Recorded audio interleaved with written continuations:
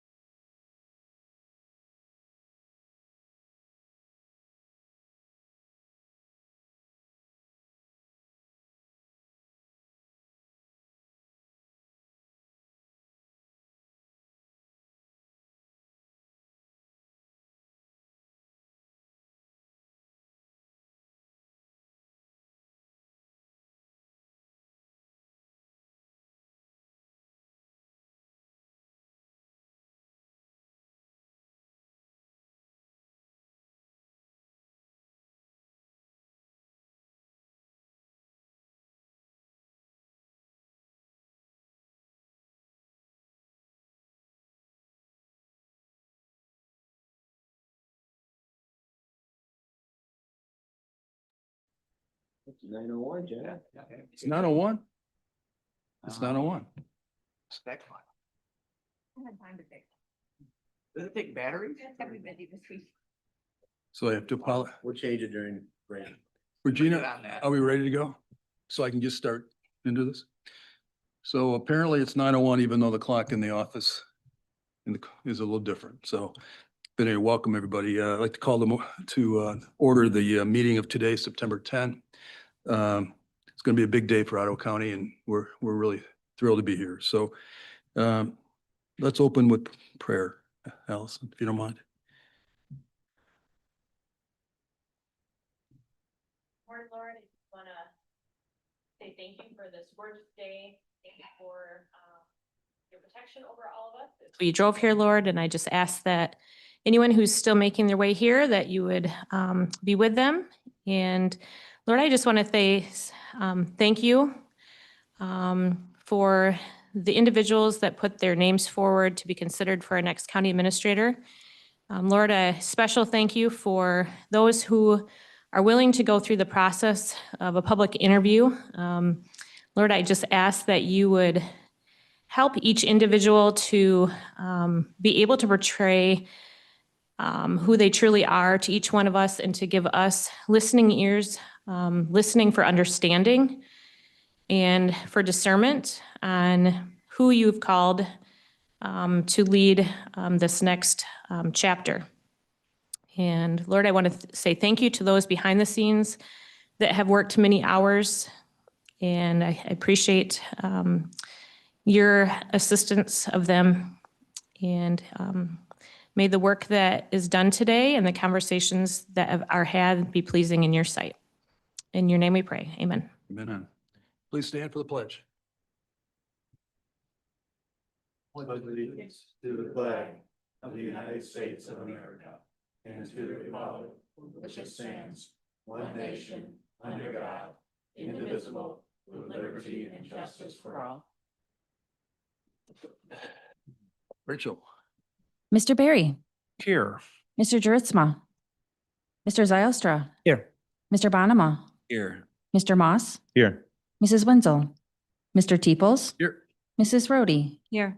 Mr. Kyers, Here. Mr. Bruger, Here. Mrs. Miedema. Here. Mr. Chair, we have a quorum. Thank you very much. Do we have any correspondence? None from us. Okay, thank you. So this is the first time for public comment. Would anyone like to address the board? I don't see anybody here this morning. Regina, oh, you're welcome. Please identify yourself and where you live.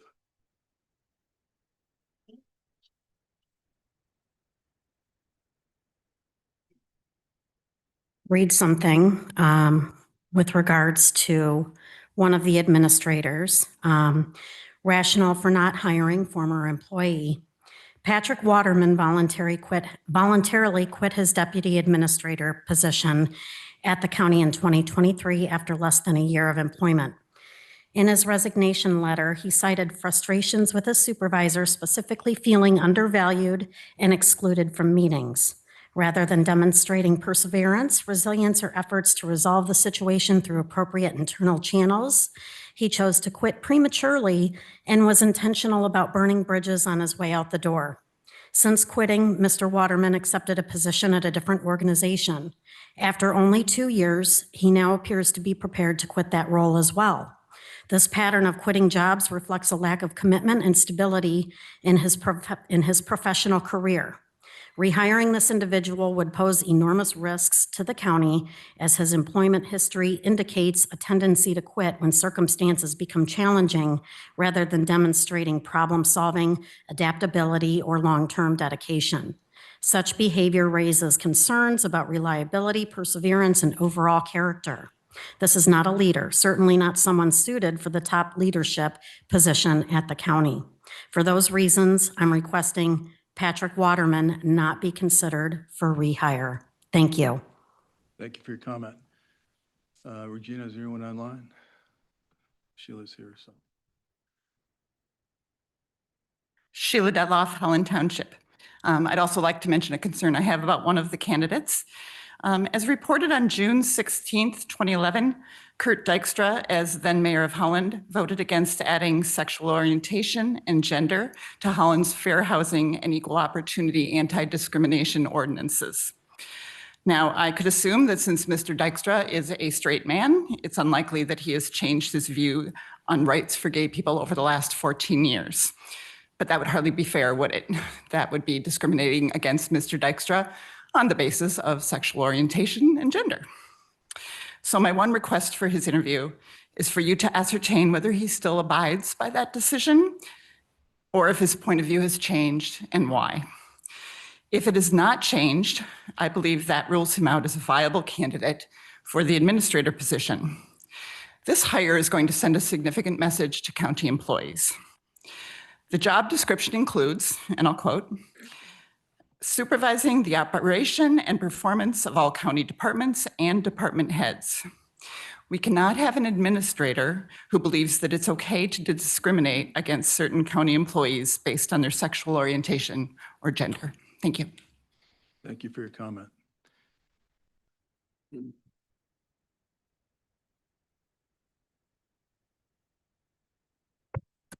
morning, Commissioners. Rebecca Patrick, Allendale. I want to speak to the comments that were made earlier regarding Patrick Waterman. I don't know Mr. Waterman personally. I only know of the circumstances under which he decided to terminate his employment. And the reason that I'm mentioning this to you now is because many of you were not here at that time, and I'm not sure how well-versed you are in the history of Ottawa County during that time.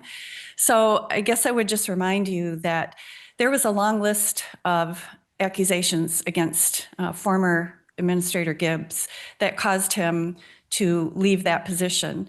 Those accusations were never proven, but they were quite serious. And if nothing else, I would say that was a period of immense turmoil in Ottawa County's history. And so I would not like that knowledge to be not brought to the forefront here for those of you who are not actively involved in the county at that time. Thank you. Thank you for your comment. Regina, is anyone online? Okay, it looks like that's it. Thank you. All right, I need a motion to approve the agenda, please. So moved. All in favor? Aye. Okay, let's move on to number 7, consent resolution. I need a motion, please. So moved. Any comments about the minutes? All in favor, say aye. Aye. Anyone opposed? Okay, I need a motion to approve the agenda. Got that one. Yes, you're right. Okay, the first action item then is, excuse me, I wanted to go back to Doug. Yeah, no, I appreciate that, John. Yeah, I'm definitely looking forward to the interviews today. My son has a cross-country race this afternoon, so I believe at 2:15. So if you see me leaving, it's not because I don't want to watch the rest of the interviews. I'll definitely catch them on YouTube, so. Okay, thank you. Ron, you have some comments you want to make before we get going here? Yes, I'd like to just make a couple of comments. I think all of you are aware that on Monday, September 8th, the Citizen Work Group conducted a number of interviews. The evaluation sheets have been made available to you through Dropbox. but I want you to know we have the raw evaluation sheets on Regina's desk. If you'd like to look at them throughout today or copy parts of them, that's available to you. Secondly, as to the questioning, my role here is to read the questions that you've seen. I hope you received them yesterday, and to conduct the interview in that fashion. But I would ask you to please, if you have follow-up questions, include those questions. And I would suggest not wait, but when they're relevant, to add those questions to the discussion. We found that worked very well on Monday. So don't wait to the bitter end and save an issue that is more relevant earlier on. Finally, I would suggest that as each candidate comes in, that we all introduce ourselves quickly, even though Paul knows probably all of us, but I think that's a good pattern throughout the day. So that would be something I would suggest. It would just be name and district? I think, yeah, I Okay. think that's good. Unless you, No, Mr. that's Chairperson, see it differently, I think No, I that think would that's make sense. fine, however you want to, I think however you want to introduce yourselves. So we're ready. I believe Regina tells me the first candidate is ready. Let's get at it. Are you going to introduce the candidates? I will. Okay, good.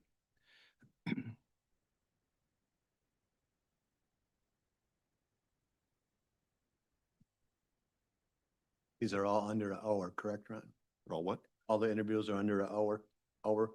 We hope, but that will take some guidance from all of you, and I'll try to keep an eye on That's the your time job. as well. Okay. That's fair.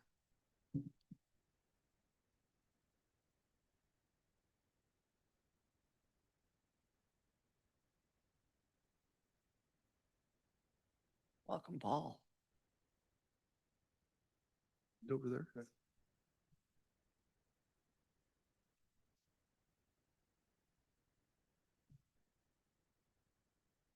Morning, Paul. Morning. Okay, our first candidate being interviewed is Paul Sachs. First, Paul, congratulations on advancing to the Board of Commissioners interview phase. I'm going to be asking questions, and there may be follow-up questions from the rest of the panel. Before we begin, everyone is going to introduce themselves to you, Okay. starting with Joe. Good morning, Joe Moss. I'm Commissioner for District 5, and that's Blunden, Jamestown, City of Hudsonville, and just a little part of Zealand. Good morning. Morning, Paul. Thanks for being here with us today and congrats to this phase. So Thank you. Alice Miedema from District 11, which is a lot of the northeastern part of the county north of the Grand River. Good morning, Paul. Jacob Bonema, District 4, Zealand, Zealand Township and Holland Township. Paul, welcome.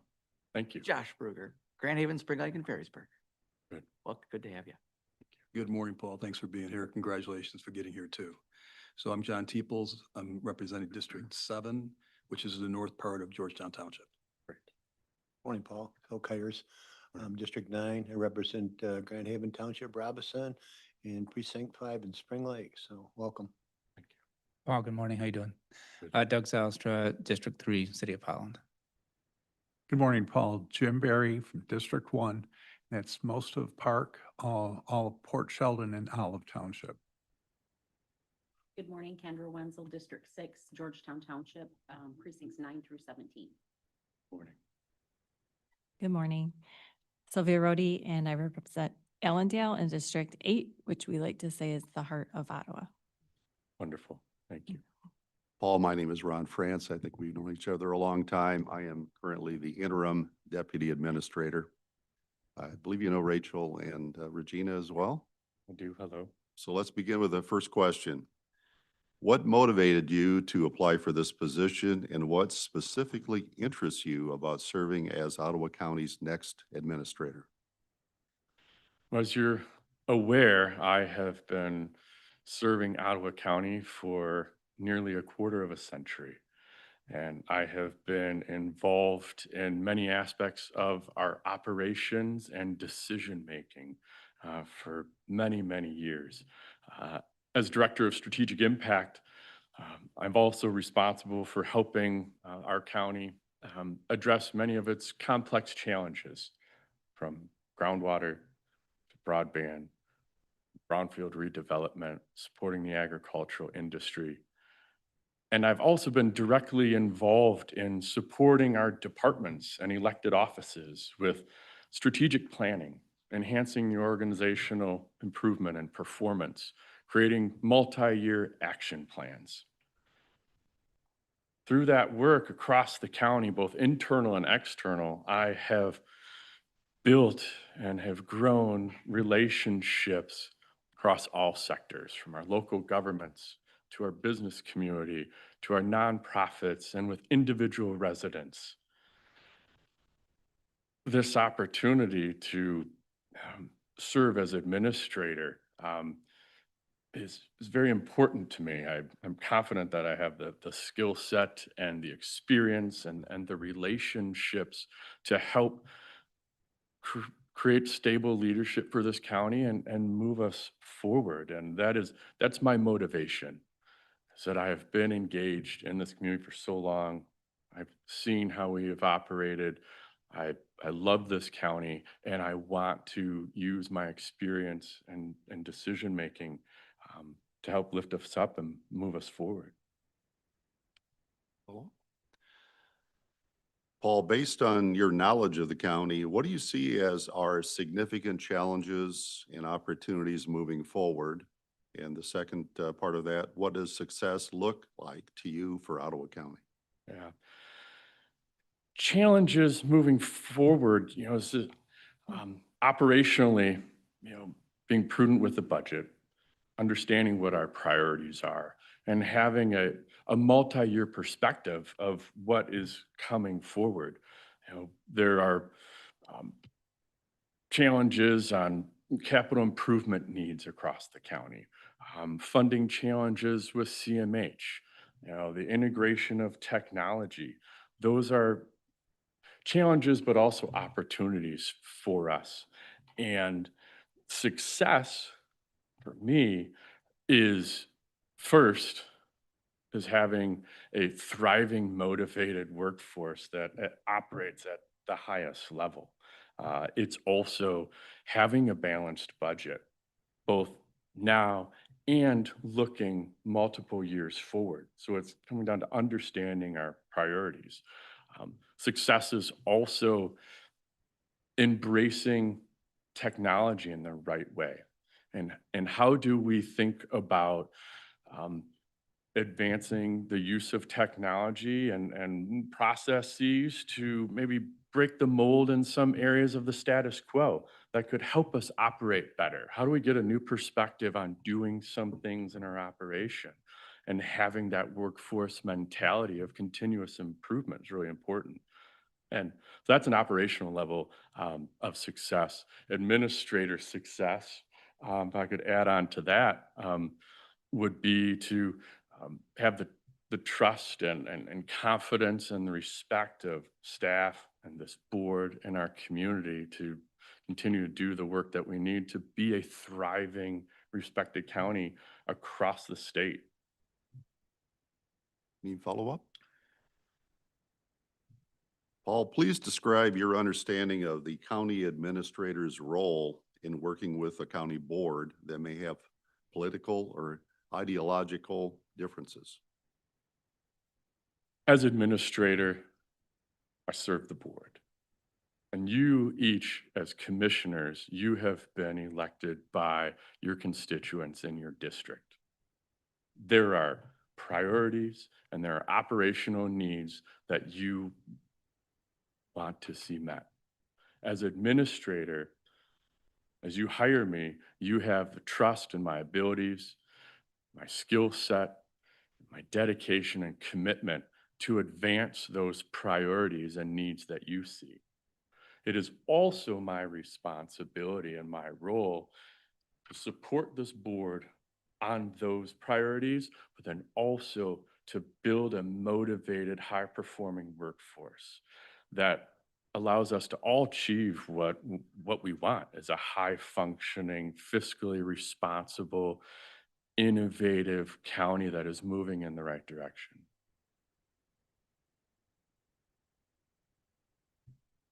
Paul, who do you consider the county administrator to work for? The Board of Commissioners or the residents of Ottawa County?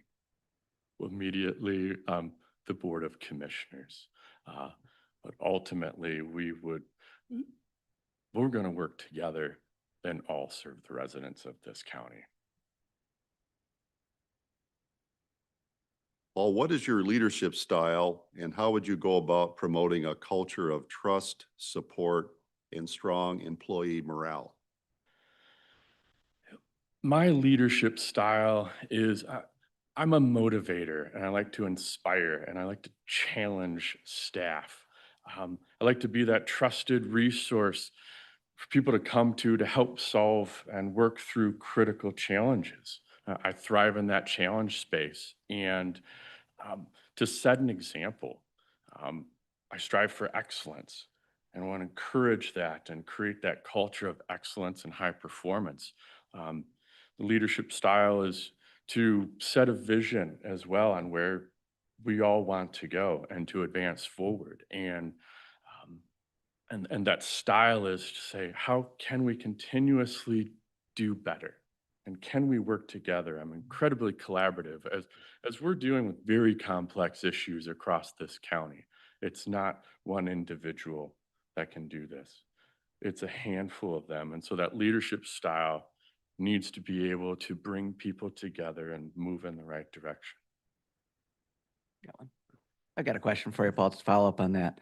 So you've been with the county for 20 plus years, almost 25. And let's say, for example, on Friday, we vote to hire you. You take the weekend, you think about it. On Monday, you come back and you're our guy. When it comes to working with staff and doing the things that you just mentioned about and inspiring, what do you envision doing with staff on day 1, day 2, day 10, whatever it is, as you transition into the new role to let them know, hi, I'm Paul and I'm now the administrator? How do you see that playing out?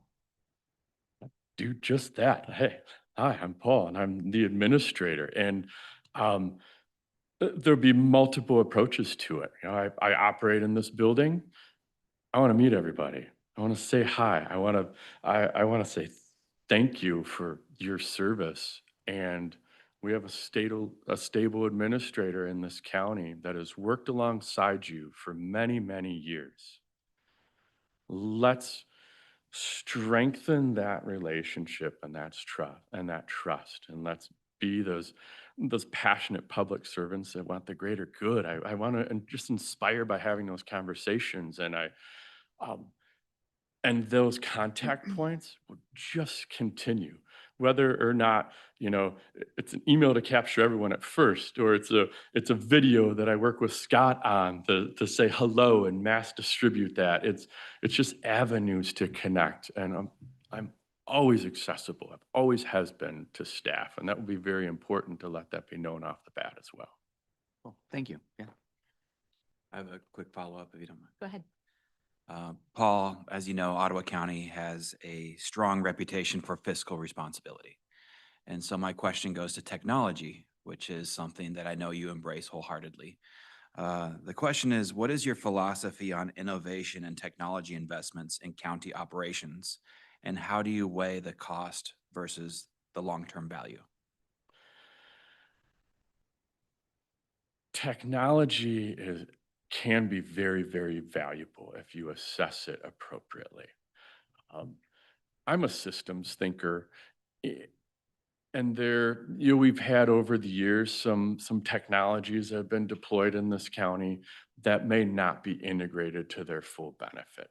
Technology implementation for the benefit of saying we embrace technology is one thing, but to embrace technology and to think through it in the appropriate way on what it will accomplish is really important.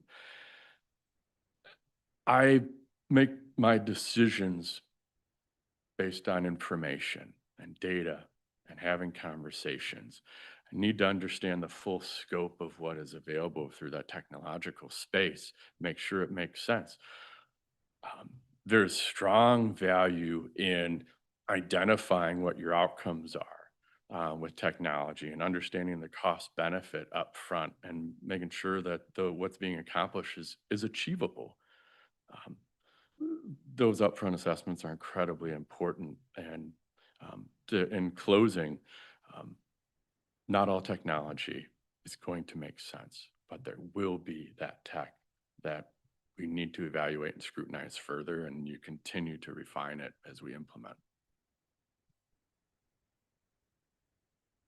I have a follow-up, or not a follow-up to that one, but within the same question about what is your leadership style and how would you go about promoting a culture of trust, support, and strong employee morale? If you were our next administrator, and if you say yes and we say, Paul, you're the guy, you will have the great responsibility of potentially hiring people underneath you. One, to come alongside of you as a deputy. You would also have potentially department heads when people have retirements and whatnot. How would you go about the process of hiring somebody? What skill sets do you put in there? And I'm going to ask a caveat question that I hope that every candidate will be asked today. We have obviously had within the last several years the topic of DEI and as it relates to hires. So I would like you to incorporate that into your question, my question to you about how you would look at the hiring process, and then what is your beliefs about DEI in county government here in the hiring process? Right, thank you. Let's start with Deputy County Administrator. That will be a very important position to fill. That deputy, it has to complement my skill sets. You know, I am not an expert in all the things, right? And I understand what are not my strong points. Pulling in the right person to complement the work. I'm a leader, I'm a vision center. I think long range, I strategize and process and motivate staff. That deputy needs to balance that other side of the operations and the pragmatic things, you know, support with budgeting and policy and the legal work. Every position, well, let me back that up. Let me use strategic impact for an example. I've been very, very proud of how I have built strategic impact. We have gained, since I became director in 2016, a lot of trust and confidence in the community. Our work is very respected.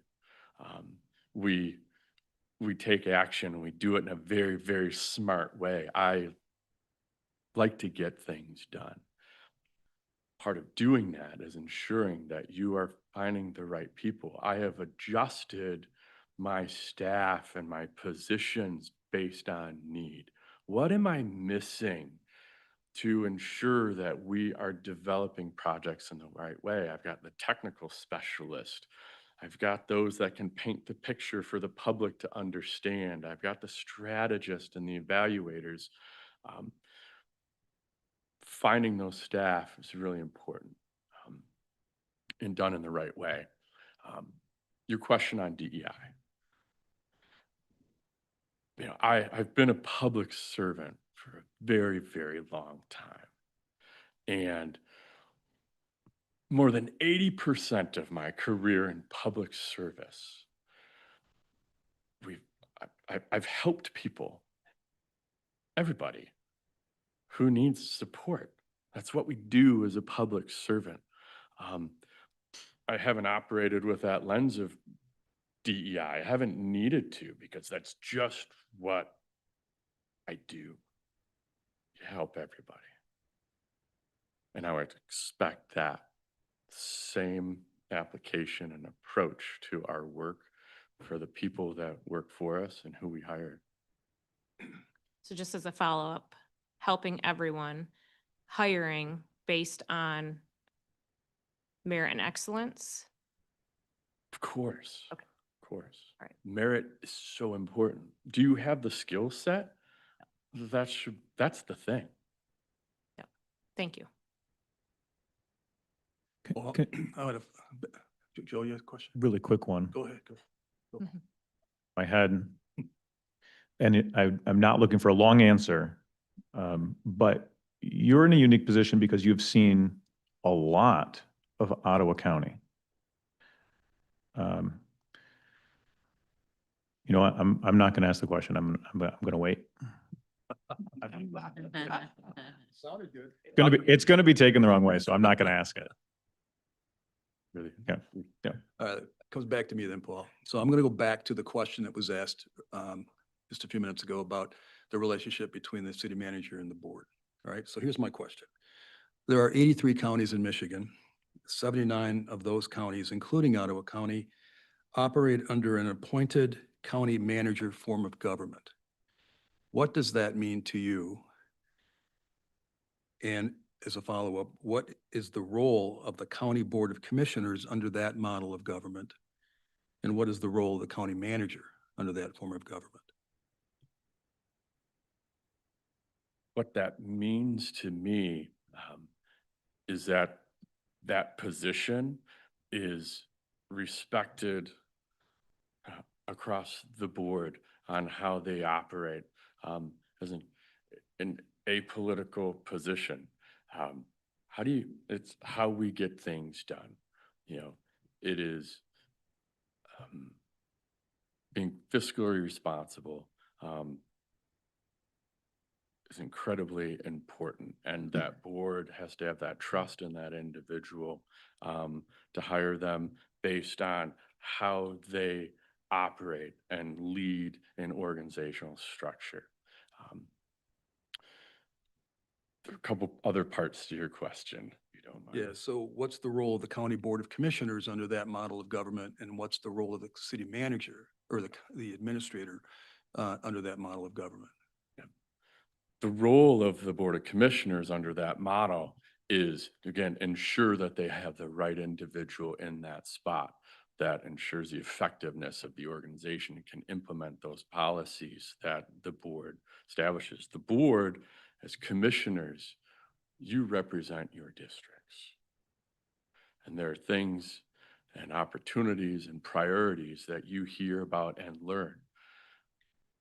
Those are to be passed to the administrators, that the hired professional to enact what that board is bringing forward, that the county and its residents, constituents want to have accomplished. And it is, you know, the other end of that, it's the responsibility of that individual selected to do that work of the board, to implement it with utmost integrity and dedication, thoughtfulness, and fiscal responsibility. I have a follow-up on that one, if I may. I'm trying to cut to the heart of an issue that I think is very important to all the commissioners who are sitting here and to the county. As commissioners, we are concerned with things like fiscal responsibility and service delivery and economic development and serving the residents and our local units. We're all extremely dedicated to that. And I know you are too. One reason though, those issues are not the reason why any of us are elected, hands down. I'm elected because Ottawa County was promoting ideologies that did not align with the constituents. We will all remain as a board committed to fiscal responsibility and economic development and service delivery. But how can you help the county move forward in a way that recognizes that there are a whole bunch of these extremely divisive political issues that have brought us to this table? Go back to my experience and how long I've worked at the county. I've been involved in decision-making at all levels. And I've continued to operate as I always have. I want the best for this county. I want the best for our residents. If there is this noise that is happening, I want to get things done that everybody needs. I don't need to be clouded by what these other conversations are. We have, people are struggling with their finances. They're struggling with their housing. They're struggling with their water and their broadband and things like childcare and all those elements and job creation. Being in this role and working for government, that's what we need to focus on. That is just, it's so incredibly important. And I have, again, I think you all know me. I'm not a politician. I just not, because I just want things to be done right.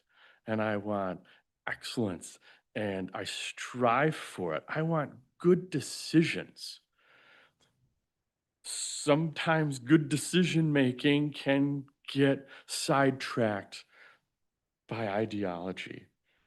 And in my work as a public servant, just want the best for everyone. That makes sense on what we need to do in our role, in our statutory role as a county. We have a lane, and let's do it the best possible. Thank you.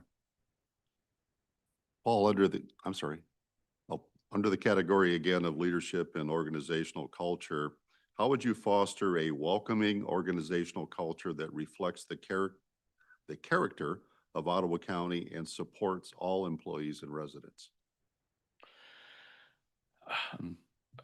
I'd foster that just through the way that I operate. I'm a collaborator. I have been involved in difficult issues with diverse opinions. There is always an opportunity to find alignment amongst people so we can move in the right direction. And it is my modus operandi of like, let's collaborate. We can figure this out. We can work together and to create a culture amongst our employees that we're all in this together and we want the best. We want to operate well. And again, I'm a systems guy and I'm a performance improvement leader.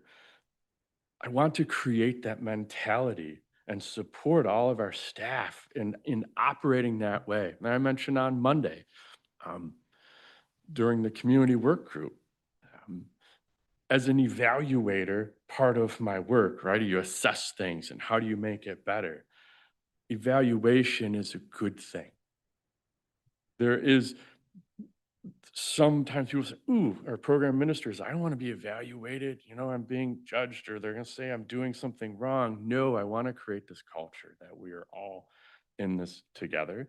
And when we are working together and operating well, we just create that welcoming, collaborative, spirited, lively culture that will ultimately move us all together in the right way. And our residents would be able, they should be able to see that. The Board of Commissioners, you'll be able to feel that and experience it. That's my leadership style. Paul, can you briefly describe your approach to communicating with the board and the public? What things are important and what would be your tools for doing so? The approaches to communicating with the public and what's important. Yeah, a variety of tools. Communication with the public is incredibly important, and there's a lot of opportunities to enhance that. The work of departments can be highlighted more. We're evaluating that. Here's some intellectual property stuff maybe coming from strategic impact, right? But how do we make the key metrics of departments on what they're doing? How do we refine them so they're succinct and clear and have a high level, understanding of departments? How do we build dashboards? How do we use technology to do that in the right way? And how does that complement, I should say, support the board's priorities? We need a strategic plan, and from an organizational perspective, and I believe that strategic plan needs to be multi-year. That's gonna be really important because we have to look forward and we share that. And also working with departments I had mentioned on Monday. I believe every department should start to look at creating some strategic action plans. We worked with the sheriff's office recently and created a multi-year action plan. That type of tool is so incredibly important, not only for our operations, but it's for identifying our priorities in a multi-year perspective.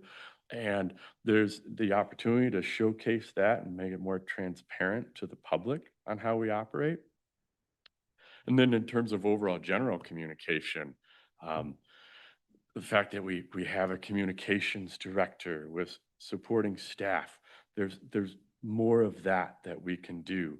The newsletters, all those things. There's other opportunities, but communication is so important. We're funded by the taxpayer. We should communicate with the taxpayer and what we do, and we should be honest and genuine on where we're going, what our challenges are, and how we're going to resolve them. Sure. Paul, I appreciate the higher level. Can you kind of narrow that lens down into what a typical day or week would look like as far as communication with the board and the staff and the public? Kind of talk about what that looks like tangibly. Thank you. I'll need, if hired as administrator, I want to learn from each of you on what that level of communication is that you want. I don't know right now. I communicate with each of you as I need to, or as you need to communicate with me. But what has your experience been over the last several years and through your tenure as commissioners? How would you like that communication done? Let's talk through that and we make that happen. I want feet. It goes back to my approach to work. I need to be informed. I need to have the information to know what it is that you want. What more communication do our residents want? They provide feedback. Let's assess that. How can we enhance that communication better? I need to know those things, and then I can give you some more specific responses. Okay. One more follow-up on that. You won't have an opportunity to meet with all staff and the whole board necessarily in a quick time frame. So what does first day, first week look like on your perspective? What steps will you take proactively to communicate out to staff from your, I want to hear your thoughts. Yes, our thoughts are very important, but you as the leader of the county have a very important role. Yes. And that is setting the bar. So what does that look like from you personally? You personally. Communication with staff. I have mentioned before, an email is maybe not as genuine as in person, but we've got to start somewhere from day one. They need to know right off the bat. We've had some experiences here in the county where there's been positions that have been selected and nobody knows about it. I do not want that to happen right off the bat. We're going to know. And then we need to have a press release or it's a video that I want released publicly to the community. To have that prepared, say Ottawa County and the Board of Commissioners has hired an administrator and that individual is whoever that individual, me, right? If that's the case. Right off the bat, that first week is going to be a lot of communication. I think it's going to be a lot of conversations. I'm going to be very busy. I need to navigate where all of that goes, but probably not going to sit right behind my computer off the bat and look at emails. I'll tell you that. Our employees need to know who the administrator is. Residents need to know. Local units of government.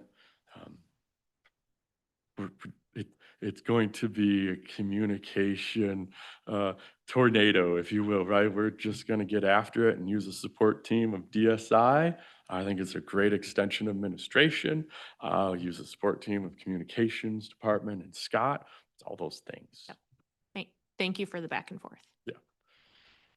Paul, a few moments ago, you mentioned strategic planning. The next question relates to that. Please share your experience with strategic planning and include any processes you have found effective with measurable success. How would you involve the county board and staff? Yeah, strategic planning is unique. Through my experience of strategic planning, it's always different, right? If you have depending on who you are working with, what they want to accomplish, and what their needs are, you can, there are some in the field, right, that have this template, say, this is how you do strategic planning. And when you do that, you are putting a square peg in a round hole sometimes, because you'll get a strategic plan that doesn't do anything. There are tools to strategic planning that you apply appropriately for the right situation. You know, the strategic action planning work of the sheriff's office was much different than the strategic planning work that I've conducted with Harbor Transit many years ago, or Loudoun Library many years ago. The strategic planning work that we've done with the Suicide Prevention Coalition through the Health Department looks much different than some of the planning work that we've done with the GIS department in years past. With this Board of Commissioners, that strategic planning process will probably look different under my, if I'm selected administrator, than what we've done in the past. Again, I'd like to look at multi-year. I'm going to ask some questions. You know, let's single one question.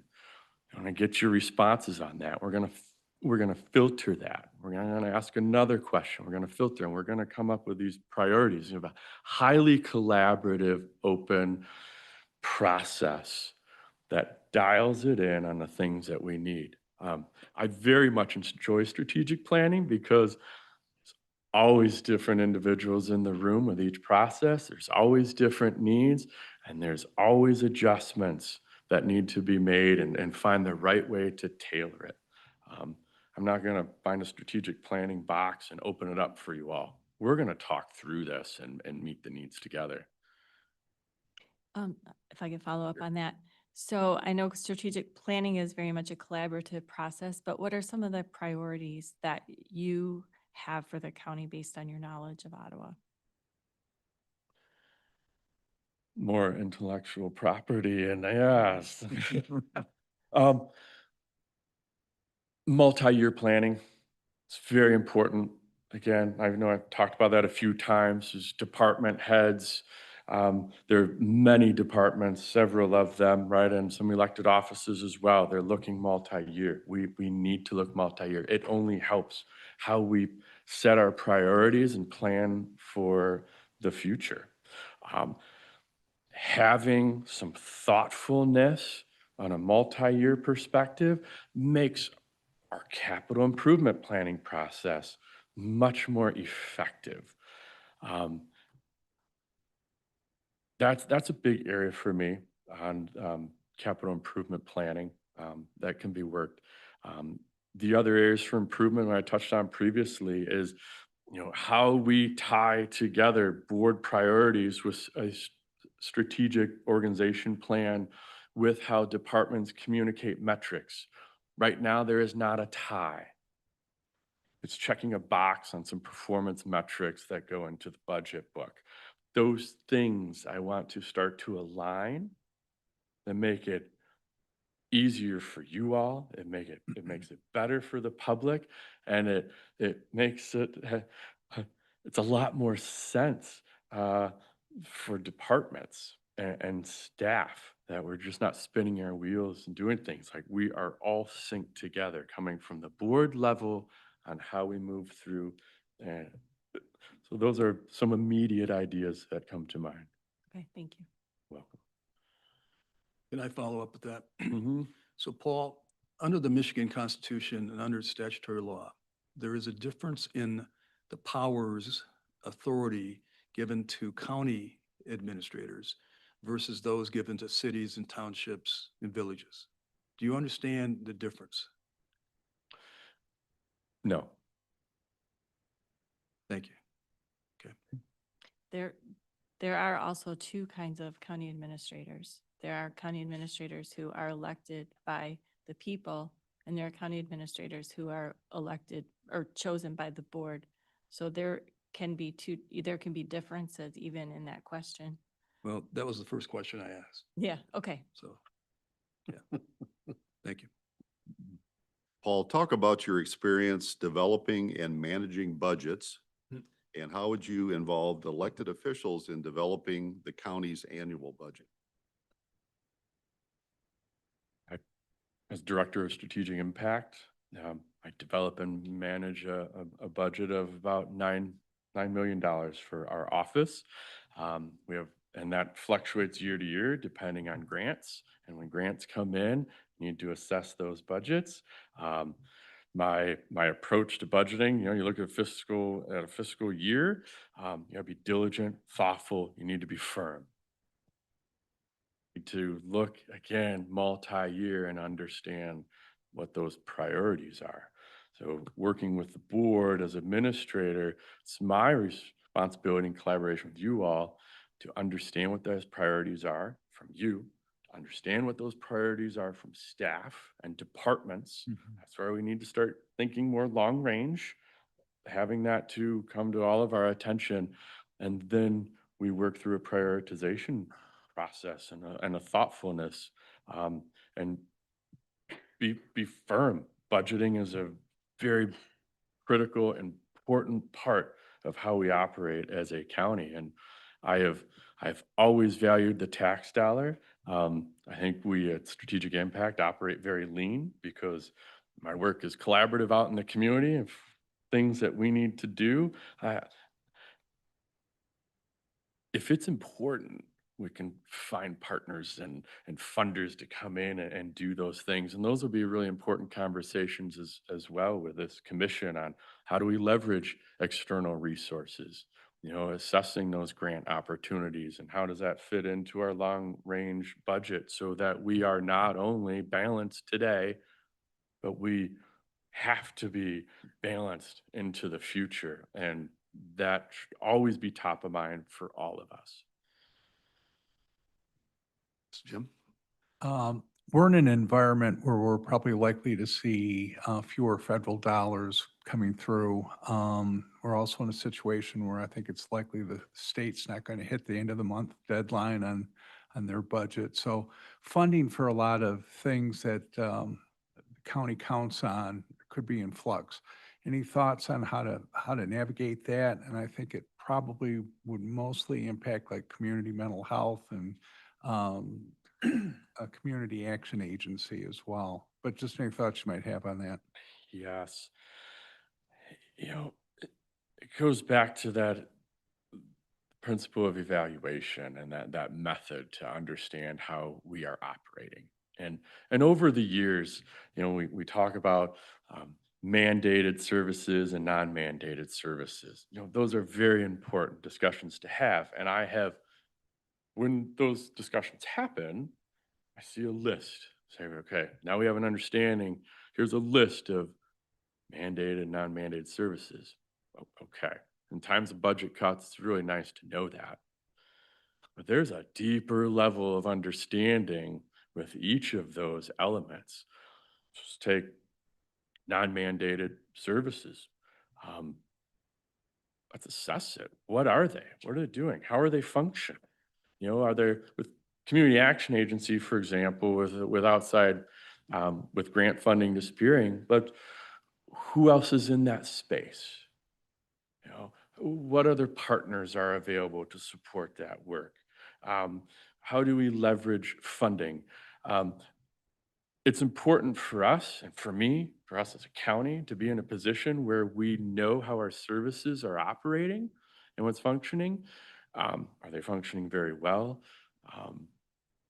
Are they duplication of services that can be, we've talked through those. I'd rather be in a position of knowing how everything is operating now than to have grants and funding be cut and then you're making some really quick, immediate decisions where we should have been more prepared for it. I want us to be more prepared on how we operate, what our services are, how well they're doing, and is that the right service delivery mechanism? Thank you. Shifting gears, I'm sorry. Did you have a Thank you. follow-up? Okay. Shifting gears for a moment, Paul, how would your colleagues and team members describe your character traits, and how have these traits influenced your approach to leadership and decision-making?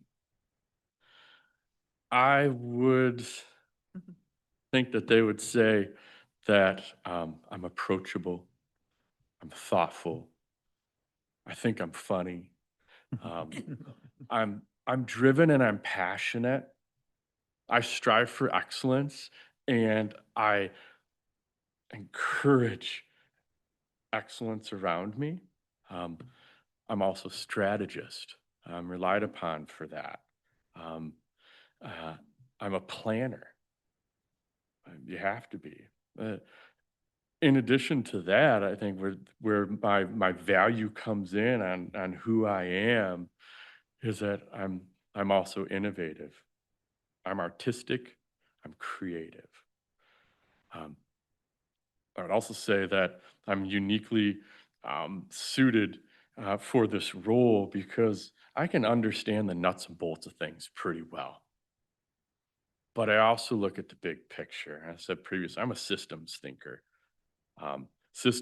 Thinking takes a different way to function, right? You got to look at big picture and details, and I thrive in that space. And I would think that those folks around me and who work with me and who I collaborate with view me as such a person, and that's why I've been very successful in what I do for this county and strategic impact. Well, the county is made up of 17 townships, 6 cities, and 1 village. With this information, can you talk with us about your experience in regional collaboration? Do you have an example of a time where you either initiated or played a key role in a regional effort? Yes. A few examples in that regional collaboration space. Trying to find the right one. The one that comes up immediately, just at the forefront of my mind, has been working on for a long time, is broadband infrastructure. That has affected all 24 local units of our government, and Holland has made some moves themselves through a millage, right? But I work very close with them regionally on how we tie in fiber infrastructure countywide with their system. But that has taken time to understand each area of the county, working with local officials. And as we made some very, very positive moves on broadband after 10 plus years in that space, now we're working with local units to make sure that they sign their cooperative Metro Act agreements, and then working with the road commission to ensure that we can get permitting in the right of way through all of our jurisdictions. There's lots of parts and pieces to that. It's been very successful, and the feedback that I receive on the ability to collaborate with our local partners and meet the needs that those local officials see their residents wanting has done a lot for this county. It's a great space for us, you know, at the county level to go in and support local units of government in that way from a broader picture. And I thrive in regional collaboration. That, you know, the next effort to enhance regional collaborations, you know, is how we tackle this groundwater challenge, balancing with supporting the agricultural industry and housing and transportation efficiency. That's the next big lift. And as I've continued to build trust and relationships with every local unit of government, that's going to be important for us to collaborate in that next phase on how we continue to grow effectively as a county through all of our land use considerations. So we'll be positioned very well to enhance our collaborative opportunities just through my work. Paul, is it important that a county administrator live in the county he or she serves? And if so, why? Yeah, it's very important. An administrator is a key role to a county government. You know, be invested, be a part of it. You know, you can visit, that's great, and say you love it, but hey, you really want to do this? Live here. That's how you build respect genuinely.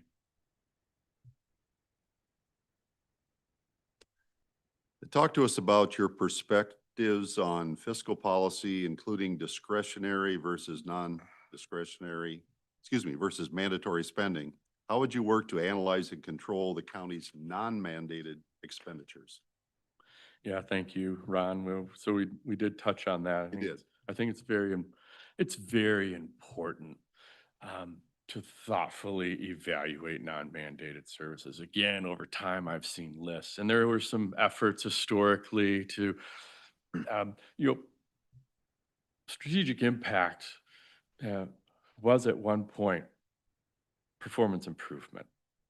You know, we changed our names just to strategic impact because it just offered a different name because of a variety of things that we do, but I still operate a division of performance improvement. And that division and the work that I support in the evaluation space, I believe should be utilized more, as we should evaluate in the right way these discretionary services, non-mandated services. What are they accomplishing? Are they making an impact? Is it duplicate services? You know, these might be, sound threatening, but fiscal responsibility and doing things right is very important. And that is just what we need to do. And back to my previous comment about strategic impact being an ideal extension of administration, I believe is very important because it builds the capacity for administration to do those types of analyses that are so important. And we have the trust and relationships that I hope with our program directors and department heads, elected and others, to work to support increasing efficiencies and understanding, how to do things better if things aren't quite making sense. We're going to have to make some hard decisions. That's the reality of it.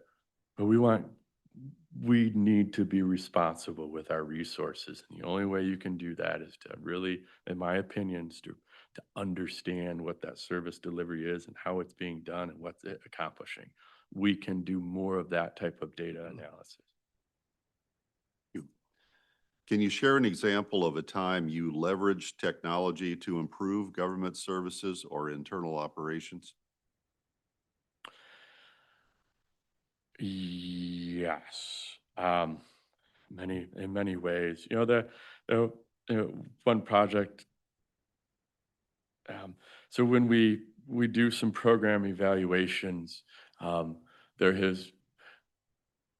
when you collect data, there's been times where it's done manually by program administrators or staff. right? And you write those things down and it's somewhat inefficient. But you know, how do we embrace technology and standard software systems? The use of Qualtrics that we've had has been I think my staff is the biggest user and accessor of Qualtrics in the county because it just helps with streamlining how we obtain and receive information.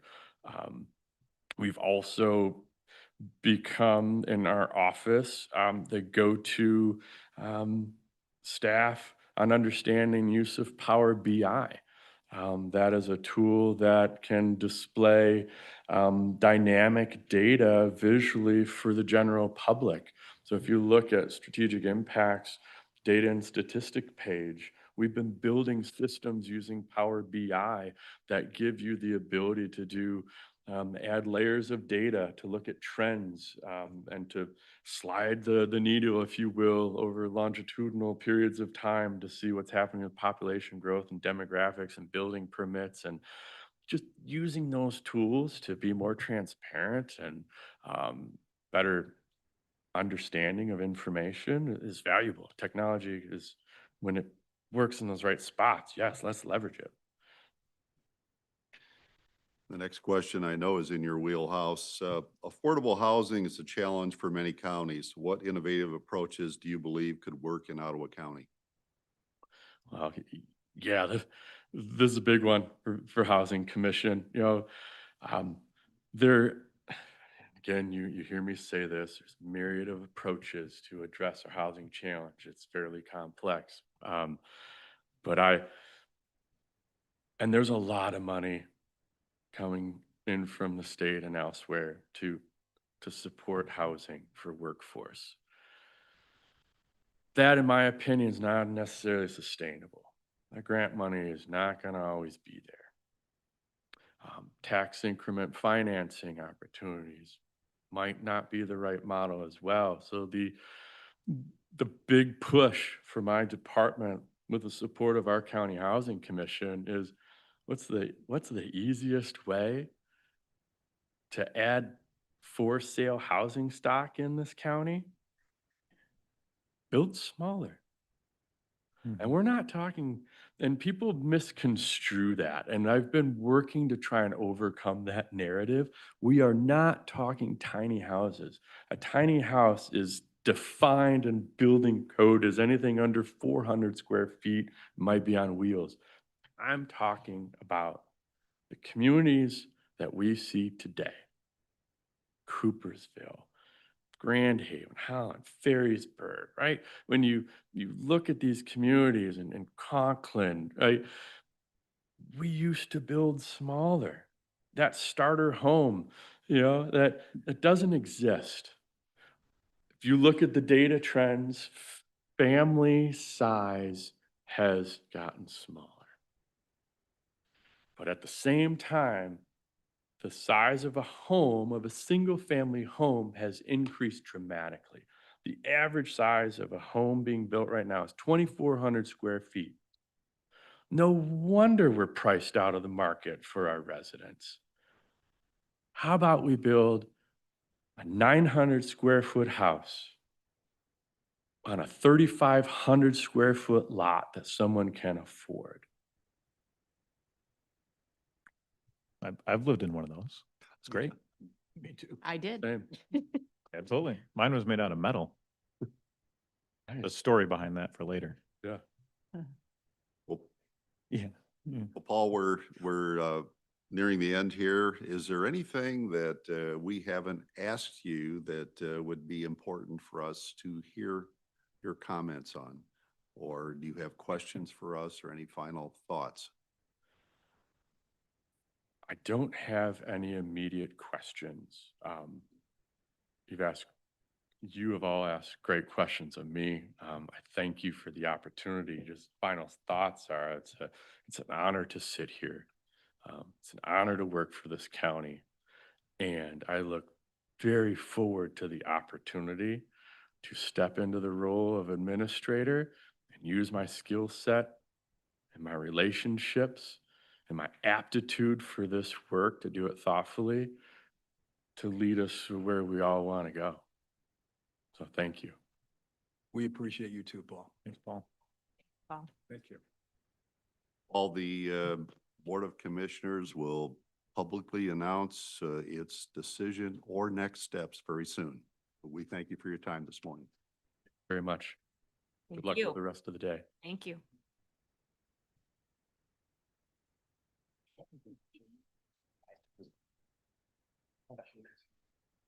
We can do that. Yeah, I think we should. Come around back, make it round.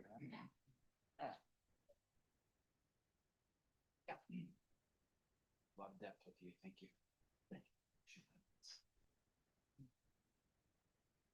You're much appreciated. Well, yes, for your work. Yes.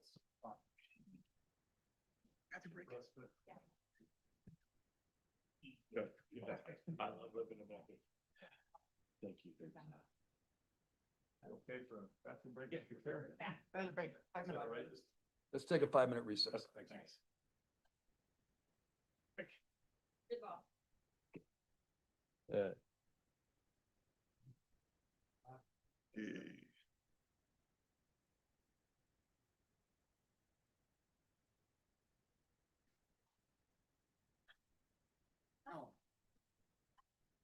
Or again? I don't know if I'll do it with that one. Gotta be on the. Yeah, it's might be the only thing that's up. Made it in just under an hour.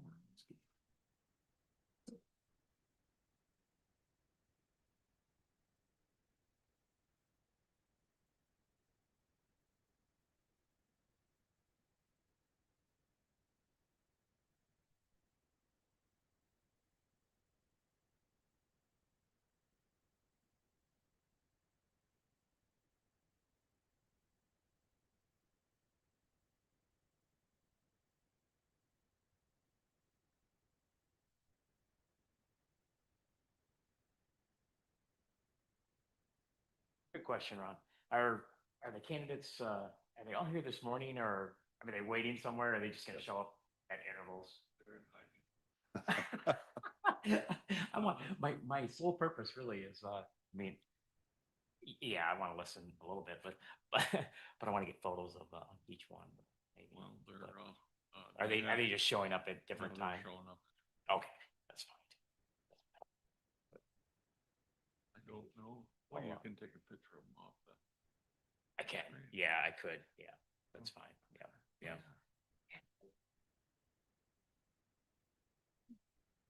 Quick too. I thought it was one. Sure. It's okay. Yeah. Yeah, we're not muted. Sure. Sorry. What's that? I think you're good. Okay.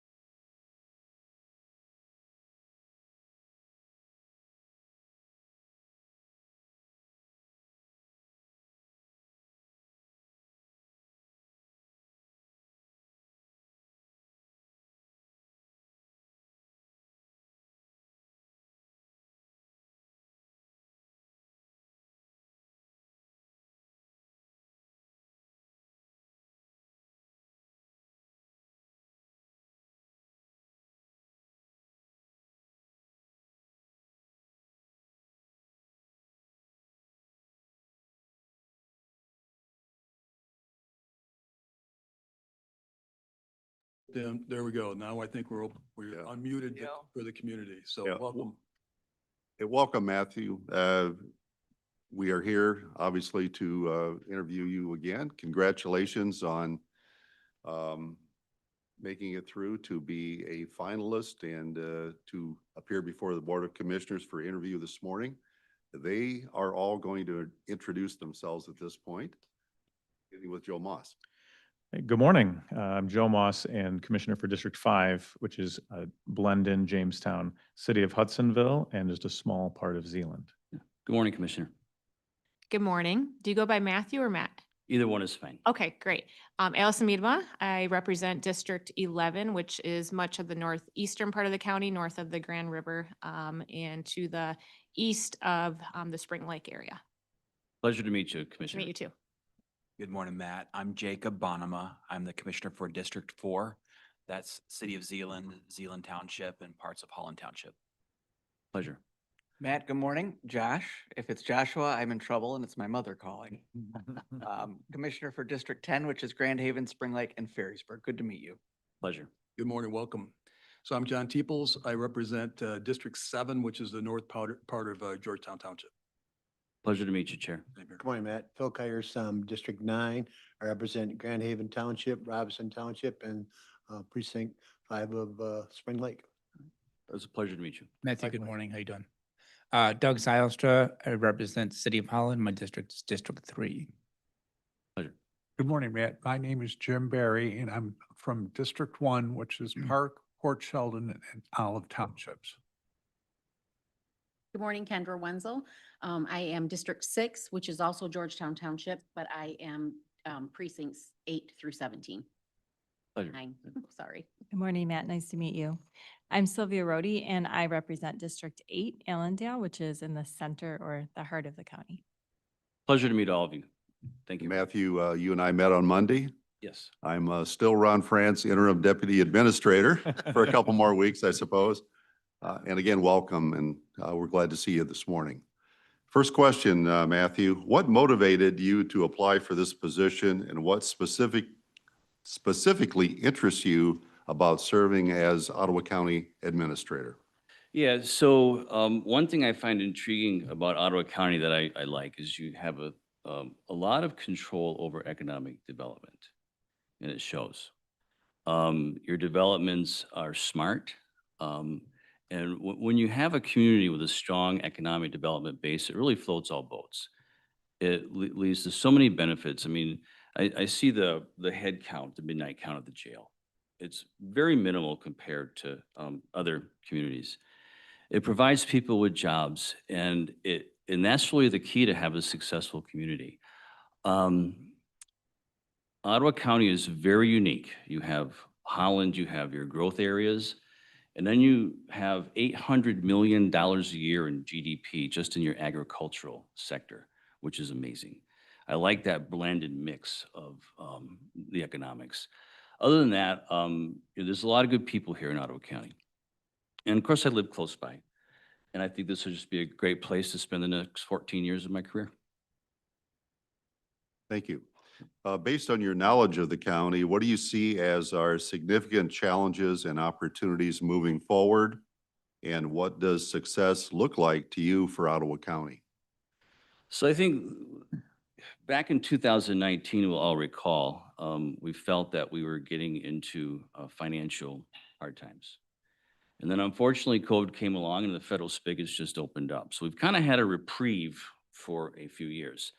I think in any government, in the case of Ottawa County, I believe, your general fund taxes for general operations, I'm not talking about the parks or those specific ones, about $65 million, where your expenses general are about $120 million. So we're always behind every community. It's not just Ottawa County, it's all of them. So there's always a gap that we have to fill. And it just seems like it's worked over the years, but looking at the federal deficit and where it is today, where it's going, at some point, the spigots are going to shut off. So I see that as a threat to all communities in Michigan, including the state of Michigan. The federal deficit is just simply unsustainable. We don't have to pay off the debt, but we certainly have to pay off we have to make the interest payments. which are approaching more than we spend on defense. So I see that as the biggest threat, but I see opportunities here in Ottawa County, as we can see with the force main that we're building from Coopersville to Muskegon County. We're going to lead to about $19 million in final earned income, again, in the agricultural sector. So I see these opportunities. There's opportunities to keep this economic thing going, to offset and be prepared for the threats that we have financially. Please describe your understanding of the county administrator's role in working with the county board that may have political or ideological differences. So the role of the administrator is to be a team builder and a quarterback, to bring people together. There are certainly, in any community, there are differences in political opinions. That's okay. We're all different. There are 8 billion people in the earth, and no two people think exactly the same. And that's where the opportunity lies, is to work together, building consensus, find your commonalities, set them aside, and then work on the things that we don't agree on. And the administrator's role really needs to balance that between the commission, the directors, and our most important asset, the employees. They're the ones who are getting on. That's your greatest asset. Was there a second part to that question, sir? Well, we're again focusing on political or ideological differences. There's always going to be that. And I'm not a political person whatsoever. I don't get mixed up in politics. I certainly have political opinions, obviously. I go to, I vote. But I stay out of it. So I don't isolate any group of people, no matter what their political opinion is. Got a follow-up question on that one. Setting political ideology aside, although because there are differences there, it plays into the question a little bit. You've got a board of 11 commissioners. We come out with a 8-3, 7-4, 6-5 vote on something. What do you do? What is your charge, and how do you balance that with the minority who didn't quote unquote win the vote, whatever it may be? 11-0 or 6-5 is an order from the Board of Commissioners, period. And those get carried out. There's no balancing act. An order is an order from the commission. A directive is a directive. Let me follow up on that a little bit. So there are 83 counties in Michigan. 79 of those counties, including Ottawa County, operates under an appointed county manager form of government. What does that mean to you, and especially as it relates to what the responsibilities of the board is, and what the responsibilities of the city manager is? Sure. So I view it as a policy-driven governance. That this Board of Commissioners sets the policies, whether it's a policy on purchasing, a policy on whatever, all the policies. And it's up to the administrator and the department heads, directors, elected officials to just carry out those policies. That's how I see that. You set the bigger, broader picture of the policies and we carry them out. Actually, the next question plays on that one. Who do you consider that an administrator works for, the Board of Commissioners or the residents of Ottawa County? We all work for the residents, period. And that they need to be our number one. Their interests have got to be at heart. But at the end of the day, the administrator is appointed by the commissioners, so the administrator works directly for the commissioners. But in carrying out all the duties, it's the interests are the people. So it's a little bit of both. You're appointed by the people, you appoint the administrator. What is your leadership style, and how would you go about promoting a culture of trust, support, and strong employee morale? So I'm going to start with the end of that. Building a culture of trust doesn't happen overnight. It takes time. It takes time working with the coworkers. I typically don't use the word employee, to build that trust and to be honest with them, upfront with them, support them, right? Because they're our greatest asset. As far as my management style, I'm not a micromanager.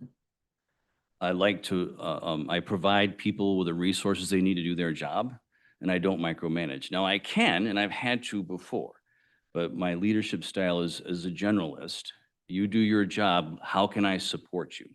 And if you make a mistake, I'll take all the responsibility for it, and we'll talk about how to make it better next time. So that's my style. I would call it a generalist. I don't know if that's the proper term that Peter Drucker would have used, but that's. Please, yes. Just to follow up along the same lines,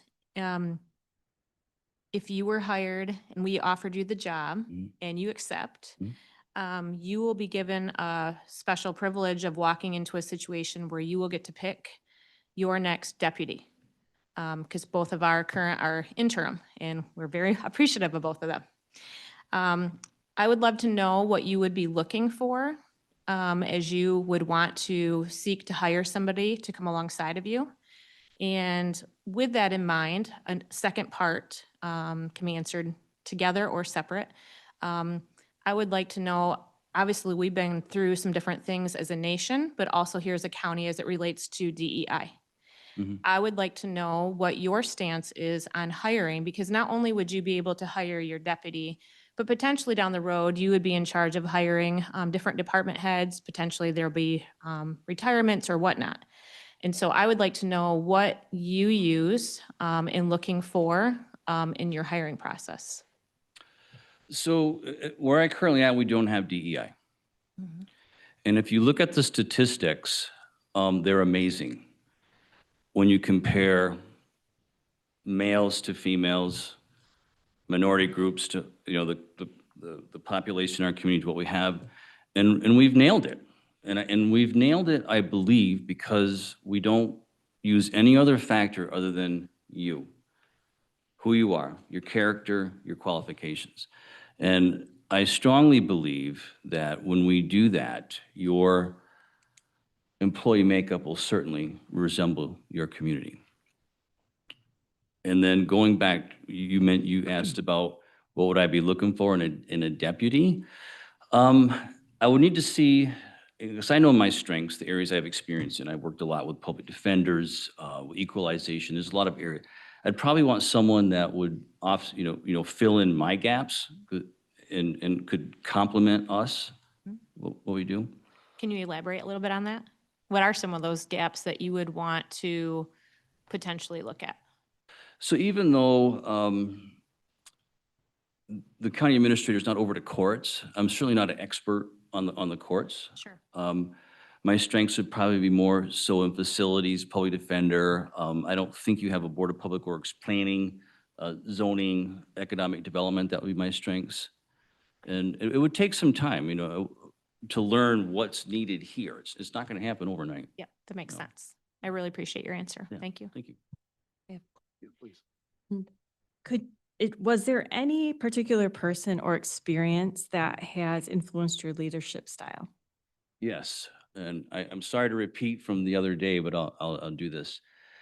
Back when I was in the Air Force, this is a long time ago, back in the late 80s, we had a black tie event coming up one evening, and there was a fuel spill out in the parking lot.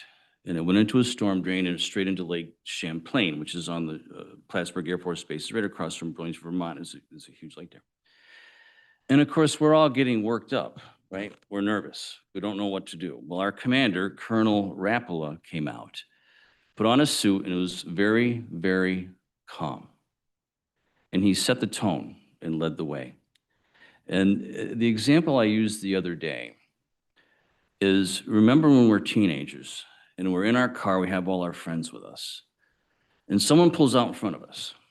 How do we react to that? Do we say, that guy's a dummy? Do we get all wound up? Because if you do, everyone in that car is going to get wound up. But if you say, man, I hope that person's okay, maybe they just lost their mother, you set the tone. And that is the key of all leadership, is to set the tone. How you act sets a tone for everybody. It sets the temperature of the room. And when you act that way, calmly, you don't react to situations. Because when you react to situations, it's not going to end well. So that's a long time ago, but that was the biggest influence on my leadership style. Thank you. How would you foster a welcoming organizational culture that reflects the character of Ottawa County and supports all employees and residents? How would I foster that? Building trust with people it starts there, and it takes time. Work with people, support them, provide them resources. Give them credit when there are results. Let them know, they're doing well. You need to build a collaborative organization to foster that type of environment. And it doesn't happen overnight. New people coming in, I'm an outsider. I'm not in Ottawa County now. It will take time to build trust. Can you briefly describe your approach to communicating with the board and the public?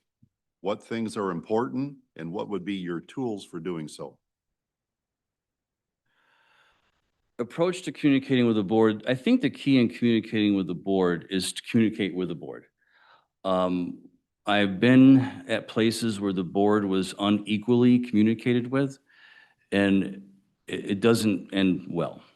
The board needs to be informed equally on all matters, whether it be weekly memos, emails, whatever. All the board members have to have the same information. When board members, when some have some information, some don't have other information, they're actually making a decision based on what they know. And it's in some manner, it kind of goes against the Open Meetings Act. So when it comes to communication with the board needs to know, be aware of all things. Now, I don't think the board cares what time the grass is cut out front, but all pertinent matters, the board has to be communicated on. And of course, the public has access to all that information. But you have a nice website. It's important that the public knows what's going on and keep them informed. Keep those websites updated, which you do. Please share your experience with strategic planning and include any processes you have found effective with measurable success. And how would you involve the county board and staff in this situation? I don't mean to interrupt, but can we go back to the other one first? Sure. Thanks. I apologize that I didn't jump on that. You talked about communicating with the board. Yeah. But I think another part of that question was with the public. And I think it's important to understand not just with the board, but with the general public and the staff.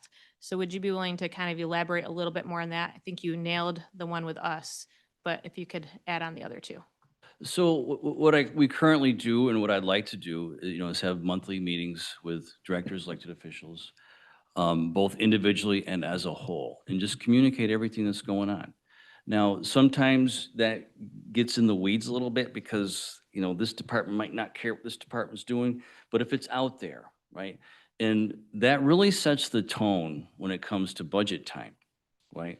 When directors and elected officials work together throughout the year, it helps during budget season when we're all kind of competing for the same general fund money. So the communication to specifically answer your question, frequent meetings, routine meetings where everybody gets information. I don't ever want to hear someone say, this is the first I've heard of that. I didn't know this was coming. It's important that people know what's going on because in some way, yes, everybody can play a role in every other decision. Okay. And then going back to the board, Mhm. Can you share tangibly what that looks like in communicating with the Board of Commissioners, what that looks like on a daily or a weekly basis? You mentioned potentially a weekly newsletter. Is there anything else you would add to communication from your style? Yeah, when I was at Roosevelt Park every Friday, I put out a memo of everything going on and just emailed it to the board or the council at the time. Sometimes you need quicker communication, sometimes things come up and, I certainly don't want any commissioner reading anything in the newspaper that they should know about. So sometimes you may have to do a quick email, a quick text, hey, check your emails. If something comes up, I can't think of an example right now, but the board needs to be informed. The board absolutely cannot find out things from social media or the newspaper. Thank you. All right, Ron, I'm good. Thank you. Now, let me reread the question about strategic planning. Please share your experience with strategic planning and include any processes you have found effective with measurable success? And how would you involve county board and staff? Okay, so my experience in strategic plans, I've been part of them. Many years ago, I put together one with the staff. And 3 years later, we dusted it off and looked at it and said, wow, I forgot all about this thing. For any plan to be actionable, it's got to be inclusive. You got to include all the stakeholders. What do I mean by that? If we're going to do a strategic plan, everyone who it could impact needs to have a say in it. Whether it's Jamestown Township, Chester Township, it needs to be inclusive. At least a chance they can review that plan. Strategic plans, you can look up all kinds of things online, all these complicated step-by-steps, but at the end of the day, you got to know who you are, know what you are, and know where you want to go, and that's you, and find a way to get there. I find it nice when you can identify measurables in that plan. I know that's hard sometimes, like if one of our goals was to foster community trust, just by way of example, it's a hard thing to measure. But if one of your goals is to increase your general fund balance by 5%, well, we can measure that. And it's also critical, in my opinion, that this be a living, breathing document that gets looked at often, because things change, inputs change, determinants change. But at the end of the day, the strategic plan is your theoretical construct. It's a lens where you look at things through and how you guide your organization. Oh, With what you know of Ottawa County, of course, that process would be collaborative from what you've described. But what would be some of the priorities that you think Ottawa County should take on from what you know of us? Well, you're already doing a good job. Financially, I think financial stability is number one with any organization. Smart growth, and I don't mean that in the political term, but smart growth, reasonable growth. I think those two things that benefit any community. So I don't know a whole lot, right, to elaborate on that. I have to get in and see, where we're at. But from the outside looking in and working with the different communities here on several projects, those are two things I would say. Okay, thank you. talk about your experience developing and managing budgets. How would you involve elected officials in developing the county's annual budget? So again, it starts with building a relationship, and our fiscal year is October 1st. We've already started, next year's budget's done. In 2 months, we're going to start working on the following year. How you develop budgets, there's certainly a competition there. So you got to build collaboration and trust between all stakeholders at the county. It's very simple on the enterprise fund side of things, but on the general fund side of things, there's a lot of interest, and there's never enough. And if money wasn't scarce, it wouldn't be worth anything. That's just how that works. Work together, start early. One thing that we did in Muskegon County, which I wished I could say it was my idea, but it's not, is we remember the days at the end of the fiscal year when departments just start spending all the money that they haven't spent yet. Okay, so they go on a spending burn. Pad the budgets, right? So what we did is, and our finance directors, was amazing, I can't believe they come up with this, is and it's hard to account for, but what you don't spend, it gets set aside in a restricted fund for your department, for the future. And that has led to so much cooperation and collaboration, it's amazing. I don't see what I perceived was budget padding anymore. People aren't just spending money because they can. And if they want new office furniture or a new desk or a new carpet, they have their own money to do that. And in fact, I've seen departments give other departments money throughout the fiscal year if they needed it. So it really fostered a sense of cooperation and collaboration in that entire budget process. Sure. So I've got a couple questions. When you look at your resume, it looks like over 20 years in public works. That is true. And in the last couple of years as deputy administrator. What's the difference? in what you were doing before most of your career and what you're doing now as deputy administrator? Sure. In all cases, at the City of Roosevelt Park from 2001 in Fruitport Township, I also handled all economic development duties, real estate, things like that. Same when I went to Muskegon County. They actually eliminated the economic development manager's position, and I came in and took that. So I spent most of my time doing stuff like that, not just public works. So let me see if I can get into some details. Sure. So you indicate that as deputy administrator, you've gotten involved in the collective bargaining, for an example. So we have 1,200 employees in Ottawa County, various unions. Some of those contracts are going to come up for renewal here anytime. How many collective bargaining agreements have you actually personally participated in negotiating? Probably 3 at Fruitport, 3 at Roosevelt Park that I did solely. And then at the county, we have 9 collective bargaining units, and I did all the reopeners a couple years ago on all 9 of those. Okay. So how about budget? I mean, I'm making a distinction between what you're doing for public works versus what you've done as deputy administrator. What have you actually done with regard to the formation of budgets? Yeah, in the City of Roosevelt Park and Fruitport Township from beginning to end, all of it. Yeah. And I participate in the budget process at Muskegon County. It's a little different. They just have a huge finance team. Yeah. Okay. Thanks. Yeah, that's good. Yeah, at the City of Roosevelt Park, I did all the fund accounting, did the budgets. And what we did there was a little bit different. We just paid all the bills out of one centralized fund. And then every month I'd go back and break out the different funds that had to contribute to them from an accounting standpoint. And it depended on how much time people worked in which fund, which, department. So I, prepared all the journal entries every month for that. And you were public works superintendent then, right? Yes, I was, yeah. So let's talk about deputy administrator now in Muskegon. Yes. Give me, if you could, tell us a little bit more about I know you got a strong finance department, it sounds like. Yes. But what do you do? What's the role of the deputy administrator in Muskegon when it comes to the budget formation?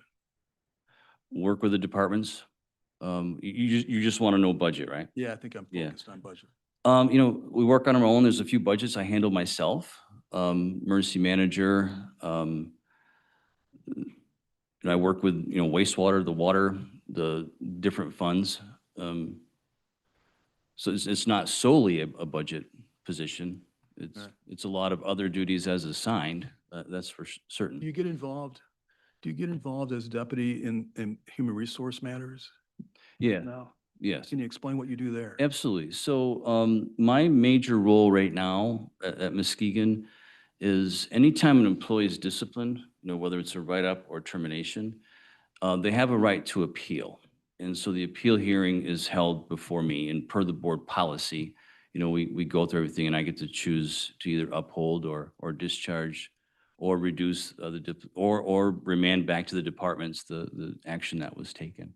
Can you give us an example of, say, one of the most difficult employee-related challenges you've had to experience in your career? Some of those can be Without sharing names, probably. Some of those can Yeah. be really difficult. Yeah. I'm just curious. I think the worst one, and of course we've had to, lay people off, let people go. And the other day I said I didn't recall a time where I had to lay someone off at Muskegon County, but we did. That wasn't quite accurate, but I didn't recall. We were in a budget crunch, right? This is about 2019, and we made the decision to close the fleet vehicle department because we couldn't afford to replace the fleet, so we decided to get rid of the fleet. And I'm trying not to name the position, but to have someone who'd been there for 30 years, letting them know that your position is being eliminated is not easy. Okay? It had to be done. It was my recommendation, but that was hard. It was hard to do. And I don't think the offense was that they were cutting the position, but I think the person felt all my years of hard work didn't mean anything, and they did. Okay? They did. So that was a hard one. That was a difficult one. Yeah. There's so many, right? There's just so many. Thank you. Okay. I'm going to shift gears a little bit, Matthew, and talk about personal traits. How would your colleagues and team members describe your character traits, and how have these traits influenced your approach to leadership and decision-making? I would say, they would say I'm direct, that I deal with things when they come up. I would say, they would say that I'm honest, upfront, no compromise. And when you look at everything through the construct of honesty and upfrontness and ethics, it influences every decision you make. It influences everything that you do. I would say that's what they would say about me.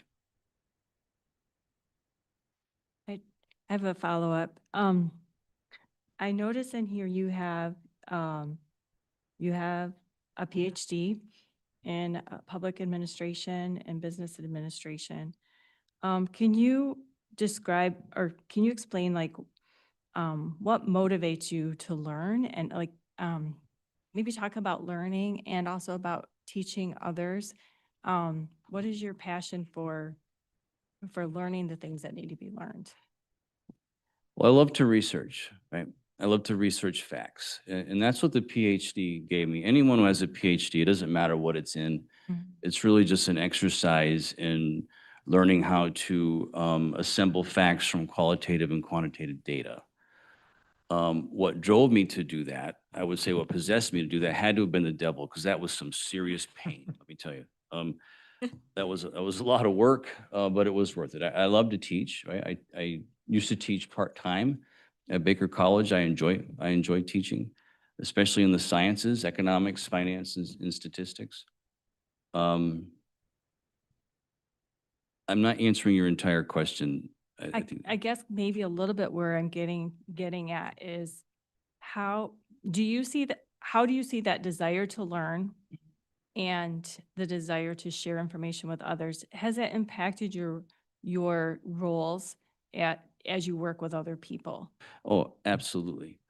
So one of the things throughout the 30 years being in Muskegon County is I build relationships with all the townships.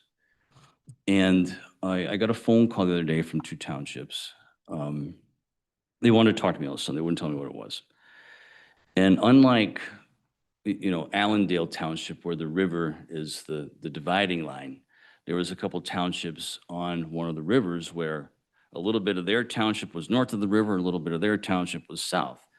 So they said they wanted to just trade the land, kind of like do a double annexation. I don't know nothing about that, but sure, I'll do some research and get back to it. So it was fun doing that research on the statute and its subsequent judicial construction of the statute, and was able to go back and say, here, let's sit down with your attorney. This is what you need to do to trade land. So all of yours would be here and all of yours would be there. And I think the reason why they wanted to do it was they didn't want to send a fire truck all the way around to go in it.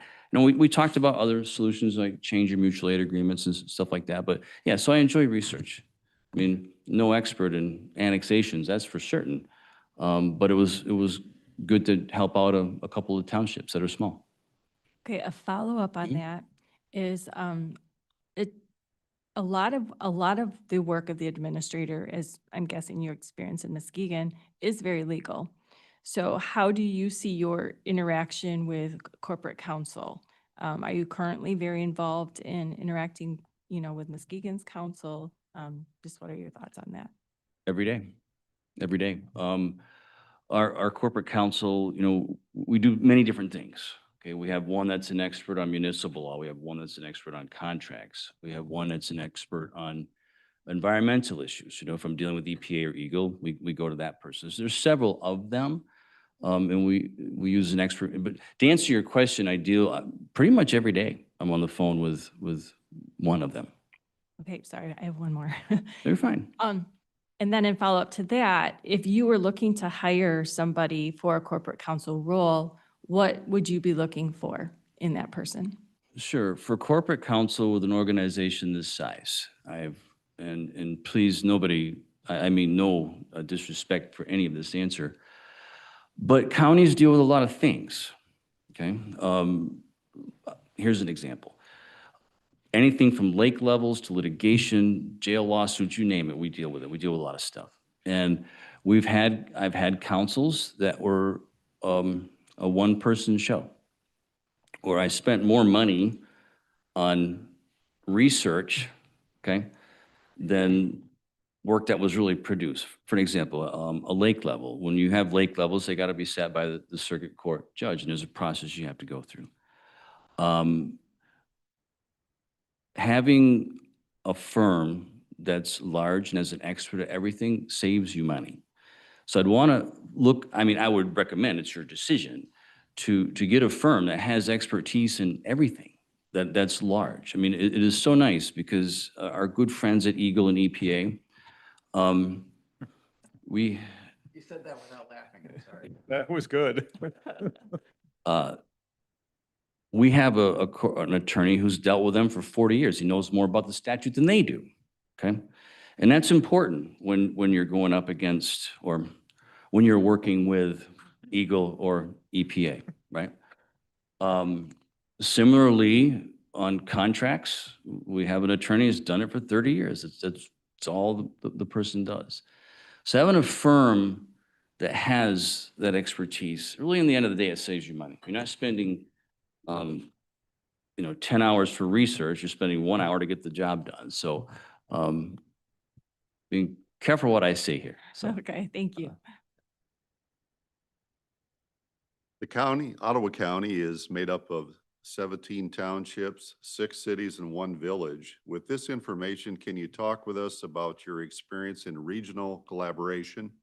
You have an example of a time where you either initiated or played a key role in a regional effort.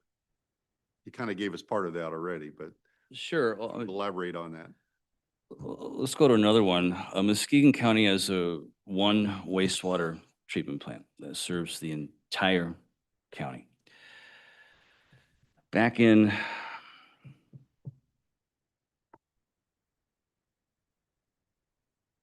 2000 something, okay, a long time ago. We had 3 different agreements that regulated that with 15 municipalities at the time. So me and one other person, we wanted to condense those agreements into one master contract. And it took, I want to say 4 years, but we got it done. Negotiating that contract. And I was one of the executives on the wastewater management committee. And it was a very interesting time because everyone brought their engineer, everybody brought their attorney, everybody brought their accountant. And you know how that must have gone, right? That's why it took 4 years.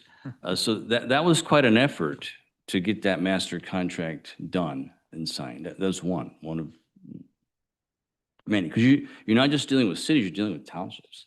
You're dealing with villages, you're dealing with everyone. Matthew, how important do you believe it is for the county administrator to live in the county he or she serves, and why? So let's go to my course of conduct. With one exception, I've always lived in the city that I work for. I do think it's important. And if you don't live in the community, I think it's important you go to community events. Every weekend you'll see, well, not every weekend, but frequently you'll see my wife and I cleanup events we volunteer for. Polish, Unity, all going to those events and being part of it. And here's the reason why.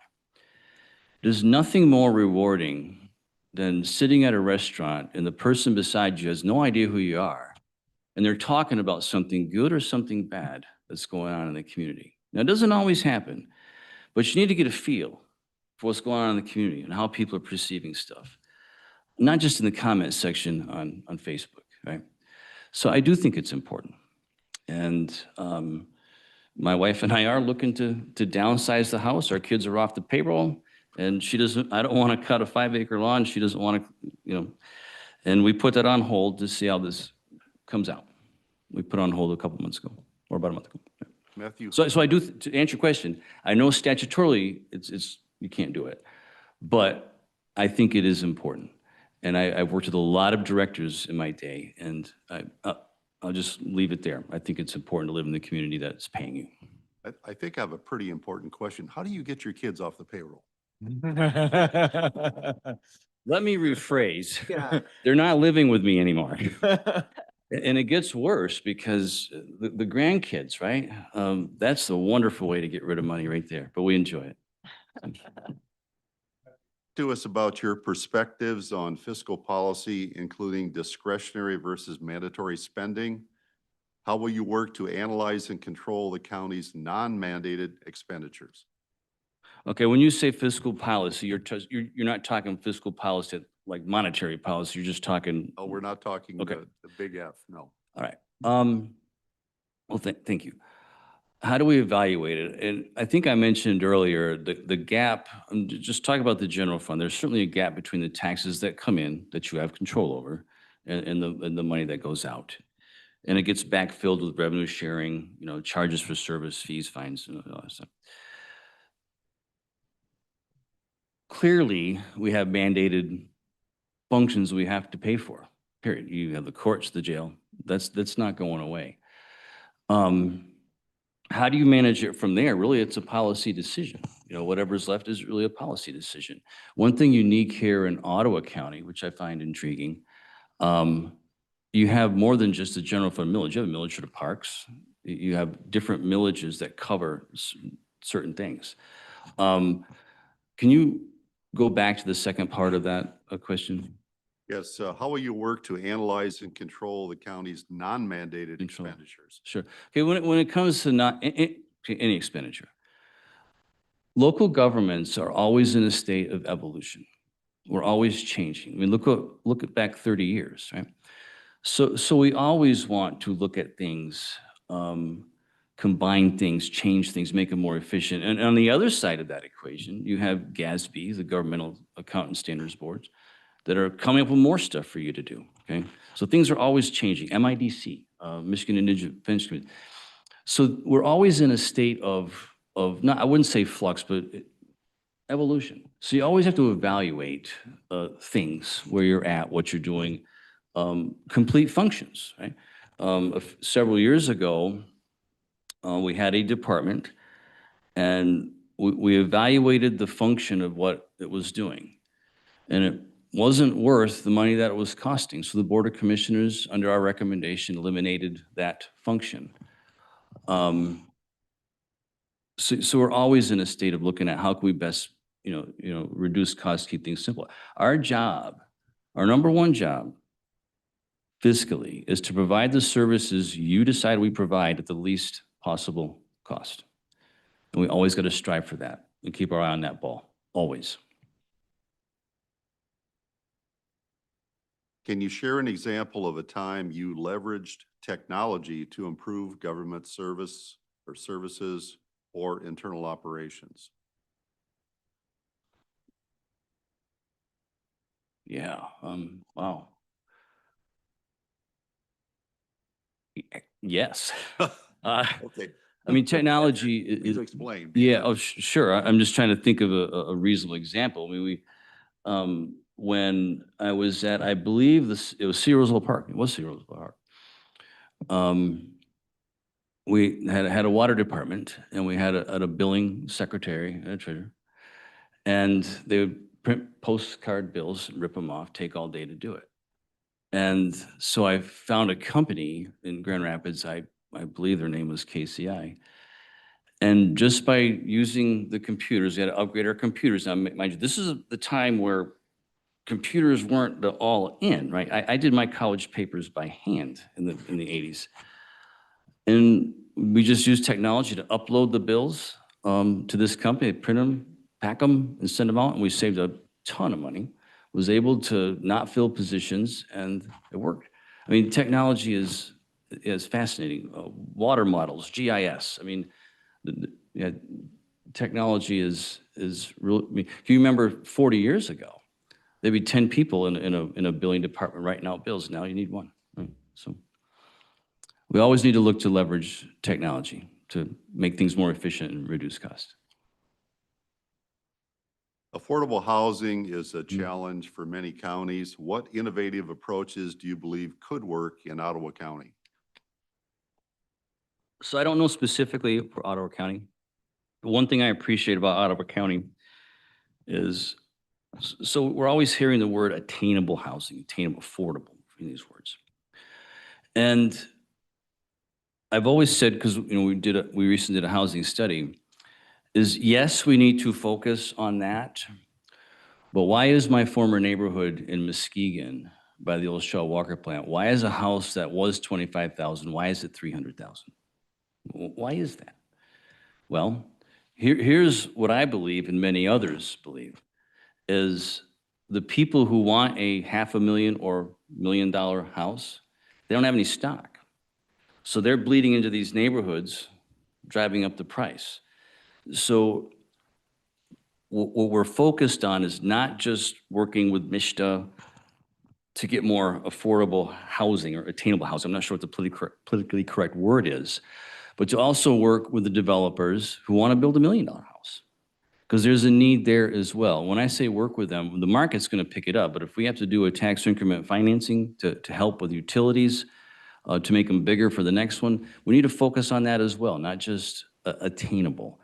Specifically, it's been a while since I've read the housing study that was done here, but that's how we're approaching it. We're approaching it from all angles at Muskegon County. We just recently hired a housing coordinator to lead this charge. Can I follow up on that? Yeah. What did you mean when you said that those in those communities don't have stock? What did you mean? by I'm that? sorry, housing stock.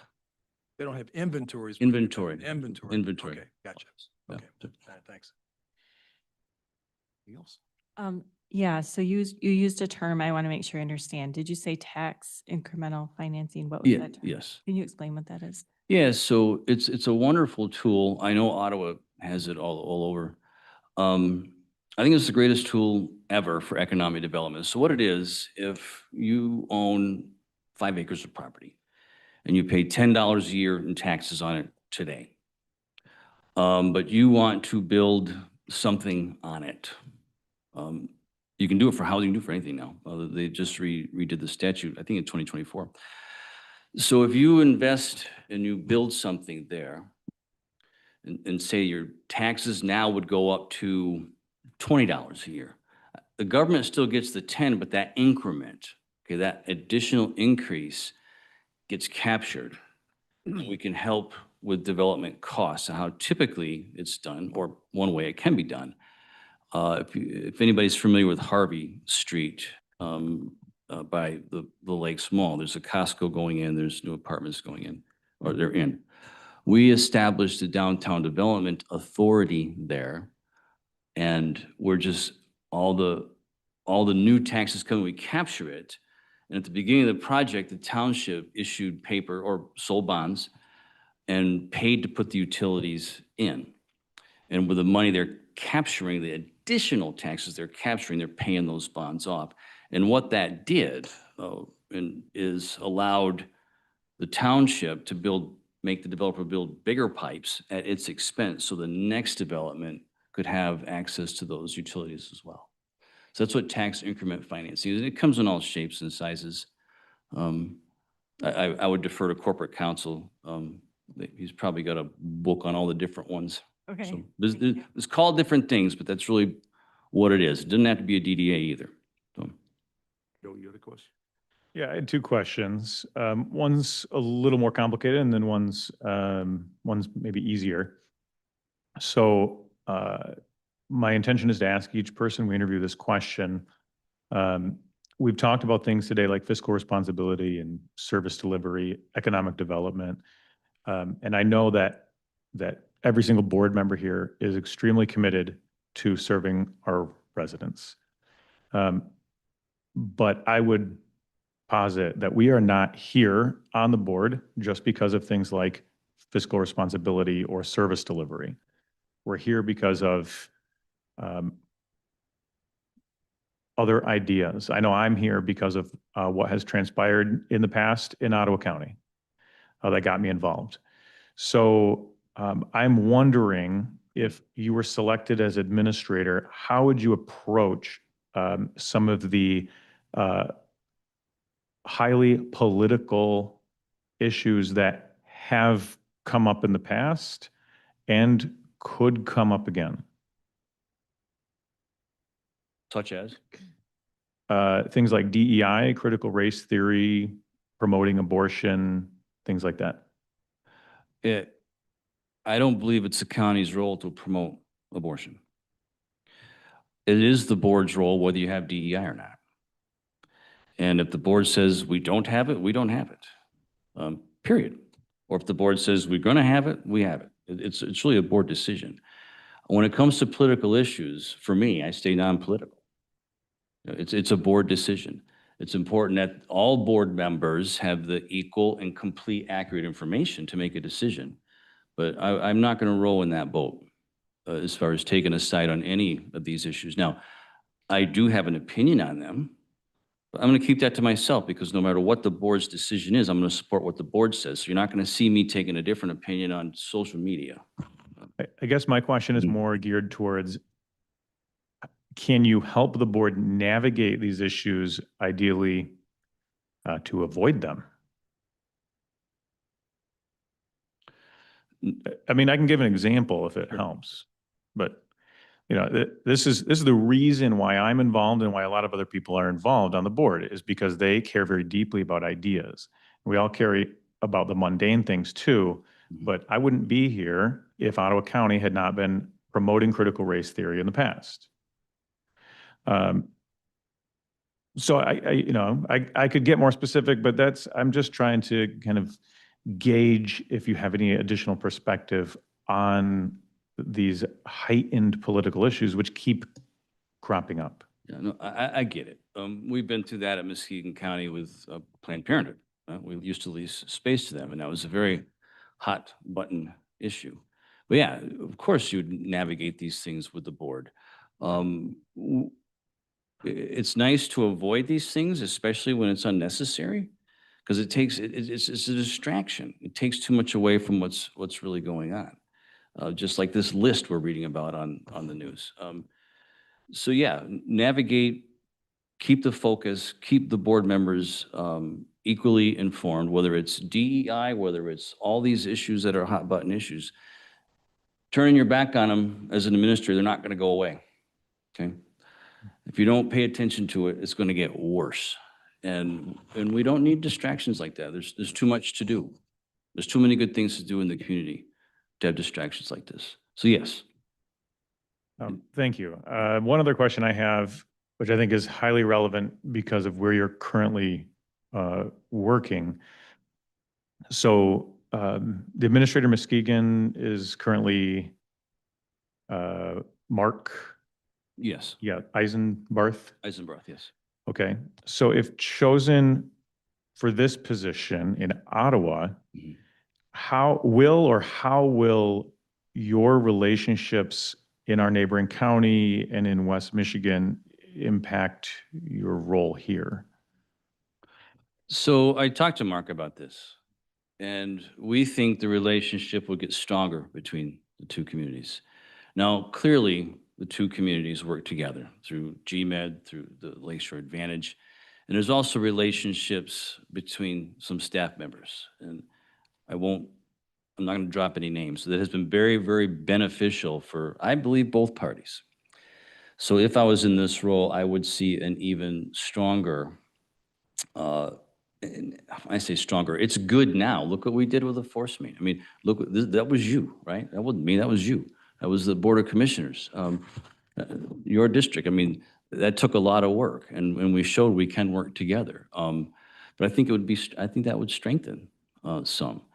Mark and I have a very good relationship. Mark is a fantastic individual, and who also believes in economic development. I see those relationships strengthening if I was here. Not that they're not good now. We can always do better. Thank you. Okay, Matthew, we're nearing the end of this process. Is there anything that has occurred to you that the board should know about your qualifications to be administrator. Is there anything we've left out? Sure. Or any final thoughts you have for us? I just, Chair Teeples, you brought up, you look, the resume, it looks like you're a project manager of Public Works, but since 2001, when I started Roosevelt Park, I've been an administrator on all different things. And the county experience is probably the most relevant here because, cities are so different than counties. Cities, they're just different, right?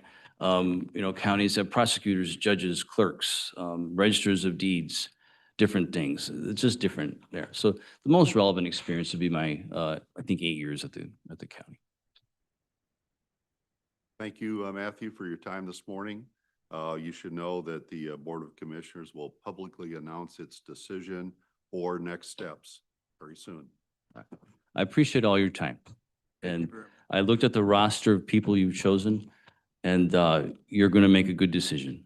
You got some good people there, and hope it's myself, but if it's not, we're going to be happy to work with whoever you select.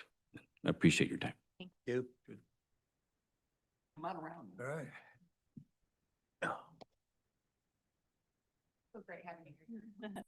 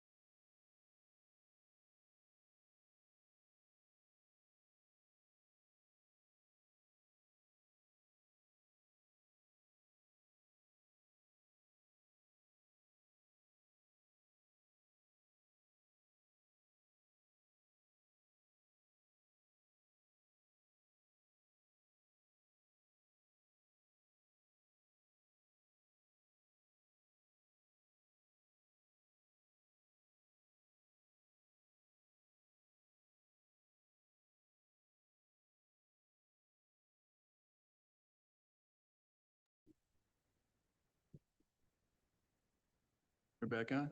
Okay, good deal. Welcome. Good morning. Good to meet you. Thank you for coming. Morning still. Yeah, Mr. Chairperson, our next candidate is Kurt Dykstra. First, congratulations, Kurt, on advancing to the Board of Commissioner interview phase. Before we begin with questions, all of the commissioners are going to introduce themselves to you, Thanks. starting with Joe. Good morning, Kurt. I'm Joe Moss and Commissioner for District 5, which is Blunden, Jamestown, City of Hudsonville, and a little piece of Zealand. Great. Nice to see you. Morning. Morning, Kurt. Alison Miedema. I represent District 11, which is much of the northeastern part of the county, so north of the Grand River and east of Spring Lake area. Nice to see you. Morning, Kurt. Morning. Jacob Bonema, District 4, that's Zealand City, Zealand Township, and parts of Holland Township. Excellent. Good to see you. Hey, good morning. Josh Bruger, Grand Haven, Spring Lake, Ferrisburg, District 10. Good to meet you. Likewise. Yeah. Good morning, welcome. I'm John Teeples. I represent District 7, which is the north part of Georgetown Township. Excellent. Nice to see you. Morning, Kurt. Phil Kayers, District 10, I'm District 9. I represent Grand Haven Township, Robinson Township, and part of Spring Lake. Excellent. Thank you. Hey, Kurt. Doug Zylstra, District 3, City of Holland, which you know well, so. Excellent. Good to see you again. Morning, Kurt. Jim Barry, and I represent District 1, which, as you know, is your home district, I believe. And that's Park, Port Sheldon, and Holland Townships. Good to see you. Likewise. Thank you. Good morning, Kurt. Good to see you again. Kendra Wenzel, District 6, that's Georgetown Township, precincts 9 through 17. Nice to see you. Hi, Good morning. good morning. Sylvia Rhodey, and I represent District 8, Allendale, so the center of the county. Nice to see you. Ron France, Interim Deputy Administrator. Welcome. Thank you. Let's begin with this question. What motivated you to apply for this position and what specifically interests you about serving as Ottawa County's next administrator? Sure, thank you. Well, first of all, let me just simply say thanks for the time this morning and really for your whole day, because this is marathon session time, to be sure. So thanks for the work that you're doing today, but really beyond that, of course. So what motivated me? I'll say that in a biographical, or I'll answer that in a biographical sense, but also in a more philosophical sense, which is maybe not quite the right word, but close enough. So personally, I was born and raised on the other side of the pond. So sunrises instead of sunsets, but really grew up most of my life and spent most of my life in and around Lake Michigan. So that's the spot that is sweet for me. I met my wife in college in Iowa, part of the time when we weren't actually close to Lake Michigan. And then in 2022, when we had 2 young children, we made the conscious decision to move to West Michigan, to move particularly to Holland. We did so both for an adventure for both of us, though Leah, my wife, had been born in Holland when her dad was at Western Seminary. She had really been raised in Minnesota and Iowa, and I had been raised in Wisconsin, and so Michigan felt kind of like home, familiar, but at the same time was sort of new and neutral territory for us both. And so we moved in '02, and we picked this part of the world in part because of those reasons, but also in part because we thought this would be the kind of place where we would want to dig in as a family and the kind of place where we'd want to raise our children. And that, in fact, is what happened. So ever since 2002, we have been, at least in some form or fashion, part of West Michigan, here until full-time for sure until 2015, then went off to Chicago for a bit to run a college, and then in Indiana for a little bit, and then splitting time now between Holland and Milwaukee.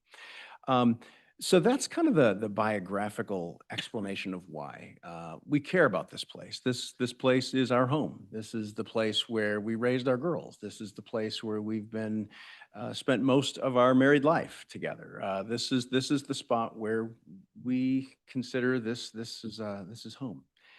And this is also the spot where our kids are. So our children went to college in Chicago, but both of them, and now a third with a son-in-law, came back here intentionally. So they've chosen to make the West Michigan region their home as well. So there's lots of reasons why we care deeply about this place. And then if I switch to the more philosophical argument, it would be that institutions matter. So we, Leah and I and our kids, have been the beneficiaries of so many good things that preexisted long before we ever were a part of this community. institutions of educational spaces and not-for-profits and business communities and just the ethos of the place, governments for sure as well. And we were the recipients of all of those good things that we did nothing to build up. We've drunk from wells we didn't dig, and we've eaten from fields we didn't plant. And so part of what has motivated me for much of my professional career, and quite candidly in the last few years in particular, is the sense of thinking about not just my kids and the kind of places that they will have the opportunity to be a part of, but my grandkids, and frankly, even my grandkids' grandkids, people that I will never know who will be the beneficiaries of what it is that we and people like us do around this community. So when the opportunity arises for to be part of a leadership team in an important institution like this, those things both come into play for why I applied, and I think partially why I'm sitting here. I'm sure I can talk more about that, and there may be opportunity to do so, but I'll just stop there for now to get to the other questions. Okay. Based on your knowledge of Ottawa County, what do you see as our significant challenges and opportunities moving forward? And with that, what does success look like to you for Ottawa County? Well, it's success building on success. I mean, for the longest time, Ottawa County has been seen as a shining example of how to run a county, both governmentally, but also in the other aspects, the little platoons, the mediating institutions of life. There's so much that is so good in this part of the world, and the opportunity to be a part of that and to, again, help nurture, grow, and help define that for this time and this place is a really, really good thing. Yeah, I think some of the biggest challenges that we face are challenges that are not perhaps completely unusual or completely unique. Budgets are always tight. They always are. They always will be. There's much more that people want to do than time or money allow to be done. So that's a real and significant issue. I think in particular, one of the challenges that we face here is the success of our success and the challenges that accompany that. Now, I've lived in places where they would love to have growth and love to have new investment, love to have people moving into a community. And I can tell you that faced with the challenges that those kinds of places deal with and the challenges that we deal with in Ottawa County, I would happily take these challenges every day and twice on Sunday. But there's still challenges, so we don't want to minimize that fact. It taxes the ability of our transportation networks. It challenges a utility infrastructure. It challenges housing stock. More people create more challenge. And again, that's a nice challenge, but it's nevertheless a challenge. So what does success look like? I think that success looks like, having Ottawa County be both recognized externally as a tremendous spot, continue to be recognized as a tremendous spot, but also I would say people within Ottawa County recognizing their county. We all either were born here or moved here for very particular reasons, or maybe the better way to say it is, if we were born here, we've stayed here for particular reasons.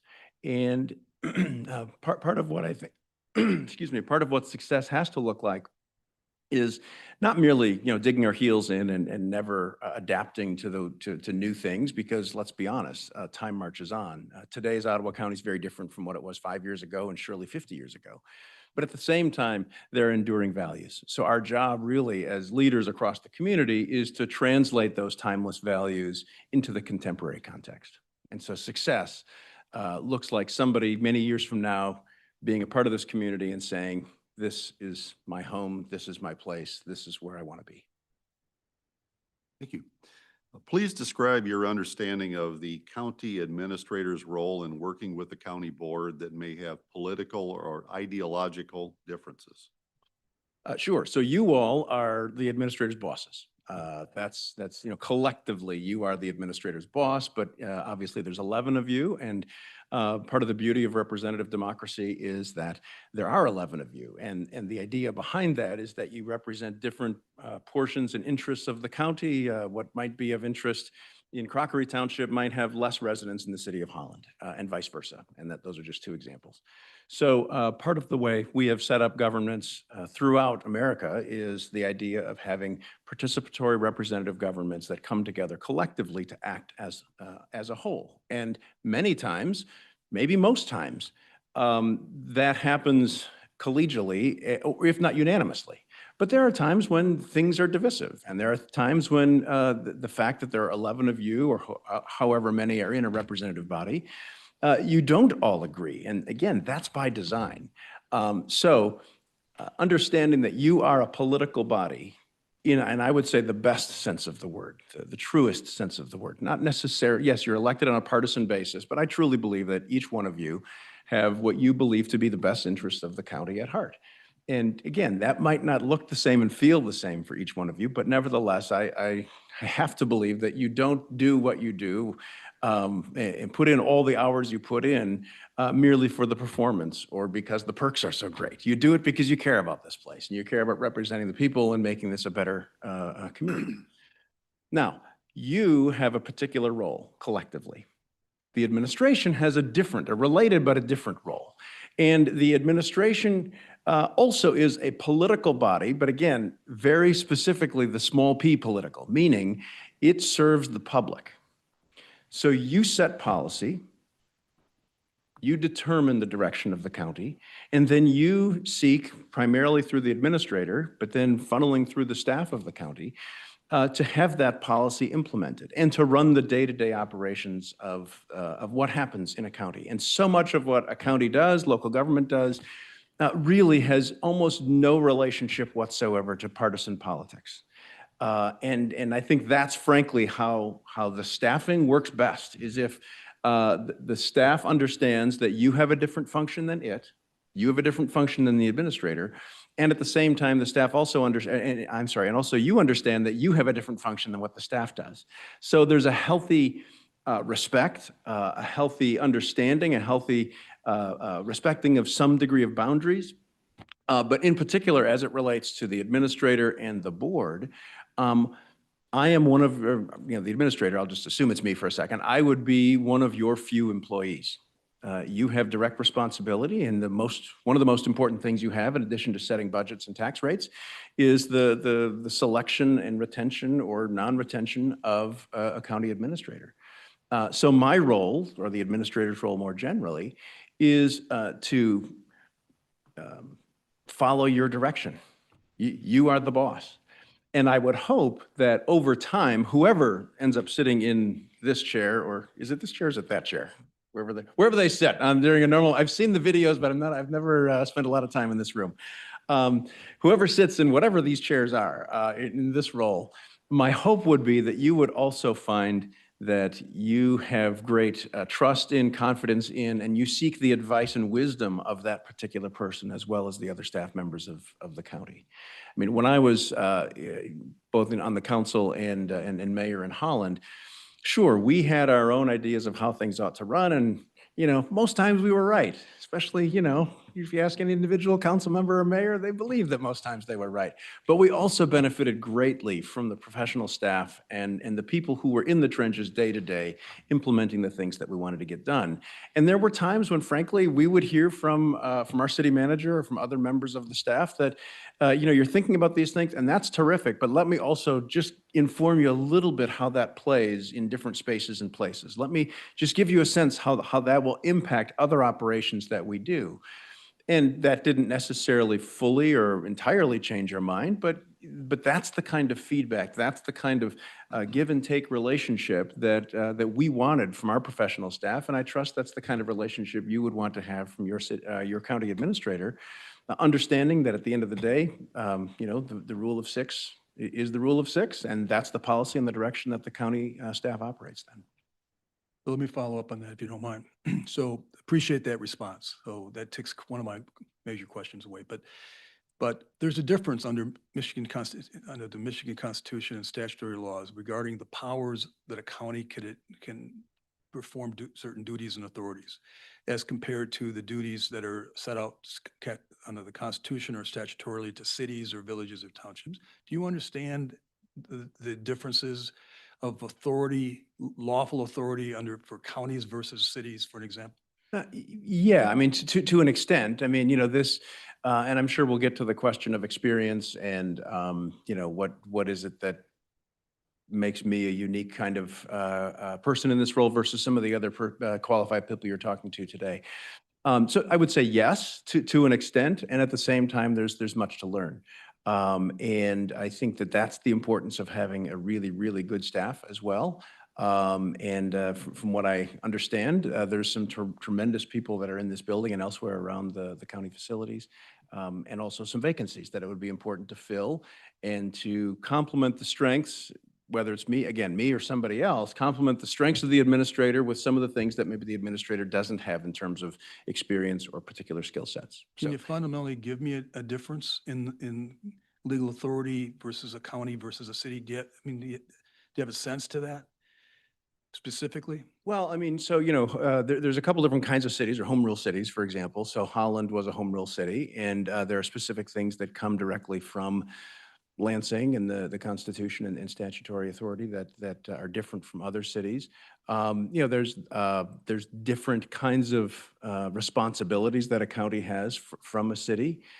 Some of it is by design, some of it is by practice.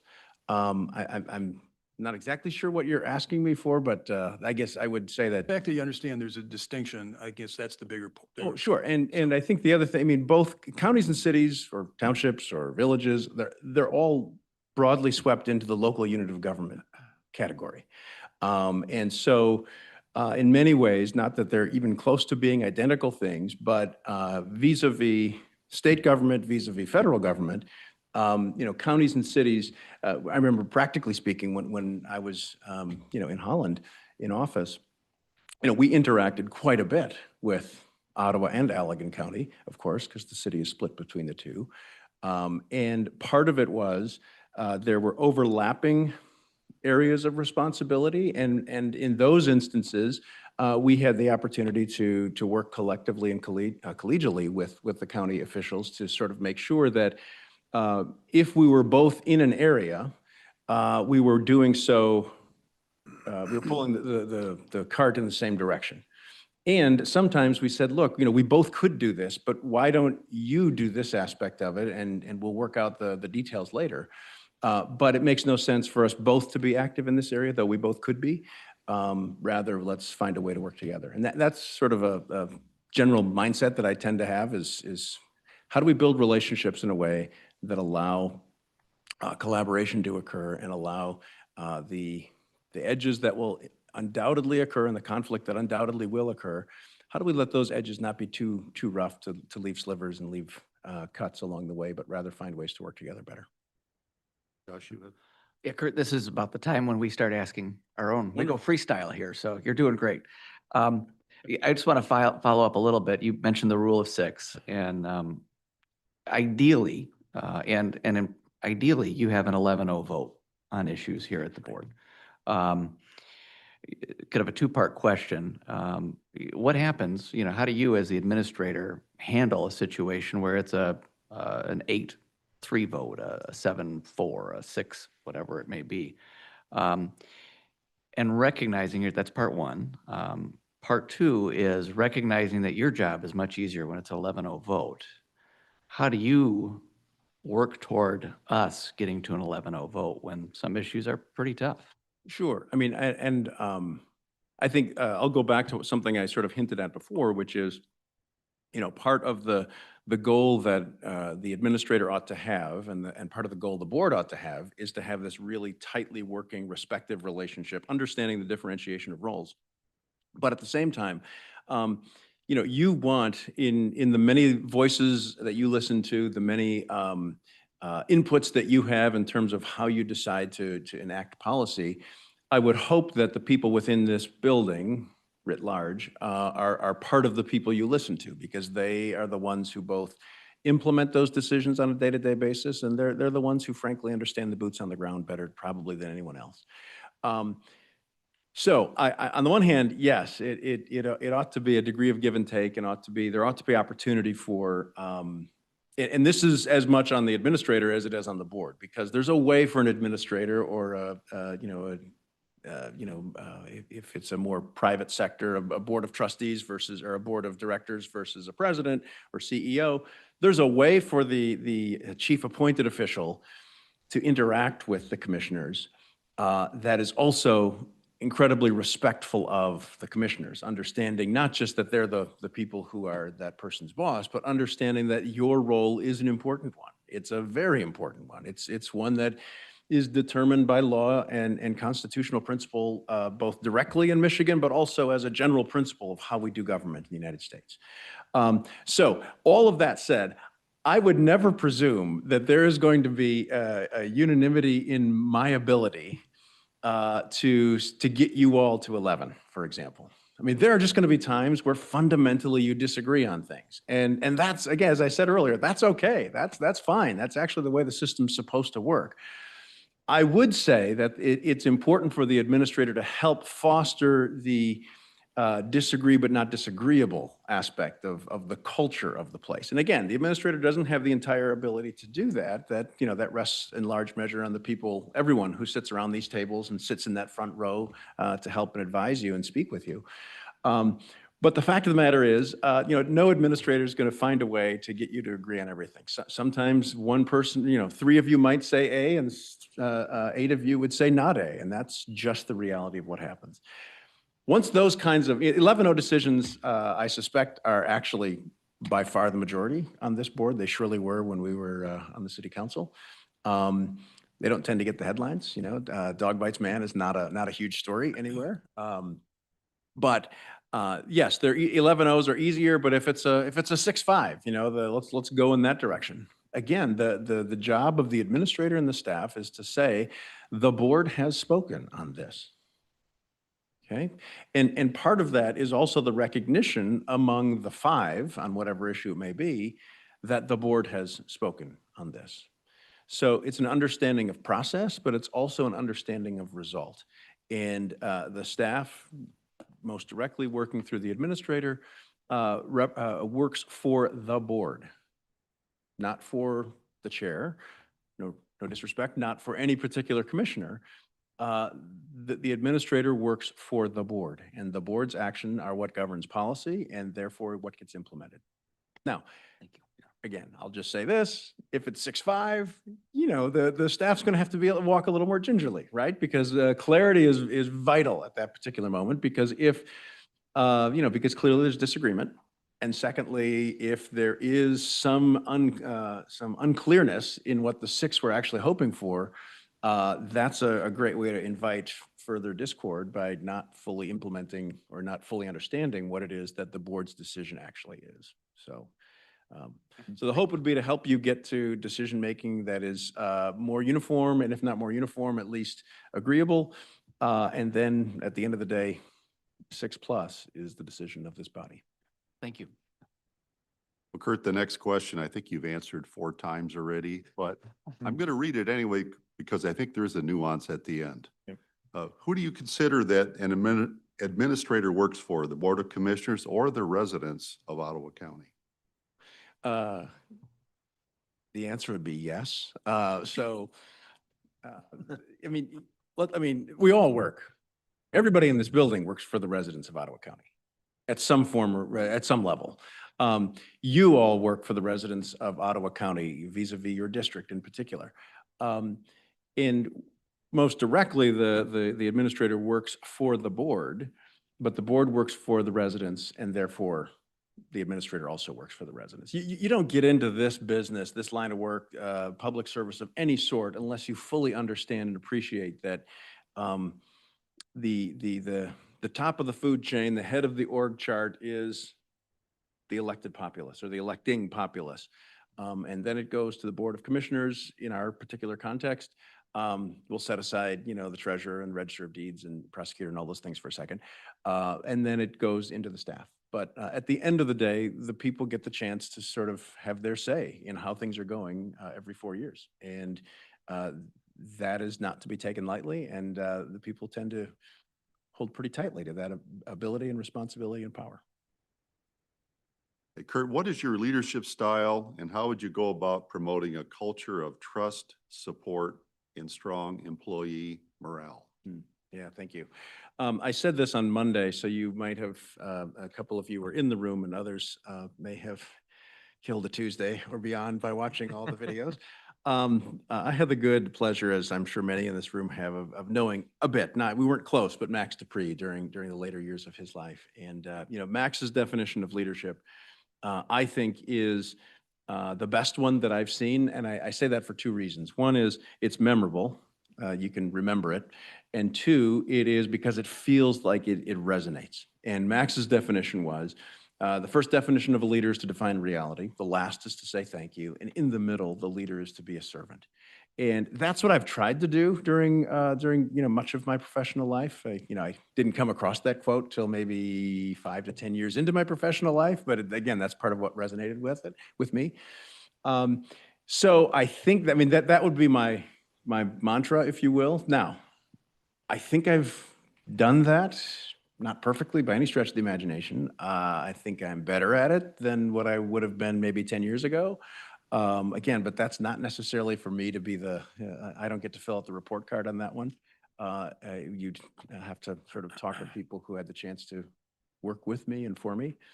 But ultimately, that's how I see the leadership structure. Now, how does that servant piece come into play? I think it comes into play in a whole host of ways. One is it's friendliness and interest in what's happening among employees. So, the administrator, again, me or whoever you end up picking and hiring, ought not be holed away in their office. I mean, when I was president at the college, the worst days were the ones where I was in the office in meetings all day. I mean, that was terrible. I mean, you wanted to be out where the students were, you wanted to be out where the faculty were. The only change request I made on my first contract at the college was I wanted dining privileges for my family and me, not because, I didn't have to cook then, but because that was a great place to meet with students and a place to be visible. And so servant leadership means being visible, present, and engaged and interested in the work that the people do and in the people themselves. Secondly, I think integrity matters an awful lot. So you do what you say. You walk the walk. You don't just talk the talk, as the old saying goes. Third is you surround yourself with people who, on any given topic, are smarter and better than you are. I remember very vividly, one of my best advisors at the college was our CFO. I mean, that guy was fantastic. He had worked for one of the big four firms. He had been the CFO of a bank. The guy knew his stuff, and on matters that were in his wheelhouse, he was so good and such a great advisor and such a great partner in what we did. And it never made me feel uncomfortable or made me feel as though, my capabilities were diminished because he knew so much more about a particular topic. If anything, it made me a better leader because he helped me understand the things that I didn't know. And you may have seen in my materials, I'm a big fan of Johari's window. And there's the three levels of understanding. The things we know. This bottle's full of water. The things we know we don't know. What is Ottawa County's population going to be in 2040? We don't know what that's going to be, but we know that we don't know that. And then there's the real dangerous one, which is the things we don't know that we don't know. And so often when you're surrounded by really good people, you knock out B pretty quickly, or you have the good chance of knocking out B, and you get at C, which is where the real wisdom and progress can happen. The things that you never even thought about, the questions that never even crossed your mind are being answered. And all of a sudden you look back and say, how did I not even think about that? How did that not come to mind? But it didn't, and now it did. And now I know the answer to it. So that's all good. Sure. Right. Thank you for that thorough answer, Kurt. Kind of along the same lines, but shifting a little bit. If you were offered the position as our next county administrator and you said yes, you will find yourself in a unique position to be able to select your own deputy administrator, since we have 2 interims and we're thankful for them. With that in mind, can you share with us a little bit about who you'd be looking for as far as traits in someone that you would want to come alongside of you? And keeping in mind also a second part of the question, you can either answer them together or separately. As you look at our country, as you look at even down to our level here at the county, we have faced the whole issue around DEI in hiring practices. So I would like to know your stance on DEI in the workplace, in hiring practices. And so feel free to take both of them together or separate. Sure. Maybe I think they bleed together. So let me just, I'll answer. And if you want more elaboration on one or both of those topics, you just, Yep. you'll let me know. Yep. I have no doubt. What kind of person would I be looking for in a deputy kind of role? Well, part of it is I'd want to understand kind of the organizational structure right now. So how currently do Gary and Ron do what they do? How most previously, before the two really highly qualified interims were in place, what was the division of labor, so to speak? I think for me particularly, there's two things that come quickly to mind. Well, let me just say as a higher level thing, first of all, I would want somebody who's incredibly competent. Competent over loyalty, I think is more important. If you have to pick one, you pick competence. And at the same time, I'd want somebody who feels as though they enjoy working with and for me and vice versa. Again, I go back to some of the leadership teams I've built, and the best ones have been because we had really highly qualified people in place, some of whom I inherited, some of whom I hired, but the team functioned so well. And 1 + 1 = 800 in that kind of scenario, because it makes the hard work a little easier. The work is always going to be hard. So if you can get along well, if you sort of understand each other's quirks, if you understand each other's strengths and limitations, and you build that level of trust, it's amazing what can happen. And I've seen it and experienced it both on the sort of top of the food chain, so to speak, and also as a member of a team. The two particular things I mentioned that I want to circle back to now. I'm a lawyer. Sorry about that. There's a few of us in the room. There's the old joke that where two or more lawyers are gathered, somebody's getting a bill, but that's, for another day. I would say, but my legal background is a particular and unique skill set that I bring. So how we as a county leverage that, I think, is a to be determined factor. Just as with the other 4 candidates you're talking with today, they each bring particular skill sets and experiences that would be the yin to somebody else's yang. So I think for me, having and currently being a lawyer for going on almost 30 years, that's a piece that ought to factor into decision making for other staffing decisions. And then also, I would say, as we sort of talked about earlier, others of the people you're looking at have had a more linear city, county, township manager kind of role. And so they may know the ins and the outs of this business, in quotes, so to speak, more so than what I do. So I would want to counterbalance the strengths that I bring with filling in some of the gaps that I have. And I think, again, that's a hopefully you're hearing that same answer from the other candidates as well, because that's not a unique thing to me, though the particular implications of that would be unique to me. In terms of the hiring itself, I think that it is vital that we hire top talent, and top talent means top talent. And top talent comes in many sizes and shapes and colors. And so we look for really, really good people who want to be here, who want to live the vision and mission that this organization has, who think Ottawa County is a remarkable place and they want to make it home, if it's not already, and make it the spot where they work from and live in and dedicate a good chunk of their career toward. All of that matters more than anything else to me. At the same time, I also understand that people are different, and some of that difference is based on experience. People have different educational backgrounds. They've grown up in different places. I'm a different kind of person because I was the first in my family to graduate from college. I had no idea what the LSAT was when it came time to think about law school. All these things were new to me. I'm a different kind of person than someone else who may sit right next to me and also be a lawyer. And some of that difference is based upon the perspective that people have because of other traits. So I can tell you that my wife and I work well as a team, but she approaches things differently than I do. And part of that difference is because she's female and I am not. Not all of it, but part of the reason that we see things differently or sometimes the same is because we were able to come at issues, problems, and situations from different perspectives.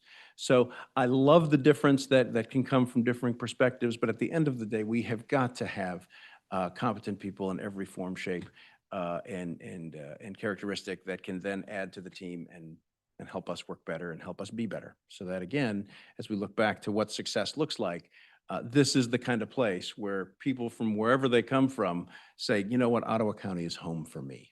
And this is a great place. And I want to be like that Dykstra guy who showed up in '02, never having really lived here before. And 25 years later, boy, this is the spot where our kids are. This is the spot where we intend to retire.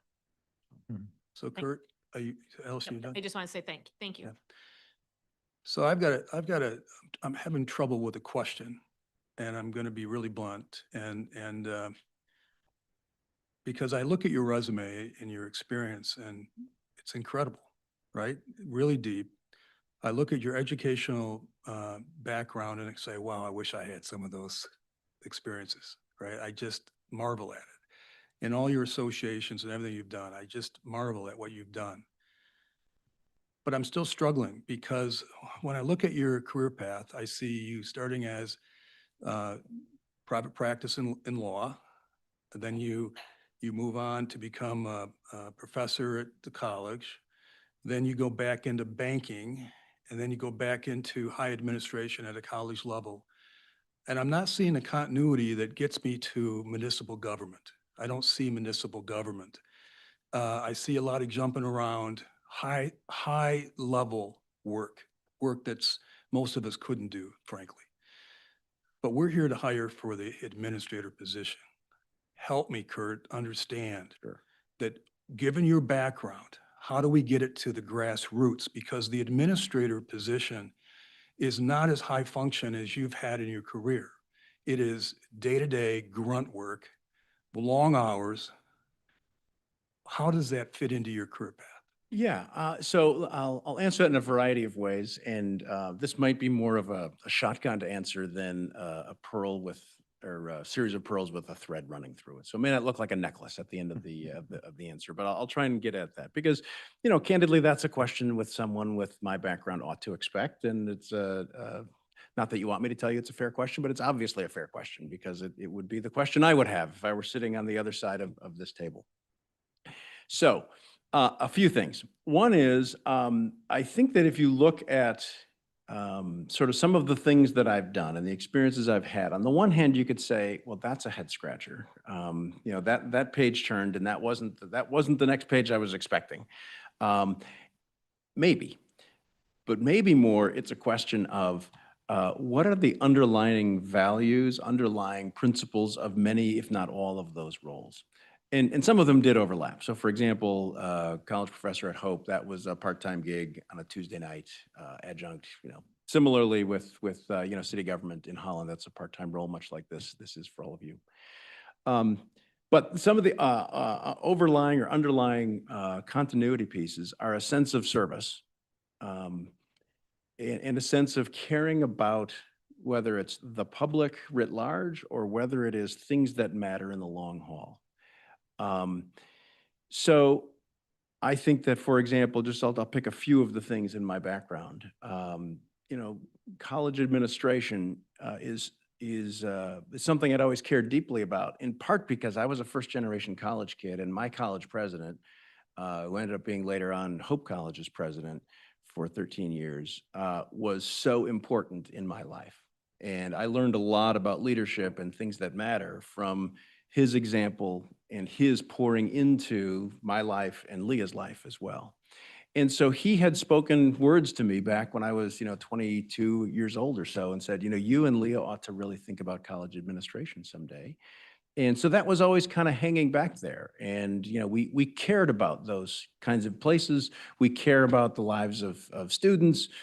We found that setting to be one very intriguing, very important to us, in part because what it means for the broader society.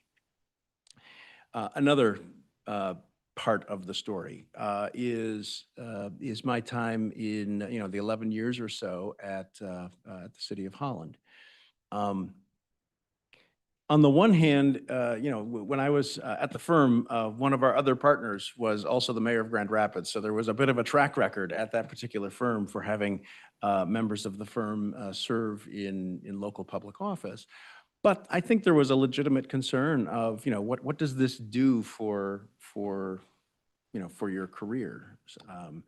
And again, legitimate and real. Me, part of the importance was, part of who I was is I'm a kid whose dad served on the local school board for 15 years growing up. And so part of what was normal for me was dad being gone to meetings to serve the local community in really, really unglamorous ways, but important ways.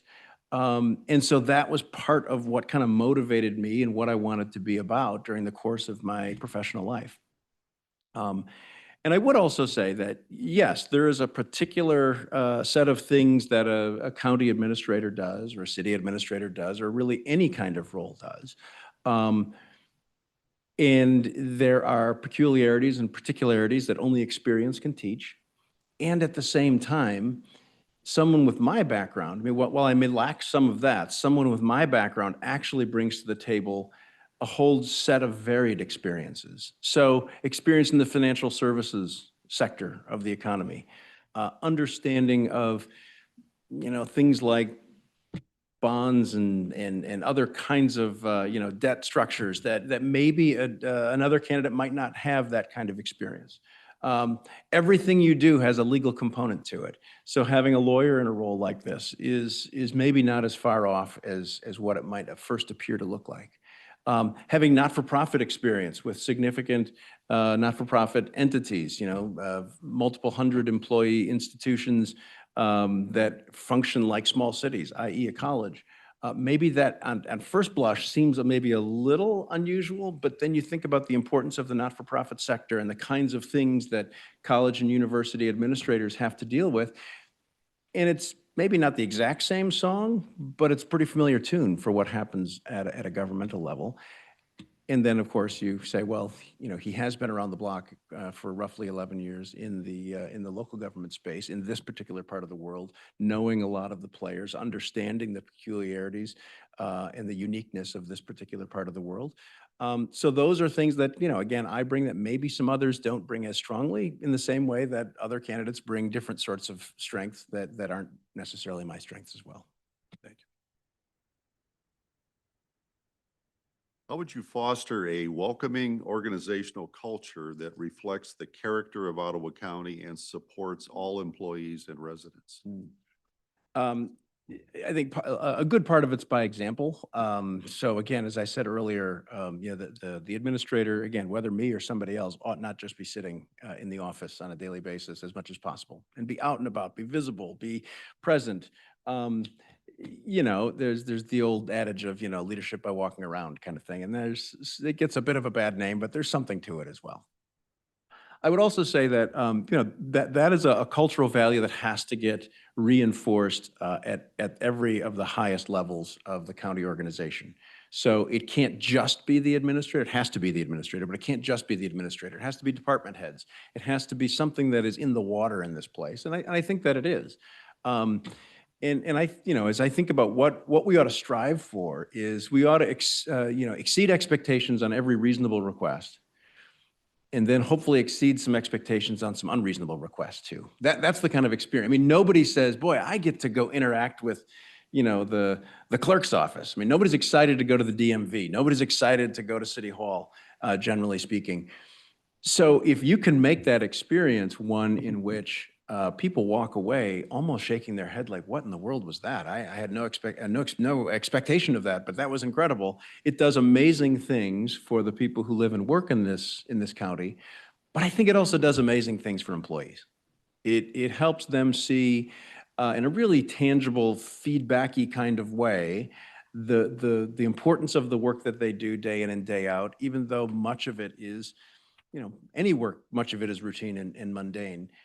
But it helps to show the dignity of what happens when you see the effect that it can have on people interacting with government who frankly, expectations are not terribly high, and you blow them out of the water. Let me give you one little example. It's not Ottawa County, it's not even Michigan, but it happened in the last 2 weeks.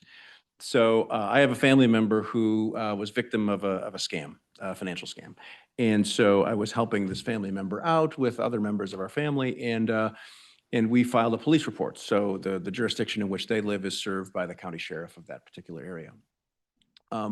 This family member, I would probably guess, has rarely, if ever, interacted with anybody from the county. Maybe jury duty, but, you know, good, solid citizen, living life well, first time interacting with the police.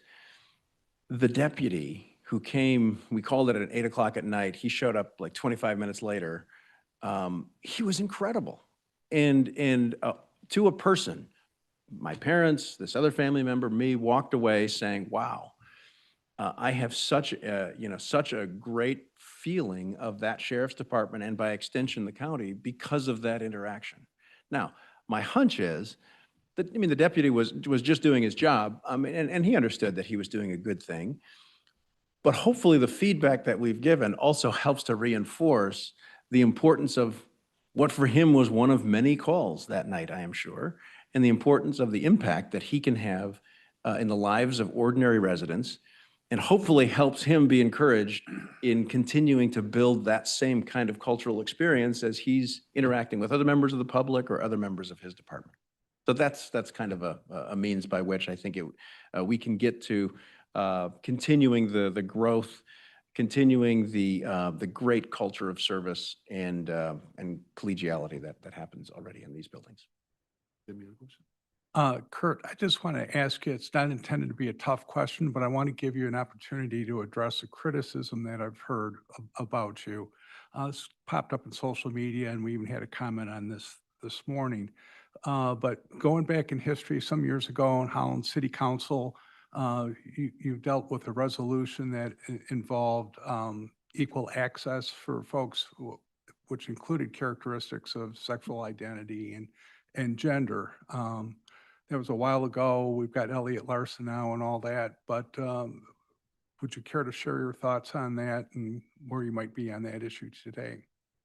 Yeah, so that was a particular time and place back in 2010, so 5 years before Obergefell. And I've 15 years ago, I don't dwell on that particular moment, so I'll work from memory here a bit. As I recall, the issue came up primarily not due to anything particular unique with something that the city government was doing, but with something happening in the community, and then a group of people thought it would be a good idea to add a non-enforceable addition to the city's human, I think it was called the Human Rights Ordinance, something like that. But it would be, so the city didn't actually do any enforcement of any category within that ordinance. As I recall, every other category was already protected by state law. So if the city received a particular complaint related to something in dealing with race, for example, part of what it would do is work that to the state, because it was also a state protected category. So there was some work that could happen. At that particular moment, somewhat at this particular moment, those are pretty divisive topics. And I think the vote on the council represented that. We had 9 and it was a 5-4 vote. And, as mayor, I vote last. And I think if you want to go back and listen to what I said, you would not find that I was, banging the table in any particular way. My view at the time was that, look, this is a highly divisive thing. This isn't something that the city government usually does. And at the end of the day, if people want to get out ahead of where state law is and federal law is, that's something that, the city residents can decide to vote on. And I would just also mention that I was elected twice after that vote took place. So people had opportunities to voice their disagreement or disapproval with what I had done in other ways, and a majority of them did not. Thank you for that answer. I just wanted to give you an opportunity to address it. Ron? But if I might also say one other thing about that, though, I would also say this, that you know, I had, it's not like I went looking to see if we had employees in the city organization. I suspect we did. And if they were doing good work, great. It was not, for me, it was not the sine qua non issue. It was not one that, you know, I had campaigned on. It was not one that, for me, was the most important of issues. And others saw that differently, and I, you know, certainly respect that. You know, I think that, again, part of the way one conducts oneself in elected office is, you know, how do you treat those with whom you disagree? And I hope, I think, I mean, my intention was, and as I reflect upon it, I believe that I accomplished it in the sense of, you know, being respectful for those who were vehemently in disagreement with the way that vote went, and in particular, how I voted. So respect them. Didn't denigrate anybody, and sort of wanted to say, look, I think this is something that I fall here, and it's a 5-4 vote, which sort of, I think, is pretty reflective of where society was at that particular point 15 years ago, 5 years before any of the major Supreme Court cases. Thank you. Thank you, Jim, for that question, and thank you, Kurt, for the answer. I have kind of just a follow-up, and I'm trying to ask every candidate this, because I think it's I'm just looking for your general input. So as we're talking here, I can say that all the commissioners are very committed to fiscal responsibility and service delivery and economic development and serving residents. And then there are these much more charged or highly political issues. For example, the ones that brought me to this table. So things like DEI and critical race theory and others. So if selected, how could you help this board navigate some of those more, as you said, divisive issues? Okay, so I'll start at something I said earlier, and I don't use that as a fallback. I actually believe it's vital. You collectively are the boss of the person in this spot. So, you know, we all have to understand that and recognize that, and I think all of us do. So I'll say it this way. If the 11 of you are going to go hammer and tong at each other on particular issues, there's not a whole lot that any county administrator can do to prevent you from doing that. So there's a great deal of the sense of, you know, how you do the business that you do and the manner in which you do it is largely dependent upon how you choose to do it with one another. Now, I think the administrator can surely give you information. The administrator can answer your questions. The administrator cannot play sides one against the other. The administrator has to be straight and straightforward with every one of the 11 of you. And I think that that's the most important thing that the administrator can do. And the administrator has to respect the decision of the board. So, you know, I don't think that any administrator ought to be in the spot where the board has voted in a direction and then the administrator tries to work with other, let's say, non-majority members on that particular issue to have it revisited. That is an inappropriate role for a person in this kind of space. So I would say that the administrator ought to be your information source, ought to be a spot where you get information from, ought to be someone who you can believe the information you get from that person. But at the same time, the administrator is not the unelected 12th member of this board. Different roles, different functions, and that is going to play itself out in a whole lot of ways, one of which is what happens here during meetings. Thank you. Kurt, can you briefly describe your approach to communicating with the board and the public? What things are important and what would be your tools for doing so? Yeah. So I think that that's a bit of a feeling out process. You know, the things that, for example, because lots of stuff happens. I mean, I have subscribed a while ago to, you know, various of the emails that the county sends out from various departments. And, you know, to say it's daily is probably underselling what happens. So there's a lot that goes on in the county, obviously, and you know this is better than most people do. So to understand, you know, to filter through and understand the most important pieces or the pieces that resonate most with you is part of a learning process and a feeling out process. So if there are particular offices or functions that happen that are vital, or particular higher profile things that matter. Those are the kinds of things that we'll have to sort of feel it out together, in particular as it relates to the communication between the administrator and the board. Communication-wise, I'm obviously happy to talk. Hard to believe, I realize. But happy to talk, to be sure, but also would envision having substantial written information delivered to you for lots of reasons, one of which it tends to be more efficient. To have 11 separate conversations, or more than 11 conversations, versus even taking an hour or two to write something of substance, probably it's more efficient to do it that way. And secondly, you don't get the telephone game, right? I mean, if it's in writing and the writing is reasonably clear, hopefully then it's understood what's being communicated, as opposed to, one commissioner conversation versus another one. I'm really mixed about social media. I don't know. I mean, I like it I like to learn things from it. In particular, for example, if there's topics that suddenly pop up on the landscape that I had never really heard about or thought much about before. Part of the beauty of what social media allows is people who've been actually thinking about these issues for long periods of time can now share the wisdom of their expertise. So, I'm a lawyer, so, there's certain issues in the law that have popped up in the last year that there are law professors who've been thinking about this stuff for a decade. I haven't, so I can read their wisdom and find out what they're thinking. That's the upside. The downside probably is, what we tend to more experience. And so I'm not a huge participant in social media, generally speaking. And to the extent that I do, it tends to be more attempts at insights on issues, as opposed to sharing my opinion on a particular thing. My wife doesn't care much about my opinion many times, and I can't imagine, if she doesn't care that much, that too many other people do. So, thank you, Kurt. Before we go on, Kurt, would you be willing to just talk about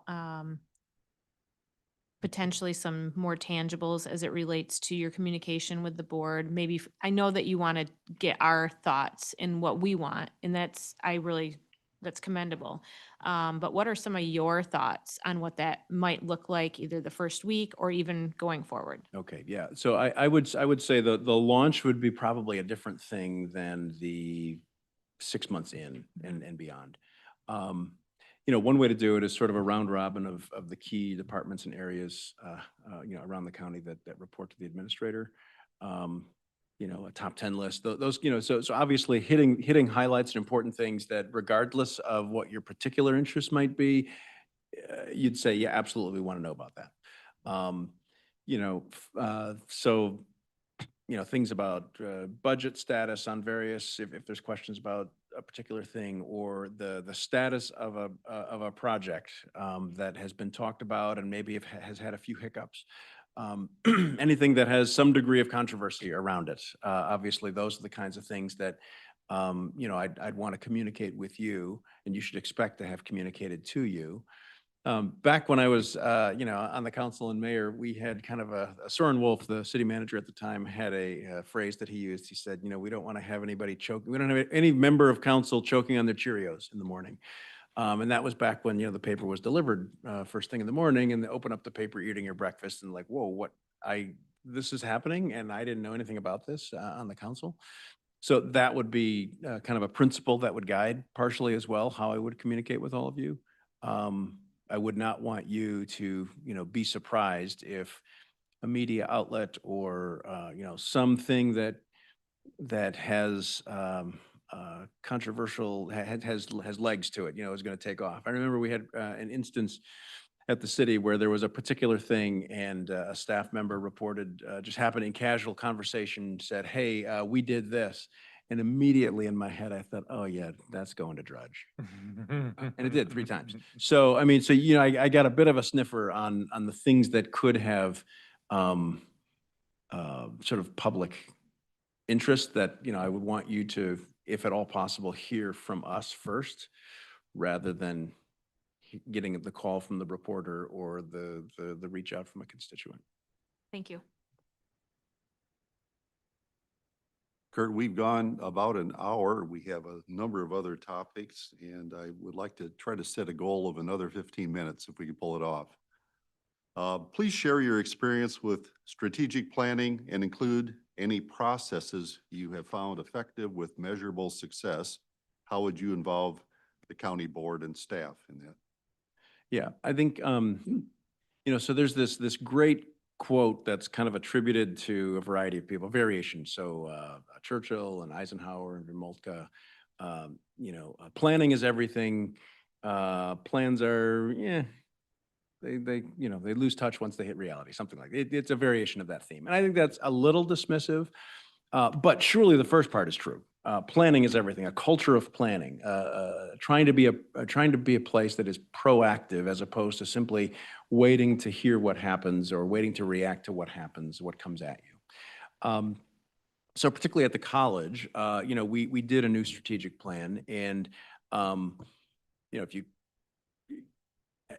I maybe was a little too flippant on Monday, according to some friends of mine, about strategic planning in general, or typical strategic plans. But my point is, it was meant to be at that point, and I'll try and make it here, is that I think strategic plans are important, and they're so important that they ought to be strategic. And, a strategic plan that has, 6 priorities, each with 10 subsections. So you've got 60 things that are most important. I mean, the reality is nobody can focus on 60 things at one time. Okay, so that's good stuff. It's good to have in front of you, but it's not a strategic plan. A strategic plan is, we're here today. At the end of this plan, we want to make vast improvements on these particular things, and we want to be able to measure it. And once that is done, there's going to be time for a new plan. And the new plan might have, it might be 60% different than the current plan. So what I saw, for example, in the higher education space, and particularly in talking with some consultants, is about 95% of most college and universities' plans are almost identical. How strategic is that? So I think it's important that we sort of have a reimagined idea of what a strategic plan actually accomplishes. And, sometimes we say no to a lot of things to be able to say yes to a few things. And the saying no part is never much fun. So at the college, for example, we had a really significant focus on trying to grow enrollment. Not surprisingly, tuition-driven institution, most colleges are, faced with that kind of question. And how are the ways to do that? And this is more of a hypothetical than actuality, but maybe it means we're going to look at athletic recruiting in this next 5-year window as part of a key driver of trying to enhance enrollment. Maybe it's developing a few key academic programs that will be mission fits and also market intriguing. Now, if we do those things and don't say, well, we're going to, really focus on building more buildings and, all the things that typically show up in a plan, it's not that we don't care about those things, but in order to care about those things, we've identified these key things as the things we need to focus on in this particular season. So we worked with our internal staff. We worked with our board of trustees. We had listening sessions and focus groups. We did lots of dot exercise kinds of things on whiteboards, and all of that is really, really good. But I do think that part of the vital importance is, particularly if the plan is one that this board is super engaged with and finds very important to have, then it's going to be important for you and your administrator to understand that, okay, we're going to have to say no to a decent amount of things that we really would not like to say no to, so that we can really focus our efforts on these yes things for this particular season. Talk about your experience developing and managing budgets. How would you involve elected officials in developing the county's annual budget? I don't think I would be writing on a blank slate here. So there is a process that you've used, and I suspect that process has been in large measure in place for a long period of time. So, in some ways, if it ain't broke, don't fix it. So that would be kind of a starting point from a standpoint of how we'd go forward, working with the board to develop budgets. What my experience has been, and I'm sure part of a big part of the county's process is, we work as a staff leadership team, to both, work within the divisions to bring the budget requests and proposals forward. And then the staff leadership team, excuse me, has so significant responsibility to see beyond their particular division and develop the budget for the good of the organization. And this gets back to why hiring is so vital. Having, trust and integrity with one another is so vital, because it's pretty easy to say, well, my division seems like it's getting the short end of this particular thing. So, why is that? Well, if you have a broader picture for the good of the whole organization, you can swallow those more bitter pills more easily. So that would be, I think, I would want to learn as to what's happening here, or the process that happens here, working from past practice. And my hunch is that there's no significant catastrophe looming in the next 12 months that will categorically blow up the county's budget in ways that, there's going to be incremental changes, to be sure, but it's not as if the principal source of revenue is simply going to disappear in the next 12 months. That would be a kind of a cataclysmic event that would cause this county and every unit of government to try and figure out, okay, with that reality, how are we going to start from scratch? But we're working from strength and from history and experience, and it's a way to kind of, again, figure out how you want that process to go, what you've thought has worked well, what you think could work better. But I envision, a listening session, staff working its thing, working in tandem with you to sort of have check-ins on some of the things that are happening internally, and then ultimately presenting you with something that looks and feels like a pretty close to final proposal, subject to your critiques and modifications as a board. And then ultimately it gets approved and then implemented. How would your colleagues and team members describe your character traits, and how have these traits influenced your approach to leadership and decision-making? I would hope that they would find me to be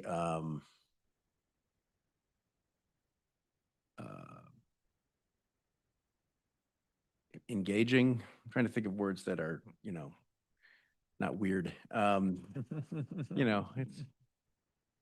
how would they evaluate you? Yeah, good question. I would hope they'd find me to be engaging and engaged. I would hope that they would find me to be friendly and collegial. I would hope that they would find me to be prepared and trustworthy. All subset words I think of when you talk about the Dupree definition, in between the leaders to be a servant. I think all of those words could be sub words for what being a servant means. So, having integrity, being trustworthy, being available, being accessible, caring about the work, caring about the people. All of those kinds of concepts, I think, I would hope at least a good number of people who I've worked with would say about me. Do you have experience in regional collaboration? And if so, tell us or give us an example. Sure. Yes. Well, at the city, we were part of the Macataw Area Coordinating Council, which was set up primarily as a transportation funding mechanism, but we tried with some success to expand its role to get the various units of government in the Holland area around a table, because as the general public thinks about Holland, they think, State Park is Holland, they think downtown is Holland, they think, Target is Holland. And you've just entered at least 3 different jurisdictions when that happens. And so they don't think in those, the public, nor should they think in those kinds of categories. So we worked hard to try and find ways to align government function with normal people's function of how they interact with the broader community. So we did some work around expansion of the support for the regional airport, which benefited obviously businesses like Hayworth located in the city of Holland and Johnson Controls at the time, but also benefited businesses like Zealand like Gentex in Zealand. So trying to find ways to more generally facilitate the support of that community asset. similar kinds of things around regional transit planning, particularly with the MAX bus system. So some of those kinds of things. Maybe one step off in, in a non-governmental setting. I should back up 1 second too. Of course, Holland also has the Holland Board of Public Works, which is owned by the city, kind of under, I mean, it's sort of, it's a unique animal.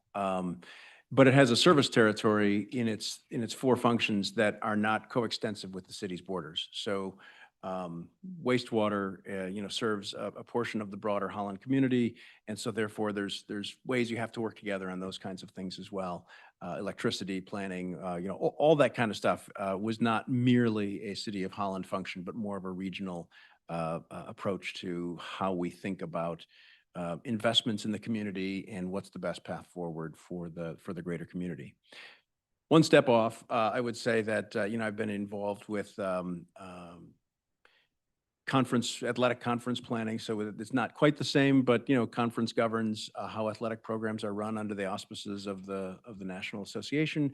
Have chaired councils of presidents dealing with those kinds of issues. So there's a lot of give and take between, again, different kinds of institutions and organizations that all fall within an umbrella. So it's a skill set that I've had. It's experience that I've had, and it's something that is a necessity, and especially in today's world, because we can't be fragmented in every possible way. We have to find ways to work better together for the benefit of those we serve and also for the benefit of the fiscal resources entrusted. Tell us about your perspectives on fiscal policy, including discretionary versus mandatory spending, and how will you work to analyze and control the county's non-mandatory expenditures? In many ways, that is I'm not going to say it falls entirely on your lap, but that is a large function of the elected authority of the board. The things that you find that matter ultimately matter into the budget quite often. And so I grew up in sort of public life during times of great scarcity. We moved to, as I said earlier, moved to Holland in 2002. And there was a joke that someone said to me at one point. It's like, oh, you were the guy. We had heard somebody move to Holland in 2002, but we didn't know who it was. It was you. We came in the midst of 100-year-old businesses leaving town, factories closing for the first time, the most out-migration of any state in the union came out of Michigan, et cetera, et cetera. So when I got into office 3 years after moving here, it was pretty clear that we were operating out of a really strong sense of scarcity. For the first time in the city's recorded history, the actual tax base declined, not just didn't grow as much, but actually declined. So we were facing existential questions every year at budget time. So the questions of what's required, the concentric circle of what do we have to do? What do we really think we may not legally have to do it, but boy, we really should do it. And then you keep moving that out to the spot where, we had to get rid of some outer circles that we didn't want to do. But the fact of the matter was resources were tight. And I personally was unwilling to say, well, we can always dip in the well and raise taxes. That wasn't my mindset. That wasn't what I was going to do. But yeah, so in many ways, budgets reflect priorities, and you are the ones that set the priorities for this board and for this government. So we reflect it. We will work with you on it. We will offer you advice, and we will think through how do we as best as possible get done the things that you want to get done. Affordable housing is a challenge for many counties. What innovative approaches do you believe could work in Ottawa County? Boy, if there was a magic pill on this one. Again, my mindset comes back to better. I mean, it's a significant challenge, and I'm not minimizing it, but it's a better challenge than facing the opposite, where housing prices are dropping precipitously because nobody wants to be here, everyone wants to leave. I think that part of the role that county government can play, in particular, this maybe goes back a little bit to your earlier question, Mr. Chairman, is how do we come alongside of our local units of government through which most zoning takes place? Mm-hmm. How do we provide the expertise and maybe the broader perspective that comes from engaging with so many more local units of government than a particular township or a particular city? But at the end of the day, fundamentally, in large measure, this is zoning is a function of the most local units of government that are out there. And while there's there's not nothing that the county can do, it's in more of a supportive role, I suspect. And I know one of the people you've talked with today, this is in large measure a lot of the work that he does.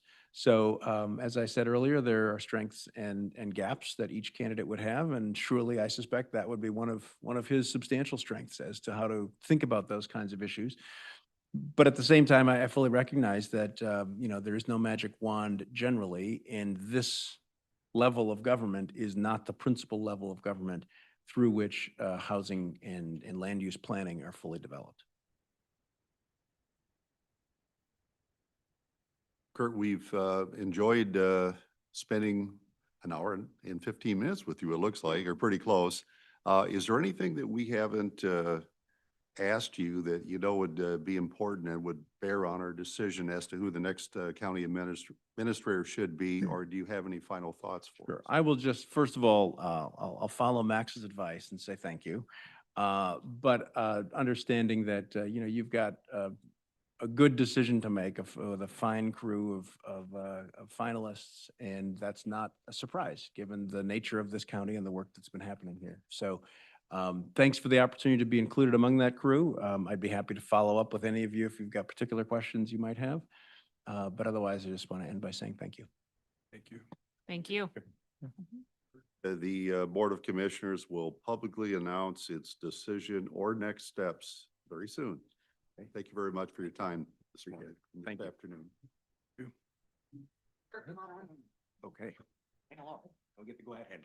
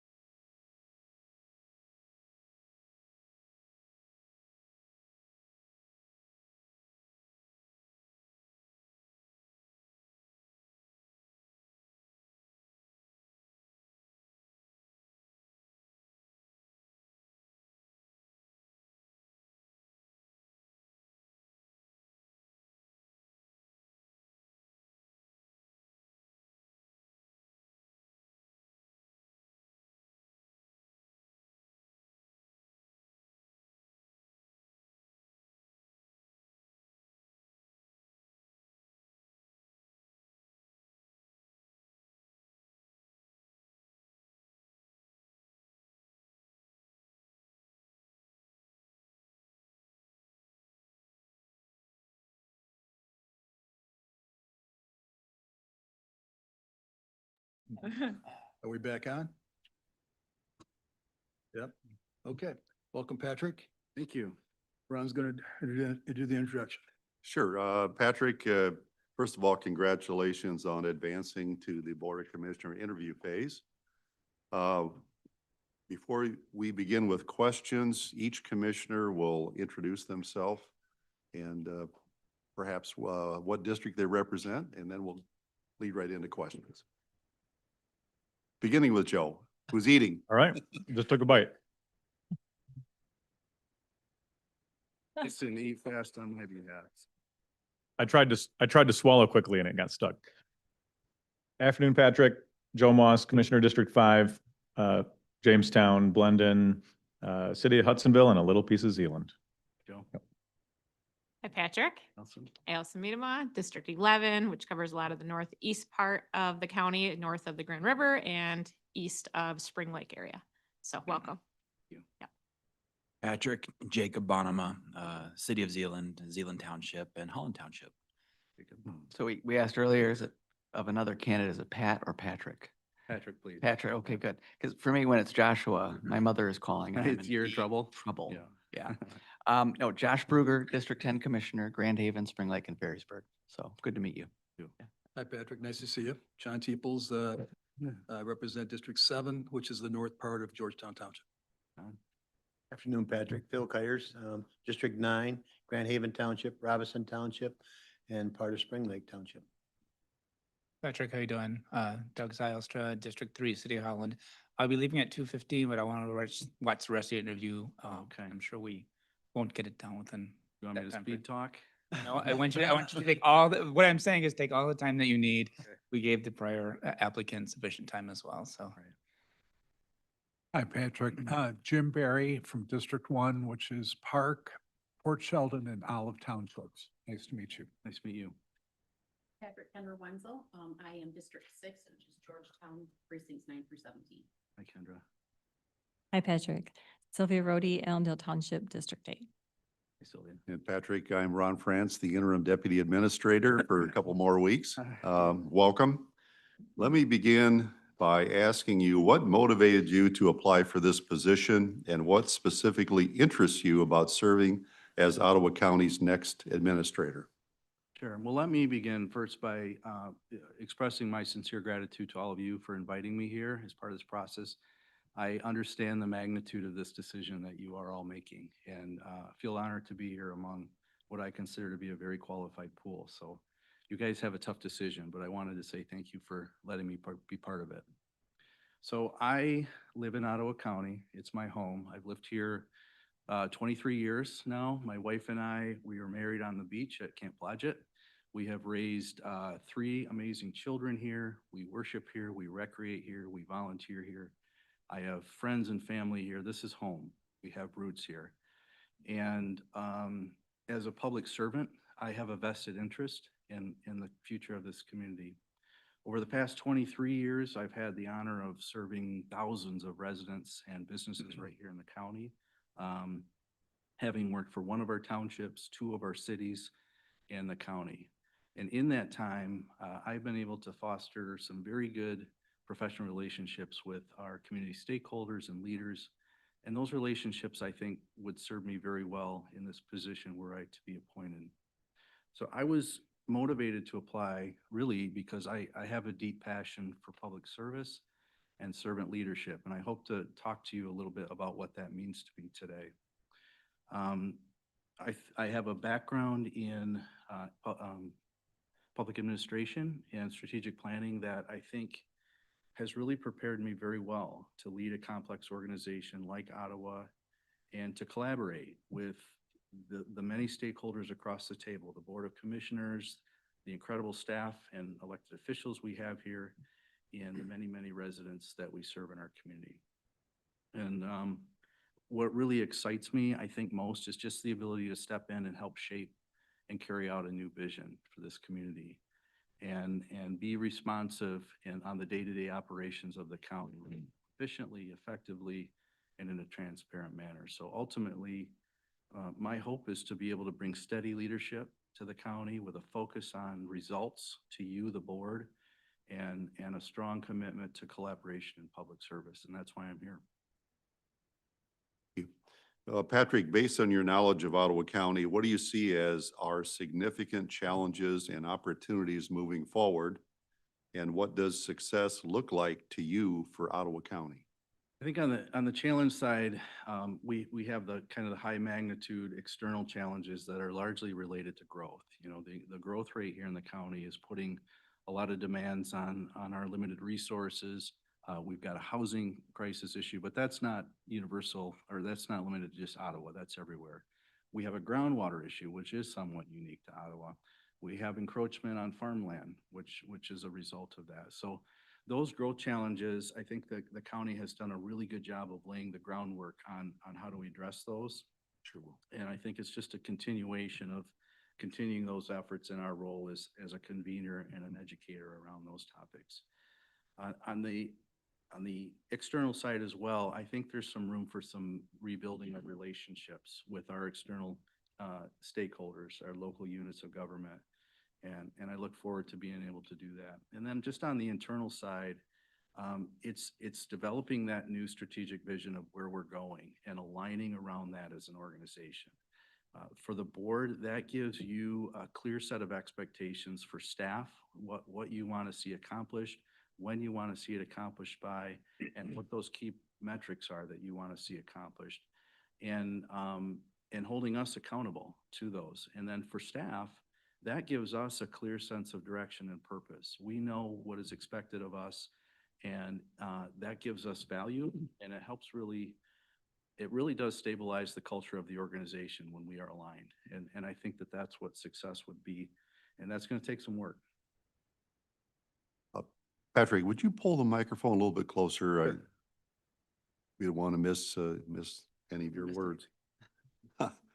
Next question. Please describe your understanding of the county administrator's role in working with the county board that may have political or ideological differences.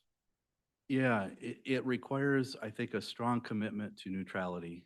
So as a professional manager, I'm a member of the ICMA. If you don't know what that is, it's the International City County Managers Association. We have a code of ethics. There's 12 tenets in that code. The 7th ethic requires that we are to refrain from any and all political activity, which could undermine the public trust in our profession. And I have worked hard over my career to adhere to that tenet. And what that allows me to do is it allows me to bring clear, well-researched, unbiased information and recommendations to you as a board so that you can make well-informed decisions and you can trust the source. I think it also requires a commitment to just active listening and being civil with one another. I think it's my role to help keep the board focused on what the goals and priorities of the organization are. I don't see political and ideological differences as a challenge. I think it leads to healthy debate. I'm not a manager that expects we have unanimous votes. I think that that's healthy to have debate, and it's a reflection of your own values and the constituents that you serve. So I think it's okay to live in that environment. It's just navigating it and keeping your eye on the ball on what we're doing. Let me follow up on that one a little bit. So Patrick, there are 83 counties in Michigan. 79 of those counties, including Ottawa County, operates under an appointed county manager form of government. What does that mean to you? And what is the role then of the county's board of commissioners under that model? And what is the role then of the city county administrator under that model?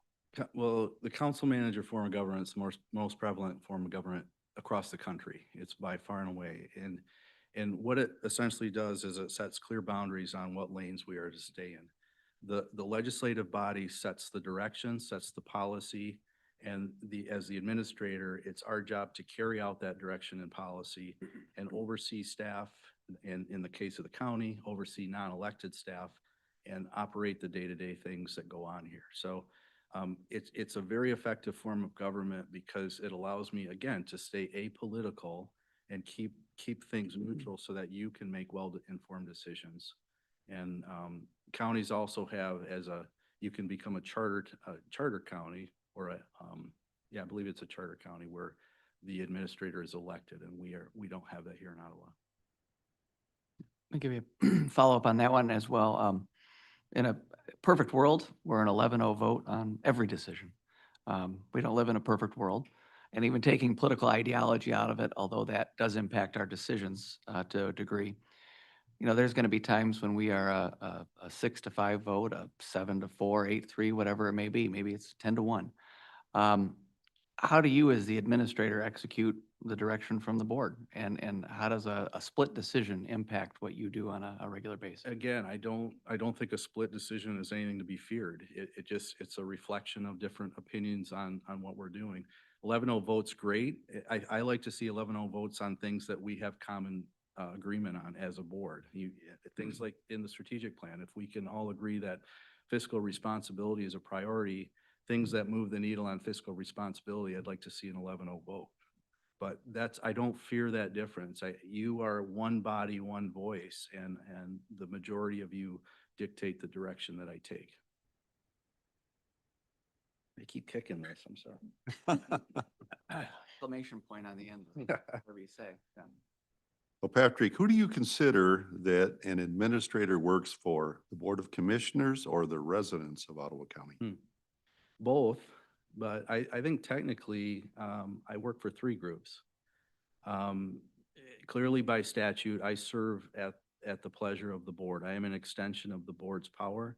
That means I have a commitment to carrying out your policies and directives, providing clear, concise information to you that's unbiased to help you make decisions. But I also represent the residents, your constituents. And that means having a firm commitment to public service, to customer service that's responsive and transparent, and that we're being fiscally responsible. But as a believer in servant leadership, which is what I alluded to earlier, I also believe that I work for the 1,200 employees at this county. They are the ones that do the work. It's my job to make sure that they are heard and valued, and their work is appreciated, and that we're supplying them with the tools and the resources that they need to fulfill their job functions effectively. So technically, I think there's three.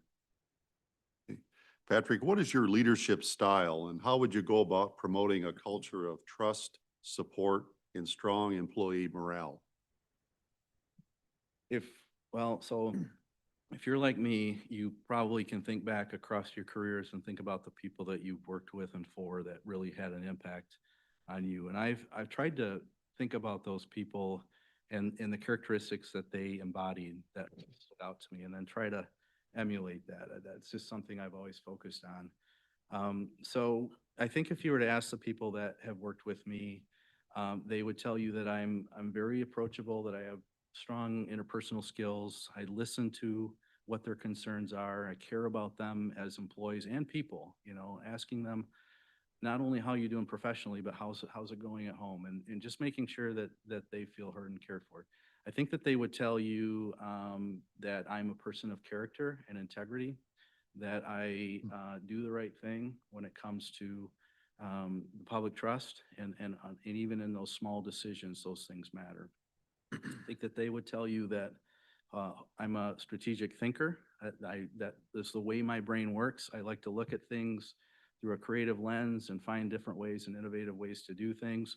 Bring a lot of voices to the table as part of that discussion, and I love projects and project management and all that fun stuff that goes with that. And I think just dedication to the public service of what we do.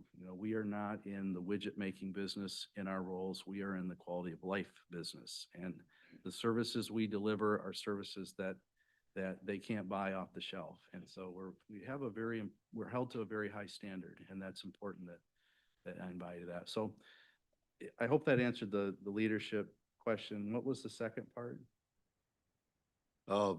Promoting a culture of trust, support, and strong employee morale. I think, hopefully those traits lead to that. I mean, that's what my experience has been, is when you take time to invest in care, lead by example, involve people in fun projects and decision-making, that generally yields a pretty good culture. Yes, please. Yeah. Patrick, just kind of going off of that, but kind of going a little bit of a different direction. If the board extends the offer to you to be our next county administrator and you were to say yes, you find yourself in a unique opportunity to appoint your own deputy administrator, because we have 2 interims right now, which we love. But at the same time, we do need to have a permanent one. So what are some things that you would look for in appointing that individual?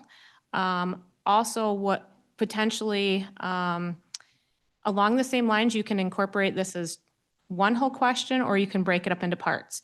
I would like to know, as you well know, in our country and all the way down to our local level, over the last several years, there's been a heavy focus on the word DEI, diversity, equity, inclusion. So what is your beliefs about DEI in the workplace? And how does that equate in decision-making as you would potentially hire not just for a deputy, but potentially other department heads? If others were to retire, for example, during your time here? And if you could just share with us your perspectives on that. Yeah, so with regard to the deputy position, I think the timing of that's not something I would want to do right away. I really want to take stock of the organization a little bit and figure out where the gaps and needs are. And that'll help really define what that job description looks like. But just in terms of the hiring process, I mean, for 23 years, I've been involved in hiring processes for hundreds and hundreds of employees. And you get pretty adept at it. You learn what characteristics you're looking for. You learn ideally that somebody not necessarily that looks good on paper might be a good fit for the organization. And so it's really about identifying who is a good fit for the culture of the organization. And so that comes down to experience. It comes down to asking the right questions. And in many cases, we ask a lot of scenario questions that are related to their job. And ultimately, you hope that what rises to the top is the best qualified candidate. With regard to hiring practices, we all follow state law. There's state, under the civil rights law, you are not allowed to use discriminatory hiring practices. So that's the rule I abide by, and that's the one part of it. The rest is a gut decision. Does that answer that? Somewhat. I don't know if, I guess a follow-up, currently, do you have a job description at your current place of employment that you have to abide by DEI hiring policies and by your ability to work in your current role? No, not that I'm aware of. No. Well, I guess I got a follow-up question on that then. In your current role at the City of Wyoming, is part of your job to be a champion for DEI? No. So if I handed you the job description from your city website and asked you to look at number 5, you just read the first few words? Or am I incorrect on that? No, honestly, this has never been discussed or brought up to me in any capacity as deputy city manager. So the official job description in the city manager's office for the deputy city manager says that you champion diversity, equity, and inclusion in all facets of the role. yeah, Is that not true? You don't do no, that? we don't have a formal DEI program at the City of Wyoming. So the job description is It's an error. false. Yeah. Okay. Nothing that I do, I can assure you of that in my role. I am brought on, and we have a pretty robust HR department at the City of Wyoming. So I'm brought on in selective, high-ranking hiring processes. So I sit in on a panel of interviews, and the process that I described, the questions we ask, are exactly what I just described to you in the first part of my answer. Okay. So you would hire based on merit and excellence? Absolutely, absolutely. I'm a little confused on one point. When did you start with the City of Wyoming? 2022. Okay. And this job description was revised in June of, Sorry, 2023, excuse me, 2023. so it was revised in June of 23 and August of 24 and October of 24. So seems like either, I honestly, Joe, I will bring that to my HR department's attention because I wasn't aware of it. yeah, it's a good idea too, since the federal administration has been looking for things like this and cracking down on it and looking to strip funding from, local units and government that is promoting DEI. Understand. Patrick, you mentioned organizational culture a few moments ago, and the next question includes that term. How would you foster a welcoming organizational culture that reflects the character of Ottawa County and supports all employees and residents? So having the benefit of having worked here, I remember I just mentioned HR in Wyoming. We have a really good HR department here in Ottawa as well. I remember going through kind of some of the early training modules on what it meant to be an Ottawa County employee. And that module stood out to me because it talked about what the values of the organization were and what it meant to be a good employee to one another, and also how to perform good customer service. And in fact, it was modeled to us and played out. And I thought that was really effective in kind of setting the tone of, hey, this is the culture here, and this is how we treat one another, and this is how we treat the public.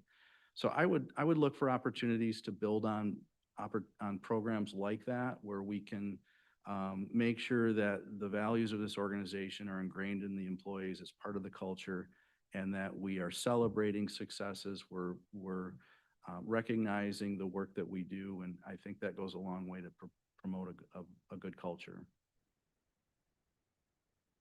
Can you briefly describe your approach to communicating with the board and the public? What things are important and what would be your tools for doing so? Communicating with the board and the public? Correct. Okay, I think two different questions there. In my capacity as a city manager or administrator, you will be expecting from me some type of a regular written communication that outlines, if it's a weekly report, it'll outline all of the things that are kind of highlighted in the county offices that week. It might be that we had received a grant or a recognition for a service.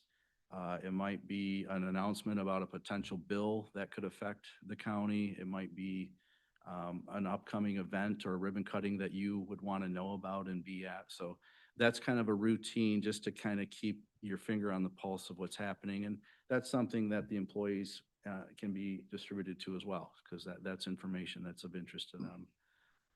Beyond that, the cadence of communication with the board is up to you. My door will always be open.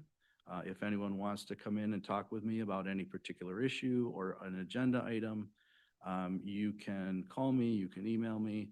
So that's just kind of the ongoing, but the one thing that you can always count on is that if there is something big happening, if there's an officer involved shooting or there's some type of an emergency, you're not going to hear about that on the news. That'll be something that I will proactively reach out to everyone, make sure that you're as well informed as possible so that you know what's happening.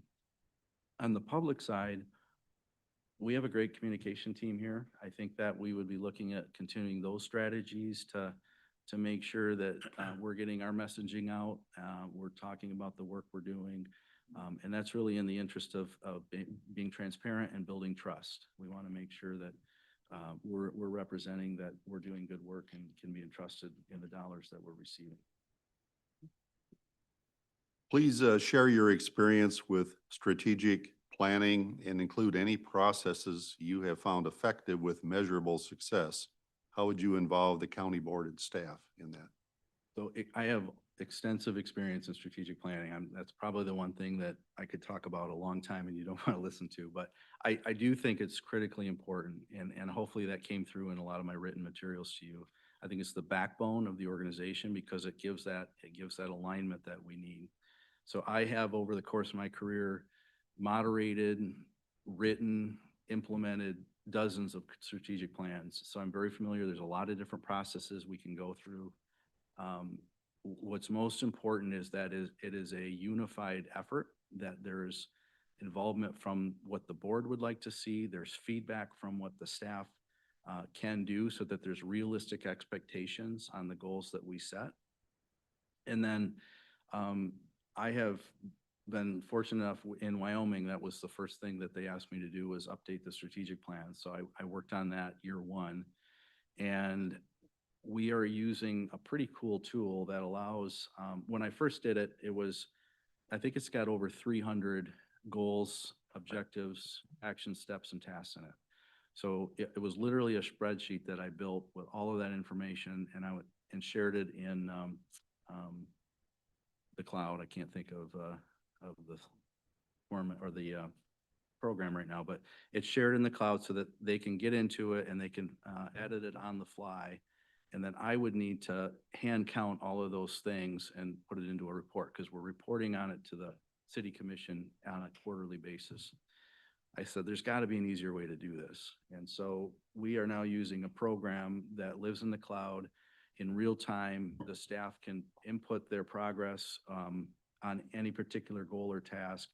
And then the board can see that, or the city council can see that, and the public can see that in real time, so that we're very open and transparent about the priorities we're working on and the progress that we're making. I'd like to follow up on that one, Patrick. So when you were city manager at Hudsonville, you were extremely involved in the strategic planning of the downtown. In fact, Mayor Northrop was just quoted as giving you substantial credit for the rebirth of that city or the growth of that city. In fact, there's been a joke around town that you seem to carry that master plan, strategic plan in your pocket all over the city when you went to business owners or other stakeholders. Why did you get so involved, and what did you see that other people didn't see when you started that process? Well, I was passionate about that job, and what drew me to that job is the fact that they had this bold vision for the downtown community. And as a planner, and my background, I said, here's a job that I can come in. I was going to cut my teeth as a city manager because I wasn't. That was my first city manager job, but I knew I had a lot of master planning experience. So that was just something that I was instantly passionate about. And I learned a lot through that process. I talked about this the other day in my prior interview, that I learned that whole thing is a chessboard, and there's all these pieces that you think are going to move in a certain order, but it doesn't work that way. There might be a piece over here that you said, we have to buy that property so we can do A, B, and C, but that property is not for sale. So we have to look at something else. And that process is just a really exciting way to get involved with the community, because you can go out, you can share that story, you can gain excitement, and then you start to build partnerships and things start to move fast. So yeah, I am proud of that work that I did in Hudsonville, but I was ready to move on. That's what brought me to the county. Was I was ready to move on to a larger organization. County government was new to me, and I wanted an opportunity to spread my wings. So that's why I left there. You didn't ask me why I left, but that's kind of how that evolved. Thanks. Talk about your experience developing and managing budgets. How would you involve elected officials in developing the county's annual budget? Again, 23 years I've been involved in annual budgets, every community I've worked for. It is very much an inclusive process where you're getting feedback from the directors, the department directors that say, hey, here's what we need this year to do our jobs more effectively, whether it's staffing, equipment, rolling out a new program. Looking at all of that in the lens of, well, what does our budgetary constraints look like for the upcoming year? What are the staffing requests? What are the capital items that we have to plan for? And before we would come to the elected body with that, we want to make sure that we can show a balanced budget with a plan to maintain or grow services in response to what's needed. So it's very set forth in terms of those steps that you do, because it is a process. You have to incorporate all of the big things first, then come to the decision makers and say, what do you think about these priorities? It's really not as much a financial document as a values negotiation. And so when you come in, you say, this is what we think is important. What do you think is important as a board? And it's really ultimately your decision as a policy. How would your colleagues and team members describe your character traits, and how have these traits influenced your approach to leadership and decision-making? I think I hopefully touched on the traits a little bit earlier, so I won't regurgitate that. My decision-making process, and I talked about this in my written application, it has evolved over my career as I've learned more and gained more experience and had successes and failures. And I basically look at decisions based on their magnitude. What's being asked and what's the magnitude of the decision? A decision that's of high magnitude, I'm going to ask myself, is this something that has a huge cost implication? And is it included in the budget? Is it something that could lead to a moral, ethical, or legal issue for the county? Will it result in some unwanted precedent that would tie our hands in the future or lead to a union grievance with a personnel issue? So kind of triaging the magnitude will help me discern how I address that decision. If it's a high magnitude decision, I'm going to bring in a lot more information into it. Data, analysis, subject matter experts, if they're internal to the organization. We have subject matter experts here at the county that know intimately about these things, and we may need to rely on outside sources. Discussions with colleagues and others in the field. And if it's a decision that is a magnitude that potentially impacts this board, bringing this board into that process as well to make sure that you understand the pros and cons of this decision and agree with kind of the direction we're going. Yes, Joe. I'd like to share a couple traits that constituents and former coworkers have shared about you, Patrick, so that you can address them directly if you'd like to. I'm sorry, who shared these? Former coworkers. Okay. So one of the traits, and I've been receiving emails and some concerns about you coming back to the county, is that you quit when the going got tough. That's the first one. Do you want to just address that? You quit the county? Yeah, in 2023. Yeah, and I was asked this question. I don't know if you saw my interview the other day. I was asked this question, and it's a good question. I'm happy to address it. I struggled with that decision. I did not want to leave Ottawa County. And I said this the other day. I loved it here, the work, the people, the projects, the growth that I was experiencing. I tried, despite my best efforts, for 8 months to work with the administrator. And essentially, it came down to a moral decision for me. I did not feel I was doing a service to the county to stay here. I was being paid a pretty good salary and not being allowed to do my job as described in the job description. So that was something that I talked to a lot of people about. I felt a great sense of loyalty to stay, and I struggled with that. But ultimately, it was time. So at that point, you had taken a much more proactive look at the job description in that role, but not your current role? Well, these were duties that were really necessary duties, running day-to-day operations, engaging with department heads, engaging in the strategic plan, which that was something that was scheduled to be done that year. So on a magnitude level of the duties that I was expected to do, yeah, I didn't need to look at the job description to know that. Okay, the other concern that was brought to my attention is that people would consider you someone who lies. Specifically, there was an instance where I believe you investigated an employee who was hired into the county and accused them of doing political work on county time. Do you remember that? Mm-mm. You don't remember that? Mm-mm. Okay, well, you did, and you don't have any recollection of that whatsoever? Doing political work on county time? Right. No, I never made that accusation of anyone. Well, I definitely have the email that you sent to the administrator at the time about a person who you thought was, Did I voice concerns that it was a possibility? yes. Okay, so I didn't make an accusation. I voiced concerns of a possibility. It is absolutely read as an accusation. If you'd like to use the word inference, perhaps we could use the word inference. Do you remember an inference I mean, my email says what it says, and if I accuse somebody of doing something, I wouldn't have accused somebody of doing something that wasn't true. So this person has told me that it wasn't true. I remember at the time, the administrator responded to your request and told you that it wasn't true, and if you had any evidence to bring it forward. My question is, if you were so concerned with this employee doing political work on county time, who did you think they were doing political work for?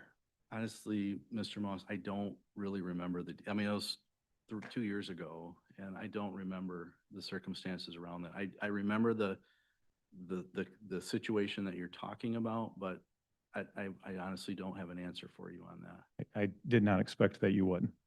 Okay, thank you.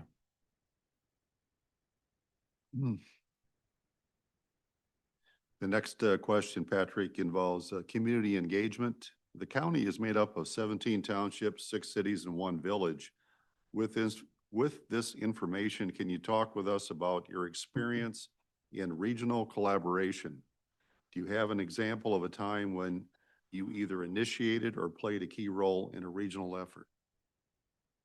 Yes, most notably the West Michigan Express Initiative. I don't know if you're familiar with that. When I was in Hudsonville, we were working on our our master plan, and we began a discussion around what might the opportunities be to introduce kind of a daily commuter service between Holland and Grand Rapids.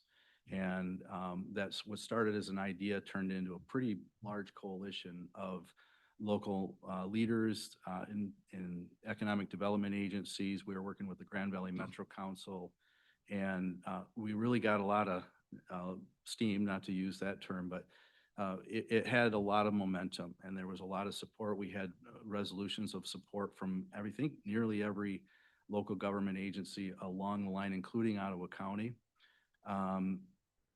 We were at the doorstep of receiving some funding from Lansing to get it off the ground, and then COVID hit. And when COVID hit, as you all know, nobody was going to work, so the idea of a commuter-based transit system kind of got shelved. And we're actually quite fortunate that it did, because if it had been funded and launched, it would have been doomed to fail. So that project got shelved. In my role in Wyoming, I can no longer carry that torch because I'm not a vested partner in the Chicago Drive corridor. But it was something that I thought was very successful in terms of where we got it. We just didn't get it over the finish line. Do you believe it is important for the county administrator to live in the county where he or she serves? And if so, why? Yeah, I think so. I mean, every community I've served as in the lead position I've lived in, I always joke that you get the question, well, I pay your salary. Well, I can say, well, I pay for it too, if you live there. But yeah, it is important. You have to be out and about in the community, going to events and activities. And when you're making decisions, policy decisions, or representing the policy decisions that this board makes, you have to be affected by those decisions. You have to have some skin in the game as well. So I think it is important to have residency in the community you serve. Yes, Joe. Patrick, did you move to the city of Wyoming when you took the job there? No, but I'm not the city manager. So there is a distinction between being the head appointed official and the deputy. Curious. Patrick, please tell us about your perspectives on fiscal policy, including discretionary versus mandatory spending, and how would you work to analyze and control the county's non-mandated expenditures? So spending is essentially a reflection of the budget again. So that goes back to what are the priorities of the county board for spending. Counties are unique in that there are mandated services, but if you look into them, most of the mandated services don't describe at what level you need to provide that service. I think the law states it just needs to be at a minimal serviceable level. And so anything above and beyond that is really a policy decision. So that's where the value comes in. What are we providing for service? What is expected by our residents of service levels? And we're going to bring recommendations to this board on what those spending limits should be. Patrick, can you share an example of a time you leveraged technology to improve government services or internal operations?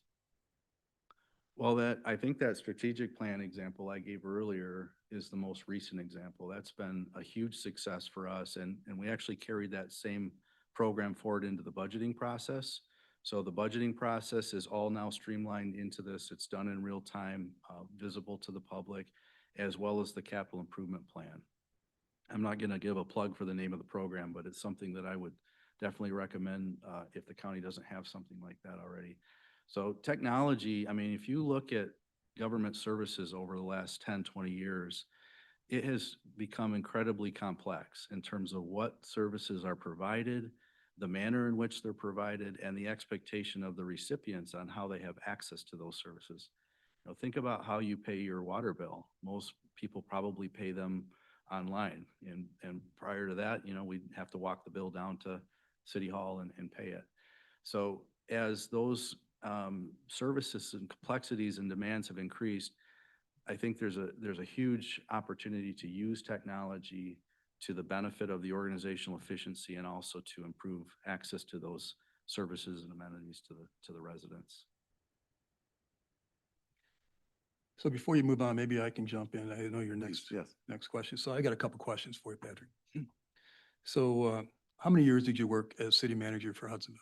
12 years. How many employment contracts were renewed while you were there? I believe 4.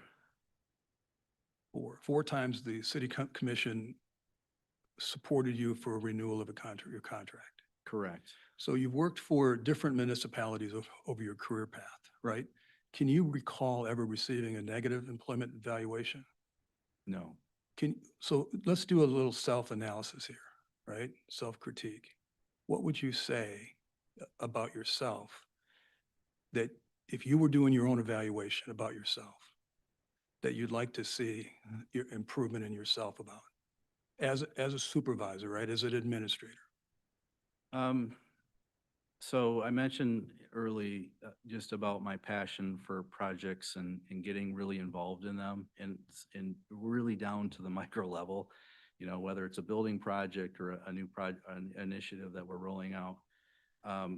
I have learned, and I've been very intentional about getting better at, I have a hard time letting go of those projects sometimes. So I want to see them through, and that has caused me to, I don't want to be in a position where I lose sight of the 30,000-foot view of the organization. And when I stay ingrained in a project at that level, I can't do that. So I've really worked and been intentional about delegating. I probably still can do a better job of doing that, but that's been one area that I think if I was to critique myself, I'd say delegate earlier and more often. Earlier you mentioned, just in passing your comments, you talked about being aware and looking at whether or not a consequence of whatever decision you're going to make might have a consequence on a union or union grievance. Mm-hmm. So obviously you understand collective bargaining agreements. Over your career, how many collective bargaining agreements have you been involved in? Well, the 4 that we renegotiated in Hudsonville, in Wyoming, we've been involved in we're leading up to a collective bargaining renegotiation right now on one of our fire or police unions. We're doing a wage analysis to kind of set the tone for that, so that we know going in. But I have been involved in multiple union-related grievance discussions at Wyoming on various issues, internal investigations, things of that nature. So on the experience side I can tell you there's a lot more activity just because of the number and size of the unions that we have there versus what we had in Hudsonville. I can tell you in Hudsonville, I only had 1 grievance over the course of my 12 years. Against you personally? No, against the city. Against the city. So let me follow up with Joe's question about whatever the employee email he's dealing with, right? To you, and you don't recall it, but would you recall that there was ever a time when you were called in on behalf of that, in response to some employee that makes some allegation or statement or sense that you had acted improperly? Were you ever called in and questioned about a situation that he may have been referring to? I don't know what he's referring to. No, I mean, not 23 years. I don't recall. I would ever think being you'd called understand. in. Yeah, I would think you'd recall that if it ever happened. No. Yeah, I think you, okay, thank you. I would like to follow up with a few questions. Um, So Patrick, first of all, I would just like to say, personally, I wish that you had expressed some of your concerns to some board members prior to leaving, that, so that we could have worked through some issues. And I do grant you the grace that, we did come to learn that there definitely were some difficult, employment things going on. But given that, I do want to talk to you a little bit more about this letter that Joe's talking about. And another issue that's kind of related, and that is the issue of employees leaking information to the press, especially when they are in disagreement with this board. In fact, your letter was printed by the press, this letter that Joe is referring to. And so it's not a fake letter. It really did exist. I'm not sure if it was obtained by the press through a FOIA, although I don't think they would have known to FOIA it if somebody hadn't leaked in some way. So what is your perspective on leaks within staff, within the county staff, and their collaboration with the media? This board went through quite a bit of damaging media coverage from a very intentional, intense pattern of leaking from within staff. So I guess, what are your thoughts on staff leaks? What would you do to minimize that? And quite frankly, there was a fair amount of damage done in relationships to some members of this board, even between you and yourself because of what happened. Just being honest here, I don't think we felt that way until you left. And then it felt, a little bit like daggers. So, because we actually enjoyed working with you. But, so there are definitely some issues there. So if you were chosen, first I would like you to address the leaks. And then I would like you to, like what ideas would you have to heal some of the damage that's been done? I mean, honestly, leaks is a completely new concept to me. I've never been asked that question. I've never dealt, at the local level, we don't talk about leaks. That's just a foreign concept to me. So, I would strive to abide by the law when it comes to what is discussed in things like closed session. Absolutely. Those aren't things that can be discussed outside of that room. I've never, quote unquote, leaked anything. I don't even really know what the definition of that, as you understand it, is. If I'm called by a reporter to give a quote on something, I've done that before. So I guess maybe, can you give me a little more, like, in terms of that email? No, I did not. I've never shared an email with an outside organization, Okay. to my knowledge. Yeah, somehow that email did end up in the press. Okay. So how that happened, maybe that was post-Hambley testimony or something, but it did end up in the press. But I do think that is really important, though, that as an administrator, that is part of culture, and so are we going to have a culture where we, if staff doesn't agree, if employees don't agree with the board, do we have a rebellion? Right. Do we, or do you as an administrator, how would you as an administrator help staff that is in disagreement with the board? I guess maybe that would be the question. Yeah, and that gets back to where I think we need to go is in an organization is be in alignment. There has to be an agreement on what we're trying to accomplish, where we're going, and have buy-in with that. I want to protect the reputation of this organization as administrator. So that matters to me, and that kind of behavior, absolutely. I think there was a complete communication vacuum. And that, when that happens, the rumor mills start and all of that. So that's just part of that culture building, is being intentional about the conversations you're having and giving assurance to the employees on whatever issue that, or matter they feel is right or wrong. And that, so I feel passionate about that that's not something I would want to promote here. Okay. The follow-up question to Sylvia is just kind of on the, let's call it the healing nature of what may need to come if you're hired. How do you see approaching that? I think it just starts, it starts with communication and setting expectations. I know you're probably sick of me hearing about the strategic plan, but I do think that that is so vital to us getting in a room together and really talking openly about what's important to everybody. And then finding those areas that are shared goals, shared values, and focusing on those and let that be the roadmap for this organization. Okay, thank you. Yeah. Patrick, affordable housing is a challenge for many counties. What innovative approaches do you believe could work in Ottawa County?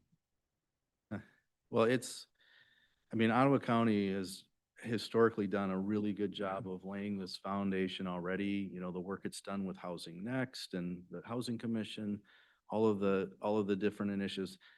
As you know, counties cannot usurp local control on local decisions on zoning. That is where these decisions are made in terms of housing and development patterns and such. We can be an educator, we can be a convener around those discussions, but it's not our role to say you shall do this. So that really is a decision at the local level. I think just continuing to think outside the box. I know the Strategic Initiative Department has created this small home open source playbook that builders can build small homes. I know in Hudsonville, we were being very intentional about looking at our zoning regulations to add more flexibility. We allowed accessory dwelling units so that you could have mom or dad come stay with you after they couldn't live in their own home. But that's an individual municipal decision that each community needs to make. But I'm happy to have those conversations about the benefits of that, but without pressuring them. Any other board questions? Patrick, we've enjoyed spending time with you. Is there anything that you haven't been asked about that you know would be important to our decision-making? Or do you have any final thoughts for us? Yeah, so a couple final thoughts. Just first of all, I am here because I do feel that what you're looking for in an administrator, I embody. I listened to the comments that each of you made about the characteristics, the traits. I think that I feel like very strongly that I meet those. Secondly, my question to you is this. I think that this is under law a 3-year contract. So if I were to be offered this position and you were to be looking back on me over the last 3 years, what does knocking it out of the park look like for you? Like Patrick really did a great job. And what challenges or impediments might you see from me hitting that home run? So that's just open question to all of you. Well, I'll go first if we want to get it started. I'd love to answer that question. I want to see Ottawa County move forward. I don't want to reset to 2022. I don't want to go backwards.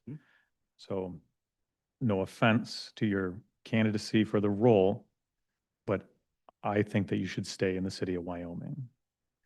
Ottawa County needs an administrator that the whole board can trust, and you are not that person.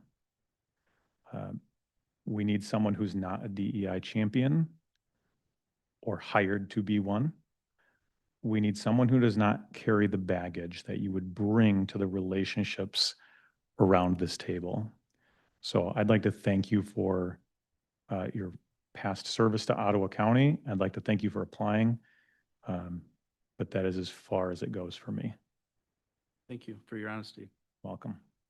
Yeah, I'd like to go. Yeah, I'd like to say that, Patrick, I watched you from a front row seat as you dealt with the chaos and mismanagement and accusations that came from board leadership at that time. The problems that Ottawa County faced after we were elected came from how things were being done. You had well-meaning people that were purely activists. And it's been very hard for me to sit here and to watch this type of accusation being put on you calling you things that we know to not be true. I've watched your integrity go through the roof, your stock and integrity. As I've seen you deal with this, you're always very professional. You're always very communicative. The political activism that was happening behind the scenes that circumvented all of the competency that was required to do the job is what sunk the 2 years of your leadership, Joe Moss. That's why we're here. That's why the people spoke. They had opportunity to speak, and that's why they removed you as your group being the majority of this board. Which group So was this is very disrespectful of how you've treated a candidate for the administrator's position today. And I would say, and under no circumstances should the thoughts of you or Sylvia Rhodey be considered by the public based upon how you have hired for this position over the last 2 years. You have brought chaos upon chaos upon chaos in this position. We need stability. We need competency. We need somebody that's going to serve the entire board. You never brought that to this board. And you never will bring this to this board because this is an opportunity for you to build bridges, and you are not doing that. You're doing nothing but blowing the bridge. So let's do this, guys. I think Patrick made his final statement for us to think about. He posed 2 questions for us as a board to think about, right? That's all he did. And so we will consider this, right? This is not the time to make a decision on Patrick Waterman or any other candidate. In fact, we got another candidate that's coming in the wings, right? He deserves our attention. So unless there's something else to add, Ron, to the process here this morning or this afternoon? We have completed this interview. Yes. Then Patrick, thank you for joining. Yeah, thank you all again for the opportunity to be here. Thank you. Appreciate it. Thank you. Hey, Patrick, You can come around. over this way.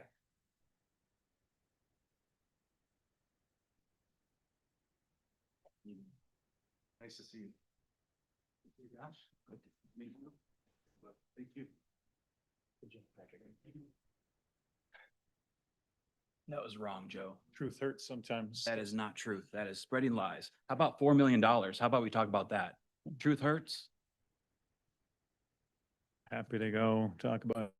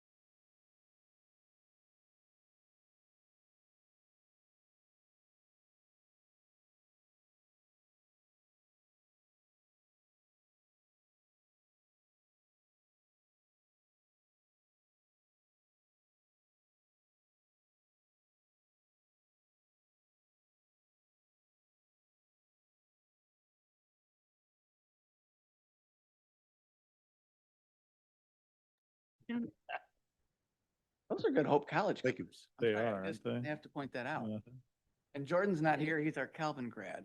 So So whether it's Hope or whether it's Oh, the Hope. Tigers or whether it's, Tigers are good. I've got in my suitcase, I've got a Broncos national championship. Gotta show us for the Bronx. Yeah, yeah. Sorry, Ron, your show. Oh, thank you. Chris, welcome. We are about to engage in an interview session. I want to congratulate you on advancing to the Board of Commissioners interview phase. Before we begin, I'm going to have all of the commissioners briefly introduce themselves to you. So, Okay. beginning with Joe.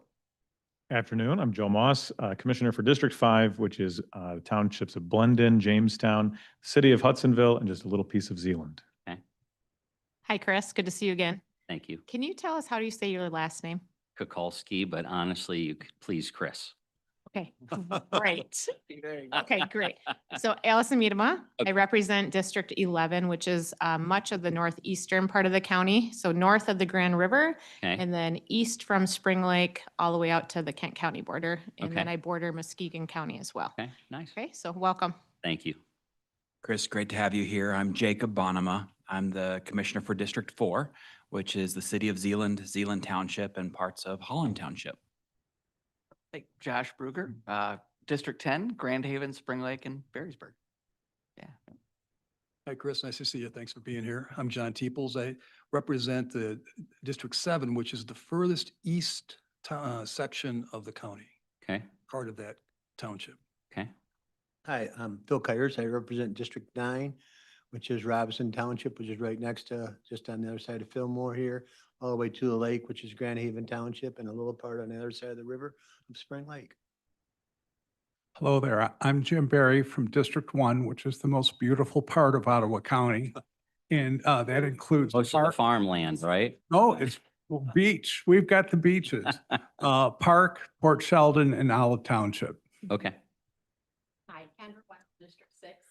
That is Georgetown Township, District, or Precinct 9 through 17. Hi, Chris. Sylvia Rhodey, and I represent Allendale Township, which is in the heart or the middle of the county. thank you. Chris, I'm still Ron France, Interim Deputy Administrator for a short time. And I'd like to ask you first, what motivated you to apply for this position and what specifically interests you about serving as Ottawa County's next administrator? Well, it genuinely was on a couple of fronts. Certainly one professionally, in the opportunity to grow and serve across the county is going to be, I'm a collaborative leader, and you'll hear that later when we have that conversation. It's going to be a new opportunity to collaborate with townships, with cities, with the village. That's interesting to me. Also for my own family, my wife, as some of you got to see, she got to meet her a few days ago. She had to get back to Montana for a parents' night last night for 22 first grade or kindergartners' parents. And she, through her, after 17 years of raising our kids, has taught early elementary in Christian schools. And so obviously lots of opportunities for her to do that here, share her faith, share her passion for teaching and education. So there's both personal values as well as just the opportunities on both fronts there. And then frankly, the communities themselves and of Ottawa County. I've been blessed to serve 3 different counties in Montana within them, Flathead, Gallatin, and now Yellowstone, or in the cities inside of them. And I really did the environment in Gallatin County, I think, was most similar, frankly, to Ottawa County, where I served 13 years as city manager and a couple of years in the private sector, and just really appreciated the challenges of growth, but an insistence and a desire to see the future as always better than the past, and the opportunity versus if we just could get back to that place.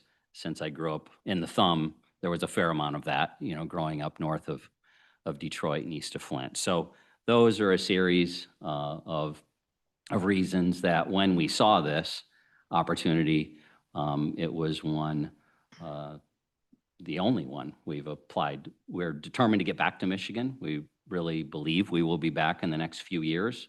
We're 10 days into empty nesting or something like that. We're counting them in days, not weeks. But for the right opportunity, we're looking for the right opportunity, not just to get back here for any opportunity. Chris, based on your knowledge of Ottawa County, what do you see as our significant challenges and opportunities moving forward? And what does success look like to you for Ottawa County?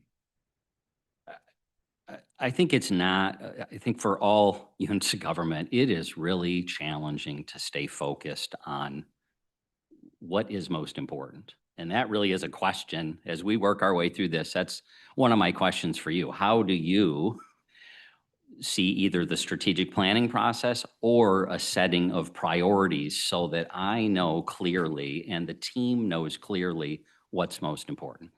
Because there are, I can rattle off, things that I've read and seen, of course, whether it's water, whether it's housing, whether it's the interface, I assume, between the cities and the county and the agricultural, mental health these days for sure is a subject. So to me, the first thing I would say is that prioritization and being clear about that as being significant challenge. We also have the challenge of continuing to do, if what my observations are accurate, of the work that Gary and Ron have been doing this year, right? It's not a secret that for several years, there was more chaos than there was kind of clarity of direction. And I inherited or took on a challenge like that first when I went to Montana. And it's incredibly unproductive to have employees looking over their shoulder or dealing with drama versus dealing with accomplishing the things of which they dedicated their career to accomplishing. So that, I think, certainly is one of the significant things that we need to continue to build on in that progress. And then certainly with the panel on Monday, it was clear they're all hungry. No surprise. They want to know that the county is paying attention to and is a collaborator and a partner with them as they're facing a diverse set of challenges. Because again, I don't want to overstate my knowledge being away for so long, but I'm pretty confident, right? There's a difference between what Coopersville is facing and wanting versus maybe what Grand Haven is. And how do we, as that unifying entity across the whole county, how do we play to that opportunity to be a facilitator and or bring people together? And we're going to need to do that together, because no one person, even two people, we get successful at promoting or hiring the best partner to do this with. Two people can't. Ron and Gary can't be in all places at all times. So how does this body of 11 collaborate and partner with the administration and the rest of the organization ultimately to have the 300,000 residents, especially those who are really paying attention to what's going on, believing we're listening and we're helping? So. Thank you. Please describe your understanding of the county administrator's role in working with the county board that may have political or ideological differences. Well, I've worked for elected bodies and reported to elected bodies for 29 years. They have been, on paper, nonpartisan. All of them. On paper. Had plenty of good, healthy arguments about whether that should be changed or not. And I'm actually grateful Montana legislature contemplated this year mandating that they get rid of those nonpartisan seats. I'm grateful they did not. But anyways, My job is a nonpartisan professional administrator, advisor to you guys, working with a team of subject matter experts who, based on what I got to witness yesterday, and I'd seen some in the past, but wow, the sheriff and the county prosecutor, what a phenomenal job they did yesterday. And so we are advising you on working for the citizens, what's in the best interest, what are best practices for county services, but you are the policy body who makes the decision. So I report to you. You are my direct bosses. But we are advising on trying to do the best we can to serve the residents of Ottawa County. Yeah, about this time in each interview, I chime in with the same questions. I Okay. want to be fair to Okay. you, Chris, as I was to everybody else. The question is, we're a board of 11. Yep. Take politics out of it, although it does, impact our decisions and our positions on certain topics. And I would say 90+% of the time we vote 11-0. But there are times when we are a 6-5 vote, 7-4, 8-3, whatever it may be. As the administrator, how do you handle that situation? What is your, what do you do? So the bottom line is, and it is actually one of my questions for you, because I haven't been able to completely ferret out watching the meetings. I know where people stand, but what I've not been able to witness is after the decision is made, how are you either helping me and our team succeed at implementing those policies, or literally, is anyone undermining our ability to do that because they were on the wrong side of that vote? So how do I do that? We're leading up to, we're always making sure all of you are getting the information. Once that decision, and then how we communicate. I have used the last 20 years a Friday newsletter kind of brief that goes out to all 11 of you. That's a public document. So we know the public has access to that. It's right on our website, but the audience is the 11 of you on kind of what's going on throughout the week. So there's communication components, and the clearer you can be, and the more you can help me be successful in implementing those policies by not undermining things when you didn't win that decision, that helps us all tremendously. Thank you. Consider that an administrator works for the Board of Commissioners or the residents of Ottawa County. I'll hit it again really quick, so hopefully you'll have more time to have dialogue later, but I clearly report to the 11 of you as a body. But I believe our recommendations as professionals is thinking about and running through a lens of what we believe is in the best interest to serve the citizens of Ottawa County.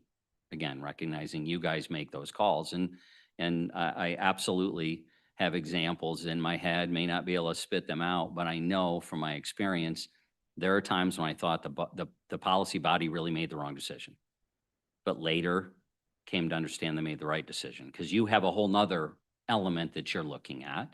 And then yes, other times, though we don't say we told you so, dang it, I wish you would have trusted us in going that way. So. Chris, what is your leadership style, and how would you go about promoting a culture of trust, support, and strong employee morale? As I said, I don't fit into a tight little box of, here's my leadership style and here's how it spits out according to Drucker or whoever. But I have learned, I'm a collaborative person. If you look at my Myers-Briggs score, if you look at my, what my kind of working geniuses are, if you pay any attention to Patrick Lencioni, that's pronounced wrong, but I am a collaborative leader who, in order to to build trust, right, you've got to be vulnerable. You've got to be willing to be open. Recognize we all have strengths and weaknesses. I just heard something, it was at our conference in Montana just a few weeks ago, and this pastor was actually speaking to us the last day, and I thought he said it as well as anybody. He said, you know what, we've always known that knowledge is power.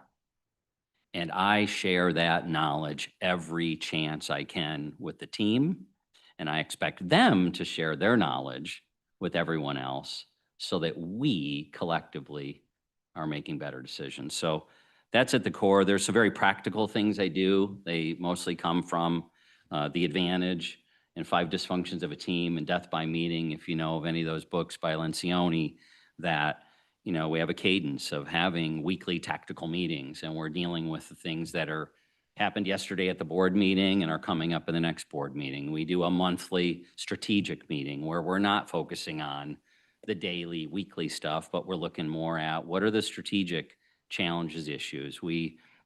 I wish I could say it was every year. It probably averages about every 18 months. We get off site and we get away, and we have a facilitator help us. And all those things I have found help build that trust and confidence from the personalities that are going to wait and see, right? Some people, that's just their nature.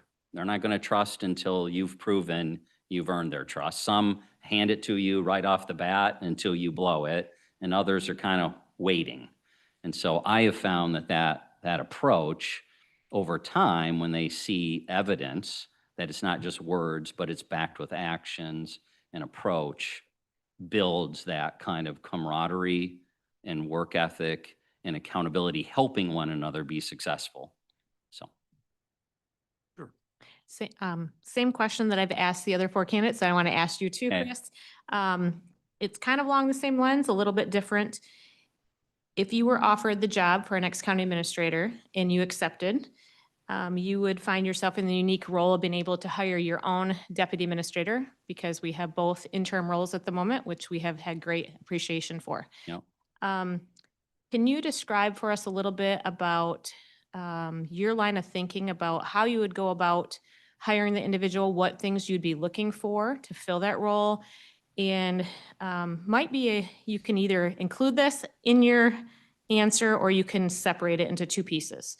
The second question is, as you look at the United States and you look at our county, there has been a lot of differences of opinion, and I would say turmoil, due to the topic of diversity, equity, and inclusion. So I would like to know what your take is on DEI in the workplace and what measures you use when looking for in hiring someone.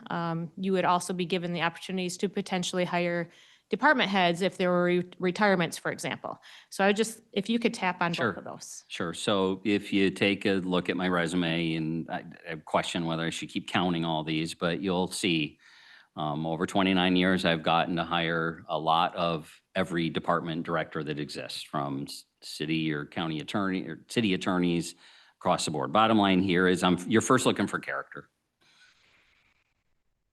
First is about character.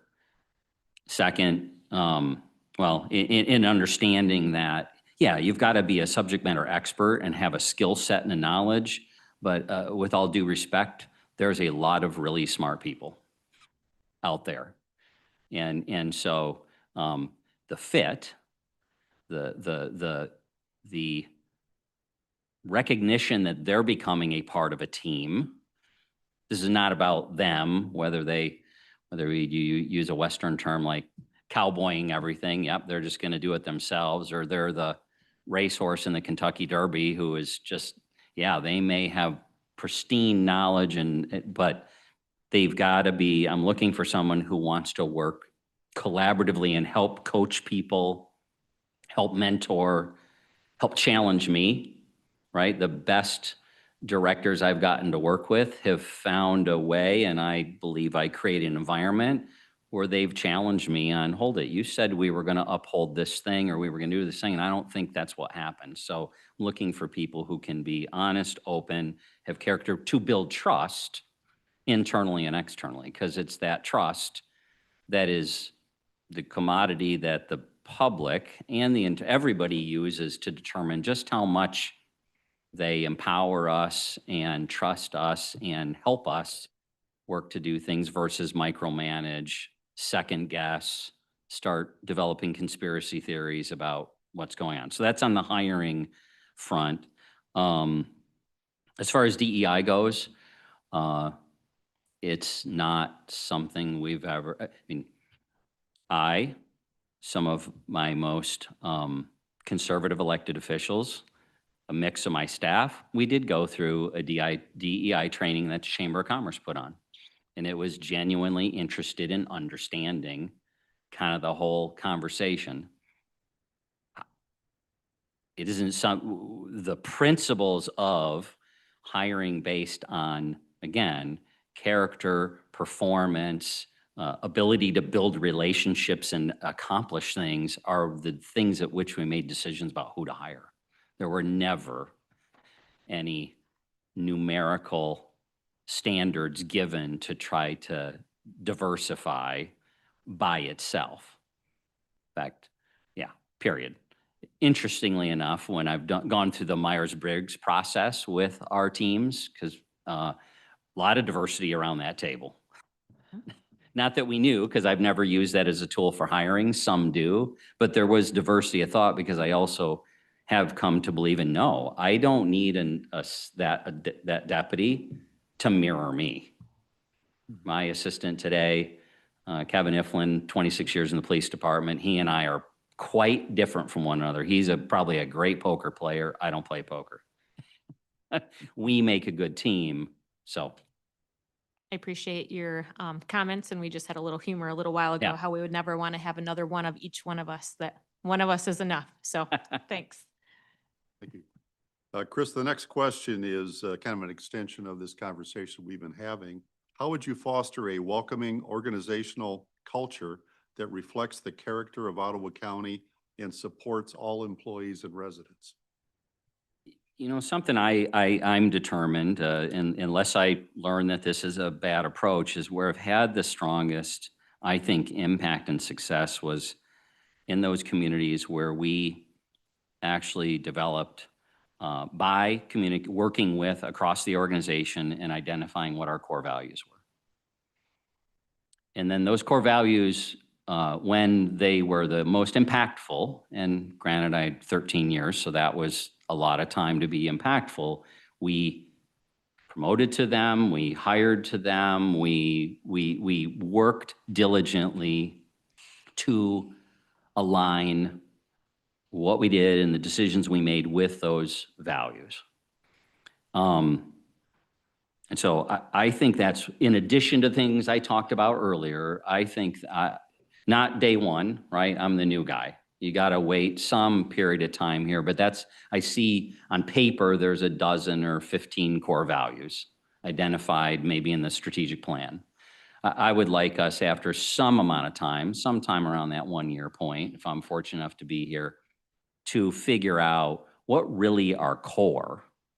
What really should we be, literally the policy body and myself and our human resource team, making sure they really are differentiators. So that, I think, does, along with what I talked about earlier, build, and I could give you a story about it. It's easier when something goes bad than something goes well relative to living according to these, right?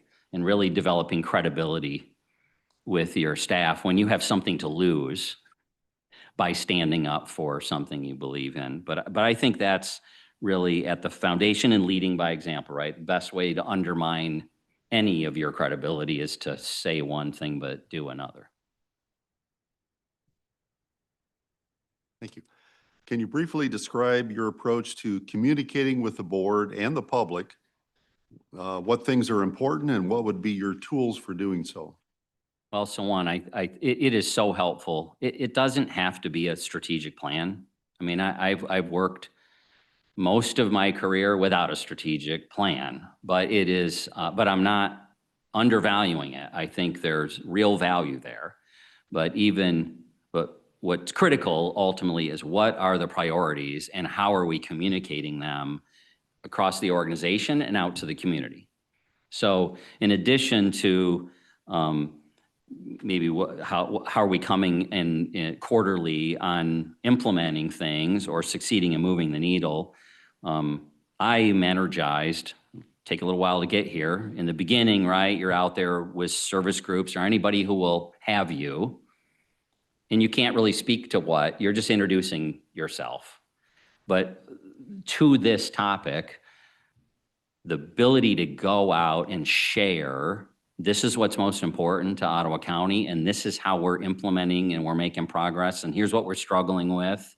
That, to me, is one of those ways. In person, the newsletter, the written, there's some tens of thousands of residents, maybe 100,000 who want to see that piece of paper still. Others who look at it online, others who want to listen to that podcast. I think you've got to, today's day and age, you cannot count on the media to be the provider of that communication service. They don't have the resources anymore.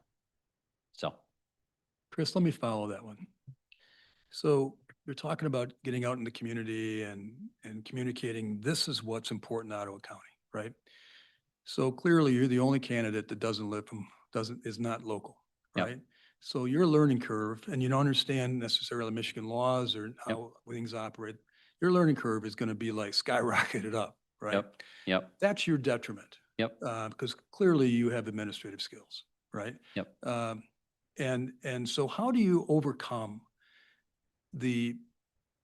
what you don't have that the other four candidates have, especially with regard to their awareness of local issues?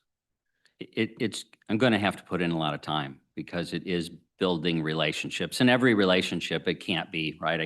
We can't spend hours with each person, but I think that communication, that meeting, that getting out and listening and learning, I have found through my life, people at a reasonable pace give me that trust or confidence or support, right? If Montanans are a lot like Texans, though I've never lived in Texas, many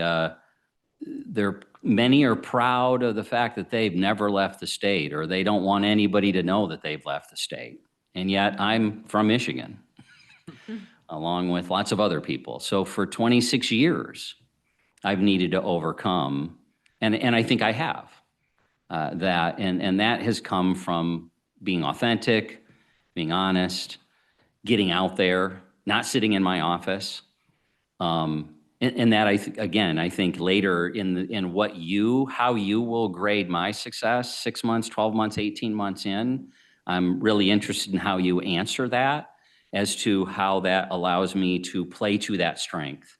Because I have worked for some folks who didn't believe that was what the administrators should be doing. They believed the administrators should be in the office, using that 29 years of knowledge to, move the chessboard. And there's some important components there, but that's not my strength. My strength is building relationships. It is talking, listening, sharing, and trying to understand how do we make a difference, and communicating in a way that people grasp, sometimes complex issues, sometimes not, that we're not trying to talk over anybody's head. We're not trying to baffle them. Accountability comes with understanding and performance. Please share your experience with strategic planning and include any processes you have found effective with measurable success. How would you involve the county board and staff? Well, in my question to you, it really is, how deep do we want to go? I think I've been through really just one in-depth community-based strategic planning process, and we started that process. And then, unfortunately, I didn't get to end it, being fully upfront. We started that in 2016 in Bozeman, and that was we engaged the community. This was not the council and the directors off on a retreat. This was a several month process there. So I had that experience. I think what I witnessed from the team that I built who was implementing was the critical nature of reporting back and reporting out on how we were, how the team was working at accomplishing those strategic priorities. So my experience has been similar in implementing the goals and strategies, the priorities of the elected body. I'm hopeful because I think that in Ottawa County, right, people are engaged, which they were in a college town too. I think it would be a real miss to not engage them in a thoughtful process so that those strategic priorities don't blow in the wind based on election cycles or coming and going of staff, but they are things that we're moving the needle on. And so measuring them and implementing them is communicating how are we coming on those things at which you and the community said were most important. If I might ask, this week we've heard a lot of discussion about strategic plans. A lot of people have talked about this. I find it interesting. You talked about identifying priorities and establishing core values. Are those almost kind of just different tactics that are aimed to getting to the same strategy of creating mission, or are those different things? You know, core values are something that it shouldn't change. So that foundation, they're certainly not in opposition or competition with each other, but I think the strategic goals certainly should align with the mission, and the mission should absolutely be grounded in the core values that exist. And something that took me a while to accept is, of course, there's a core value like integrity that you'd say, some in the profession will argue that's not a differentiator. That's necessary just to be in the game, right? You don't hire people who aren't honest. And so part of the challenge in identifying what are those differentiating core values that really our employees over years, not weeks or months, say, you know what, the board leans into those when making tough decisions. It helps guide all the way to the parks maintenance employee who's making a decision as to, am I going to stop what I'm doing because I'm witnessing or I see a citizen who needs a hand, or there's some job that needs to be done that's not mine, it's the sheriff's responsibility, but I go out of my way to help because it's consistent with the values. So I hope I'm answering your question, but I think I have found them to be the most impactful side, where without a strategic plan, when I knew and this doesn't quite fit the county, but it certainly does cities. So one of the first early conversations was, Chris, I got some bad news for you. I run the water plant and this other person runs a sewer plant. The council's already approved so many houses to be built that we couldn't meet that demand. So guess what? We better figure out. So I didn't need a strategic plan to tell me we got to build a bigger water plant. We got to expand the sewer plant. We got to build a transportation system to handle a community that's expected to double in size over 20, 25 years. I didn't need a strategic plan for that, but the core values, the vision, the community had a vision, and it was real and it was authentic, and people may chuckle about it today, but for decades, it was what also guided decision-making, that they wanted to build the most livable place. Why do I say chuckle today? Because post-COVID, cost of living shot from $500,000 to $600,000 a home to $1 million a home. So that was a whole different problem. But anyways. Well, thank you for expanding on that. It's a lot of different, interesting ideas there. Sure. Thank you. Chris, please talk about your experience developing and managing budgets. How would you involve elected officials in developing the county's annual budget? So 29 years of that as well. Couldn't and wouldn't do it without, in this case, Karen. Right? I can remember some of the days, in Kalispell and in Jonesville, where But even that, in that case, the accountant and I work together. So a core primary top 2, top 3 responsibility of mine, at least by charter, was to present a balanced budget to the elected body. In doing so, that's not done in a vacuum, right? It also easiest when you understand what the priorities are, because this is where the rubber meets the road. If they need financial resources and you say they're important, but you're not going to fund them, then there's a disconnect there. What I have found is a tool, internally, for Karen and I'm thankful, and I put this in my material, I'm thankful that you guys are just about to adopt the budget.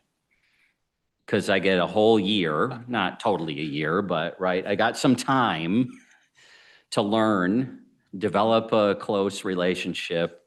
Karen, that she trusts me, that I'm not gonna come in here and say, oh, this is how we're gonna turn this thing upside down to build a budget, us, with the department heads who are responsible, frankly, for presenting us. My theory or my philosophy is, I don't want to hear just how you lived within the budget. My expectations are you're telling me what you need to best serve, again, the citizens of Ottawa County. We're gonna have to balance that every time. That's several $1 million over what the resources we have. A tool I've used with the board that's been helpful is building, and it takes trust as well. Inviting elected officials to attend the department heads' presentations of their budget request to the administrator and finance department. Trusting and asking, this is not where you're going to push for your political outcomes that you want, but I have nothing to hide. I want you to know that those department heads are what their thinking is, what they're pouring into, what they see as the challenges and opportunities in the future. Doing that about 3-4 years in a row, I think it was one of the best ways to get the council feeling not so much like it was a mystery. How did you get from all those requests to a balanced budget? But it does take the willingness and the commitment that, no, we're not going to be intimidating. We're not going to try to, I need to have, and Karen needs to hear from them openly as to what they believe they need and the goods and bads of the financial challenges and opportunities they face. So.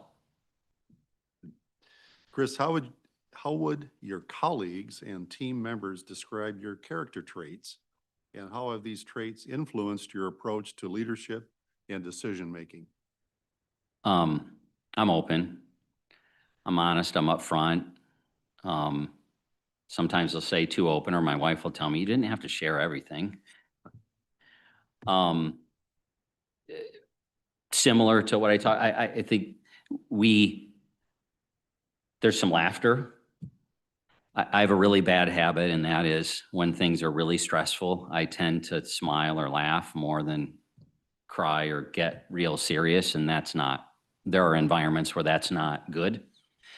But as we go through intense things, if I'm completely comfortable, with 1,500 or 2,000 employees over the 29 years, not everybody would give you glowing reports on me. And yet I would tell you, if you went to Jonesville, Michigan today, you could talk to Cindy, who still works in the office, and you could talk to Bob Snow, who was the village president when I was there, and have a conversation with them. I'd be comfortable with you talking to the mayor in Kalispell, and still some team members who I got to work with there, the same in Bozeman, the same in Billings. And I got people both sending me texts and praying for me and saying, we're happy for you. We know this is something you've wanted eventually. So I think that character, that way we treat each other, shows through in that way. Ottawa County is made up of 17 townships, 6 cities, and 1 village. With this information, can you talk with us about your experience in regional collaboration? Do you have an example of a time where you either initiated or played a key role in a regional effort? So in Montana, one of the things that is quite different, and particularly in Billings, is we are the 120,000 of the 170,000 residents. I've never worked in a place like that. Every place else I've worked, I've managed a minority population, but we've worked collaboratively. Specific to services, we were funding 911 dispatch, which was a county service through an interlocal agreement. And the right way to do that was through a countywide levy. And we all worked together to figure out what that budget needed to be. We made a commitment. We were not going to tax our citizens. This was a in the weeds thing, but technically the city was spending, I'll just say the equivalent of 10 mills on 911 services. And we said, we will not levy those 10 mills going forward if you pass this levy, because now we've got a regional funding tool, not a local funding tool. And we honored that. They've been honoring that. So we do regional land use planning. We tried to build a shared city-county city hall. Unfortunately, right after we bought the old federal building, the county decided to go buy a different building, even though they were already in the building on the 3rd floor. But that's a whole nother story. We do anything that in Yellowstone County can net to show that there's a cost savings to the citizens. Generally, we're successful at doing as a regional service versus a city service. Landfill, land use planning. We provide fire services to 90 square miles. The city's 45 square miles. Lots of things in that nature. Probably the last one I'll touch on, because it was, I think, instigated or we were apart from the ground up. Some of those other things I inherited was the desire to build a joint law and justice center. We had a shared law and justice center, city, county, which was very effective, but it was a 1960s private school. It was not built for its purpose, and we went through a process, determined that the best thing for the community was to remain together and share building a law and justice center together. How important do you believe it is for a county administrator to live in the county where he or she serves? It's essential, and I've never had the luxury of this many options.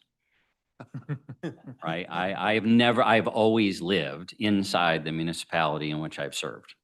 It's essential. I know Jim's partial to Park Township, but Grand Haven's pretty nice too. And just John has Nice a rural question for you area. as well. Yeah. Back to something you were talking about, the family justice system or the court program. When you look at all the projects you worked on, can you think of one and can give us an example of one that was the most challenging because of the number of stakeholders involved in the issue? Maybe it was the courthouse, maybe it was something else that you talked about. But, we have big issues that affect a lot of people, a lot of players, business, individuals, citizens, and just a lot sometimes. Give us an example of you having worked through something, and what was that like? If you can think of something. I can, but I wish it were a success instead of a failure. But I'll stick with the same one. The Joint Law and Justice Center, the voters turned down a couple of times. Let me try to remember this. So the first one, and in the beginning, what we failed to have was the judges and the judicial system recognizing or partnering to be that a partner in the need to continue with a shared law and justice center, but replace the law and justice center. The politics by the second time around got to be such that the county didn't frankly feel the need to make the investment, and so they bowed out. And we took to the voters a city Law and Justice Center, that was a shared multi-department. Fire Station 3 and the Law and Justice Center were going to be built on a former piece of property that was state, Montana Department of Transportation. So there were lots of moving parts there in the land, the parcels. They never gave up on the joint. Even if we were going to separate now, how are we going to not lose the collaborative approach we had? And then in the end, they actually tried a third time, because that first one failed too, to get back to that Law and Justice Center, that joint one. Sadly, they have two new separate buildings on different parts of town. But I think that was the most complex politically, as well as just how many other players were involved. Now, very recently, it has been the collaboration between the county and the city to build a short-term hold facility. So our jail, I was talking to Gary, the county's jail is built for 425 and regularly holds 625 to 650. Wow. We've added 70 people to the criminal justice system in my time. There are 2 public safety levies that the voters have supported the need to focus in on improving safety, particularly coming out of COVID. But one of the most frustrating things for the police officers is it's a catch and release program.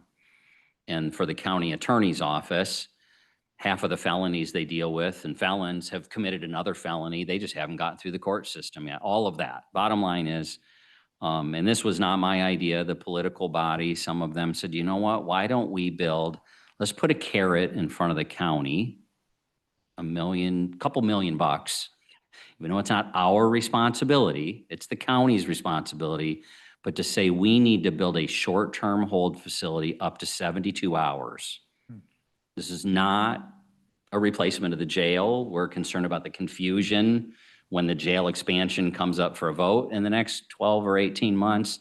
That project took a lot to get both staff and myself over the hump that this is not our responsibility, but we're putting millions of dollars of our money to leverage the county, who then ended up doing it. It's going to open here in the next 4 to 6 weeks.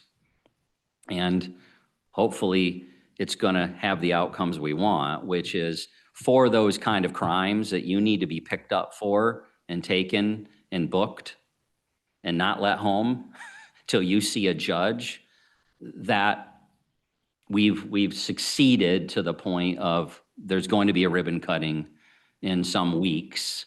Now, hopefully the collaboration and how it functions between the courts and the system will net the results that we're looking for. Hope that answered your question. Chris, please tell us about your perspectives on fiscal policy, including discretionary versus mandatory spending. How will you work to analyze and control the county's non-mandated expenditures? So I don't really look at them differently as far as stewarding the public resources that go into, whether it's a mandated service or it's not, that it's all tax money, and that is there alignment with the goals? Are we the opposite of use it or lose it? We have, I hope that what Karen shares with me is absolutely every year at the end of the fiscal year, there's 2%, 1.5%, some number, and there's no bum rush on time. So culturally, that's important, I think. And I'm sorry, Ron, will you repeat the question again? Sure. I'm asking you about fiscal policy, including discretionary versus mandatory spending, and working with others in the county on non-mandated expenditures and analyzing those. I'm really interested in understanding how the strategic impact department works. How is that leveraged? What do they analyze, do? What is their focus relative to us accomplishing our strategic goals? And so that, to me, is a really exciting opportunity in my mind of those resources to be able to make better decisions relative to performance, relative to, yeah, being able to talk about the things we're doing well and the things that we're not doing as well as we need to. Yeah. Can you share an example of a time you leveraged technology to improve government services or internal operations? So in the simplest sense, and it goes back a ways, but in my early days, they didn't televise meetings. And we came in and said, this should be televised. That level of transparency to up, in that case, it was quite a disruptive environment before I got there, went a long way to being transparent and opening up that all the conspiracies or things you're hearing aren't, watch for yourself, please.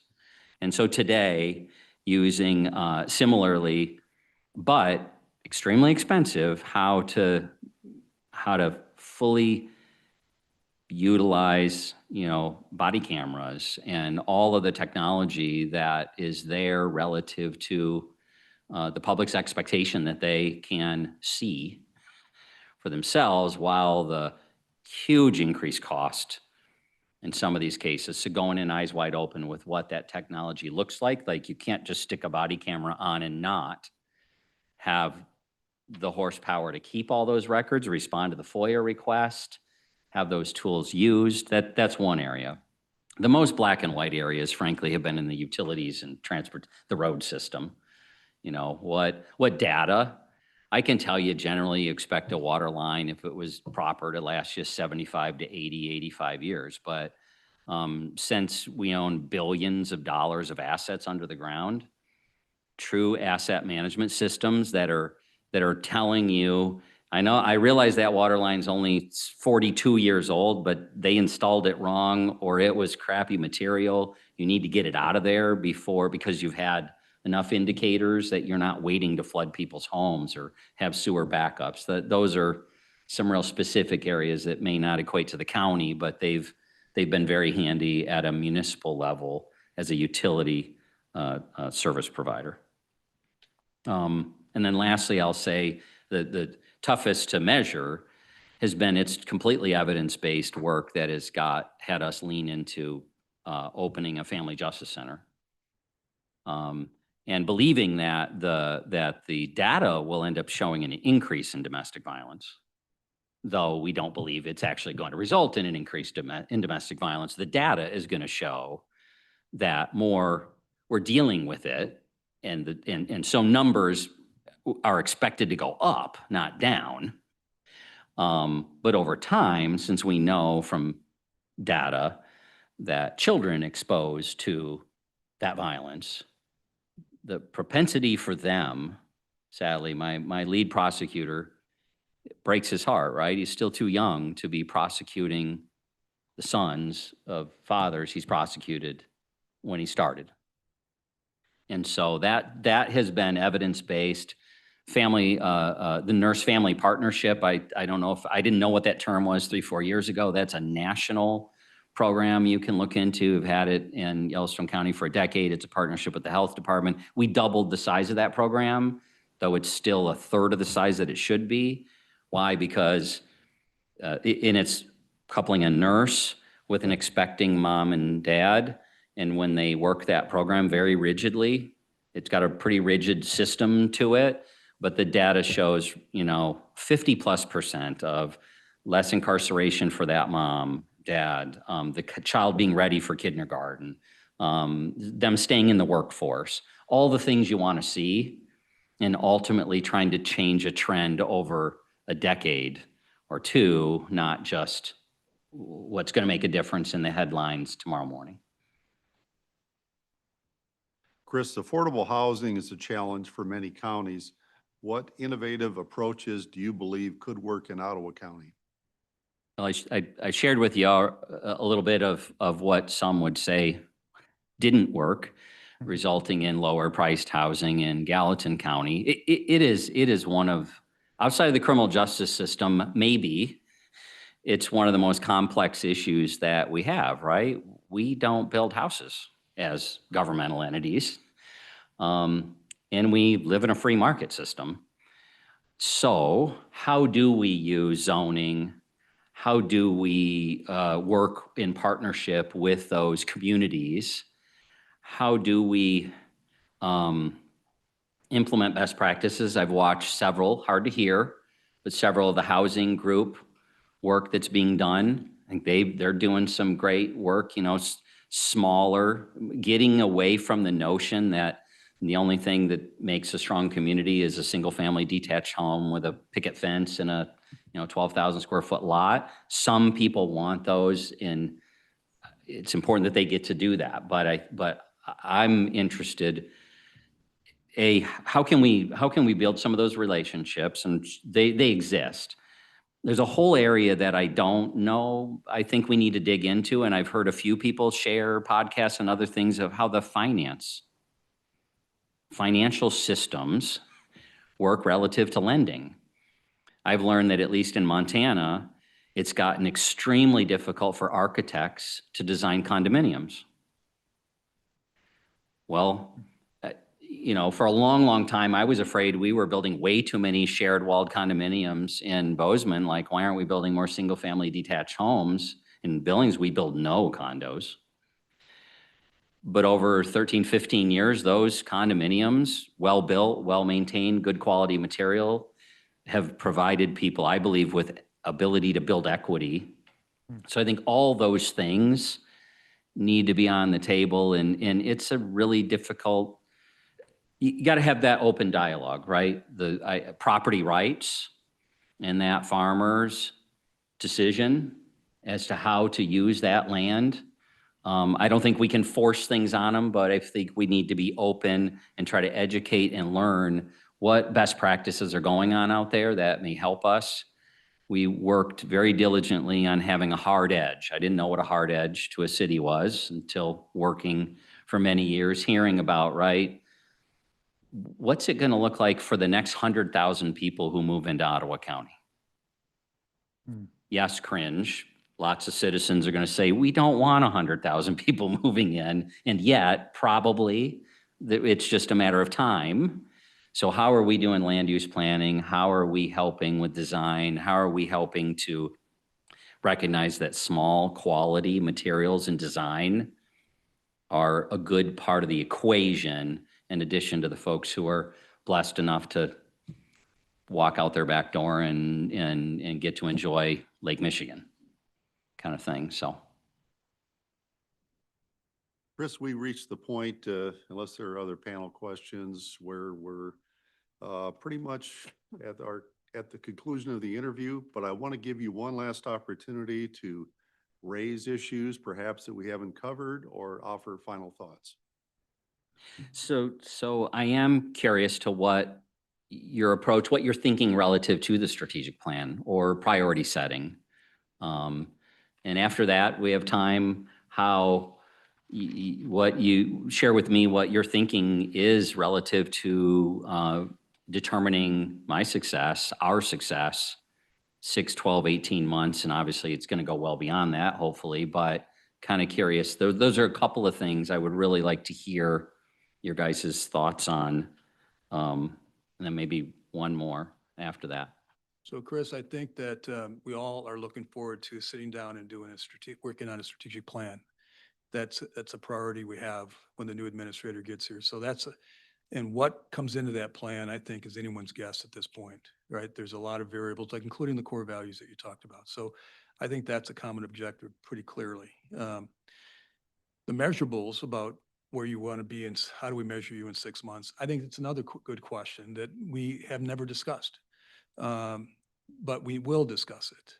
Maybe that's the time we get together and when the group gets together and strategic planning time to evaluate all this stuff, we have a lot of unknowns and that we need guidance on. That's the most I can offer at this point. Okay. Personally. Oh, sorry, go ahead. I was saying, what was your other? So the other one goes back to, I referenced it. How will you help me and us both at this table and if all those who are watching, right? There's several dozen, I'm pretty confident, staff people who are watching this. Will you help us be successful? And if you would touch on specifically on those 6 5s, on those, 7 4s. I think something we will do after we move further in here, we'll definitely do an evaluation form of you as commissioners, an evaluation form that will come from staff. We did that many years ago. It hasn't been done for a while. That works really good to help you. And it'll be pretty forward as far as our thoughts about what you can and can do or can improve and what you did right, what you did wrong. So I think that'll help you out a lot if you were next administrator. And one thing that we're working on, and you alluded to it, somebody did at some point in time. It's been a long day. It's been a long day. Yeah. Staying in our lane, recognizing that we as a board speak as one voice, whether it's a 6-5 or a majority, huge vote. And then once that decision is made, to give you the space to execute with staff. That is, the board, once the decision is made, speaking as a board,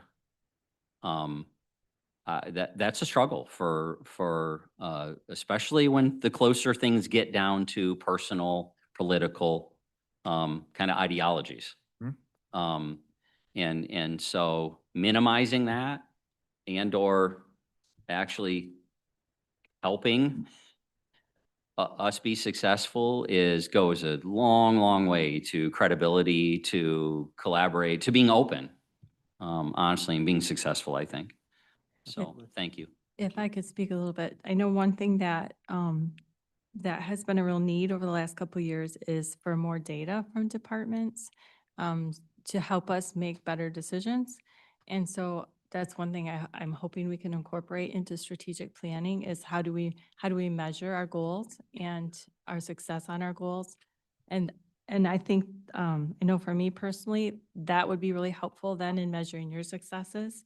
Like, how are we establishing our goals? Do we have a method of reporting back how we're doing? And then actually, how are we doing? Sure.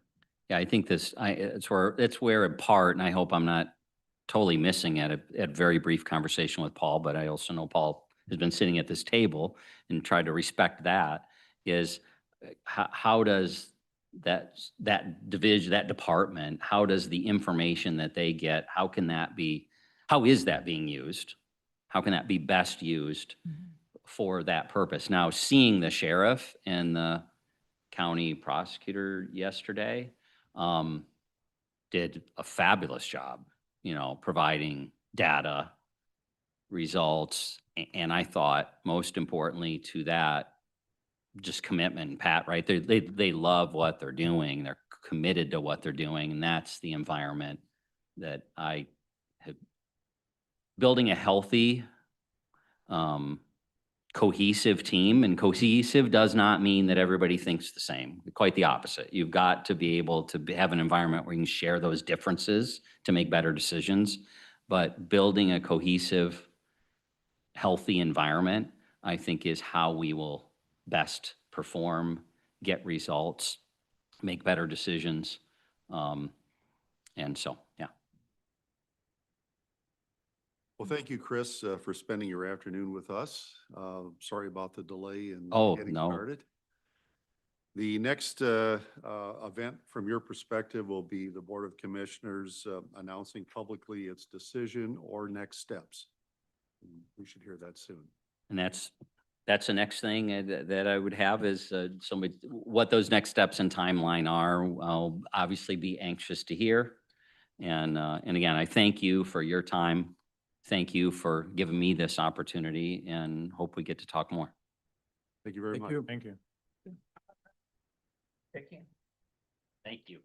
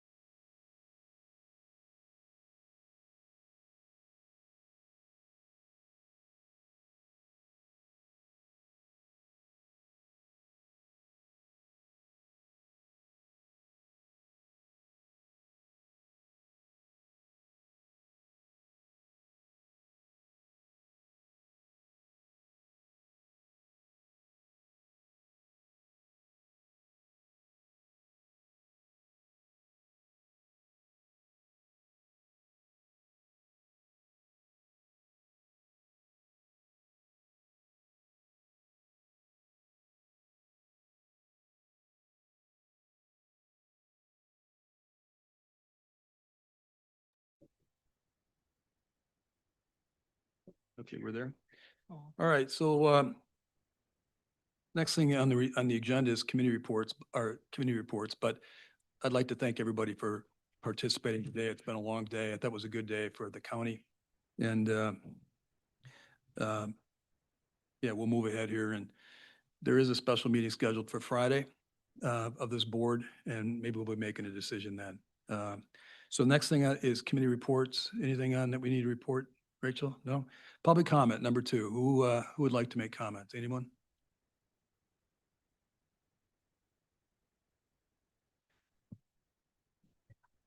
Sheila Detloff, Holland Township. I had quite a few expectations and hopes coming here today to observe the interviews. I expected to learn something about the candidates.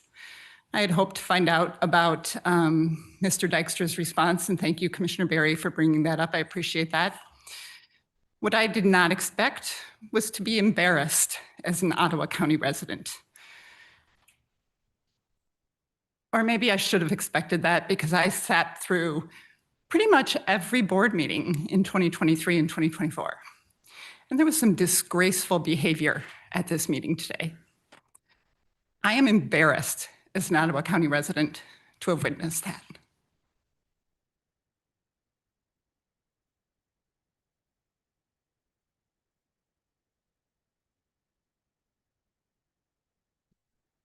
I would also like to thank Rebecca Patrick, Allendale. I'd also like to thank Commissioner Berry for pursuing that question as well, because it was on the minds of many of us, so thank you. I wanted to add some context to the embarrassment that Ms. Detloff was just referring to. It was interesting to me that the accusation was that a candidate had accused another employee of wrongdoing, when in fact it was 2 of these commissioners who accused the candidate of wrongdoing without any proof whatsoever. I guess my question to the rest of you commissioners is, have you seen this document in question? Have you been able to review it for yourselves? Does the public have it, or are we just to assume that these folks are telling us the truth? I would offer you, by way of alternate information, if you wanted to go to the board's YouTube video from October 24th, 2023, in the hearing for the termination of the health officer, at timestamp, I think it was approximately 1 hour and 34 minutes, 37 minutes, somewhere in there, there was a testimony from the former HR director who was specifically asked about the incident that these folks were referring to and making allegations about this morning. And in that testimony, the health officer responded that Mr. Waterman was simply expressing concern about the employee in question and about her activities, since A, she was hired without due process, which normally happens in a hiring process. B, she was not located in this facility and nobody knew what she did for her work service. And C, she was only supervised by Mr. Moss and nobody else knew what her activities were. So if you want to explore more about that, I suggest that we all be given a copy of the document in question, and that the full testimony that is available on YouTube on the October 24th, 2023 hearing be made part of the record. Thank you for your time.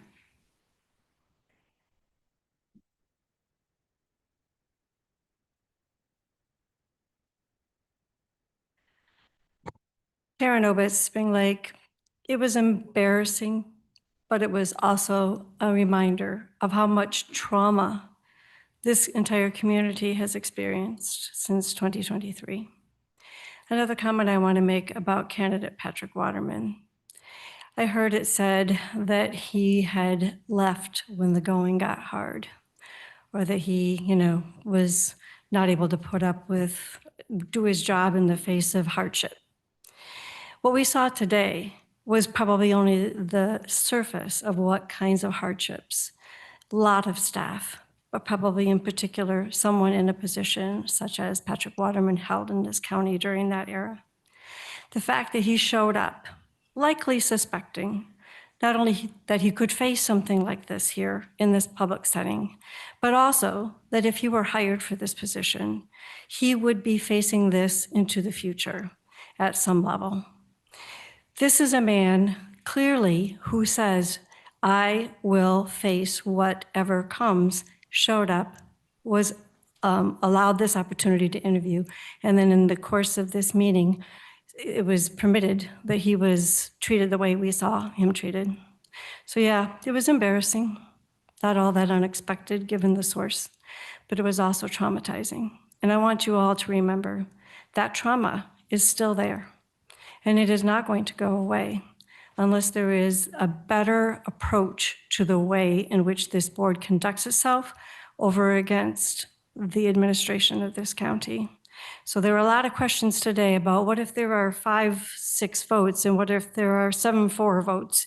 In the end, yes, the board speaks with one voice, but there also has to be some assurances for the staff here that that is actually then the policies that are carried out with any sabotage going on. Thank you.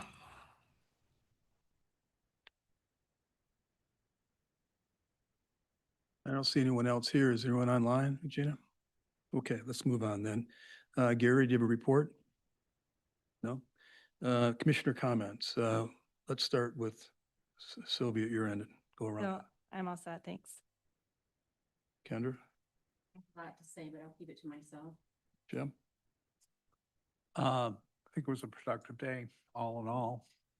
Very interesting. Bill? Enjoyed the interviews, quality candidates. We did well picking our 5 tops, so very good. Josh? Yeah, I'm very grateful to all 5 candidates, especially Patrick for going through what he just went through. Yeah, I look forward to meeting on Friday, making an ultimate decision on moving the county forward. So thanks. Jacob? Completely agree with that assessment. So thank you. Thank you to the candidates. Elson? It was quite an honor to get to be here today with 5 qualified candidates. And I look at Monday with our citizen work group interviews, and I wasn't one that previously stated that I'd be in favor of that. And I do see now going through it, I do see some value, and I appreciate the efforts that the individuals that did brought to the table. And so that was a really great process for me to experience for a first time. I have not experienced that before. Second, I would just state that I thought today went very well. And I was thankful to hear at length responses from candidates that really helped, I think, us as well as the general public to be able to get a sense of who each person is. Who I'm going to go with ultimately, and I'm not going to say a name right now, but is I really want the candidate that we select as a board to be someone that we can all work with. High level of trust. I think we have some great candidates there that the entire county can get behind, as well as our board. We've heard different perspectives on healing. We've heard different perspectives on what we're looking for. But I do think that it is really important to take aside some of our own thoughts and truly find somebody in that 5 that's going to shine and that's going to be able to take us there with us, take us there with them, or vice versa. And I do think there is some validity, separate from maybe what some of your perspectives are here today, that I just want to put on record that I enjoyed working with Patrick during my time. I did have a measure of trust for a time. I don't currently have that same level of trust, and I'm not going to belabor that at this table. If anyone wants to reach out to me, I'm willing to talk about that. I think that he is a hard worker, and I think he's working really hard where he's at, and I will not take that away from him. But I will be going with one of the other 4. And again, I think a lot of great things happened here today, and I thank you for all the questions that all of you asked. You asked some really good questions, and I enjoyed listening to the responses. Bill? I'd like to echo some of what has been said already. I really have appreciated this process. I know a lot of hard work was put into it by admin, by staff, and by board leadership. So thank you for doing that. I also was not one who was convinced that the citizen work group would be as beneficial as now I believe it was. So for anyone who's ever wondering, does that provide value? Yes. Probably somewhat depends on the people on the work group, but I definitely appreciated what they did. Specifically, and I'm echoing what some other commissioners have mentioned, but both John and Amanda and others who were on that work group, they asked such good questions. So I'm just really appreciative, and that's it. Sure. I needed to second to collect. Remember your microphone. It would be disrespectful of me to not thank all of the candidates that came. I'm very thankful that they all came and spent their time here. And I also want to say that who I thought prior to the previous meeting that I was interested in after the community, when we got to just sit and listen to all of that, I changed my mind during that course of those conversations. So I'm super thankful for that. I'm glad that we did that. I am very disheartened what happened here today, though, with an outburst and no one stopping it and then turning around and telling that person good job after their outburst. It was very disheartening to me. I'm sorry, if I could just speak to, I wasn't ready with my thoughts either. But I also want to share, I know that, I wasn't so certain about the citizens work group either, but I also really did value that. I valued the questions. I valued, the additional things that we could hear from each candidate. So I do thank you for pushing through and doing that. And it was really helpful. So I appreciate the high quality of the candidates that we met with today and the opportunity to talk to them. So I agree, and I echo the appreciation we all have for those candidates for stepping forward.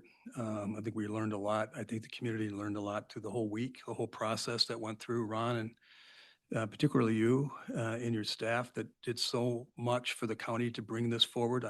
We can't thank you enough, truly. We now have some decisions to make. We will do that. For the record, I have known Patrick Waterman and worked extremely close with him for over a decade. He's a man of deep integrity, and that's all I'll say right now. But in any event, this meeting's adjourned. Thank you very much.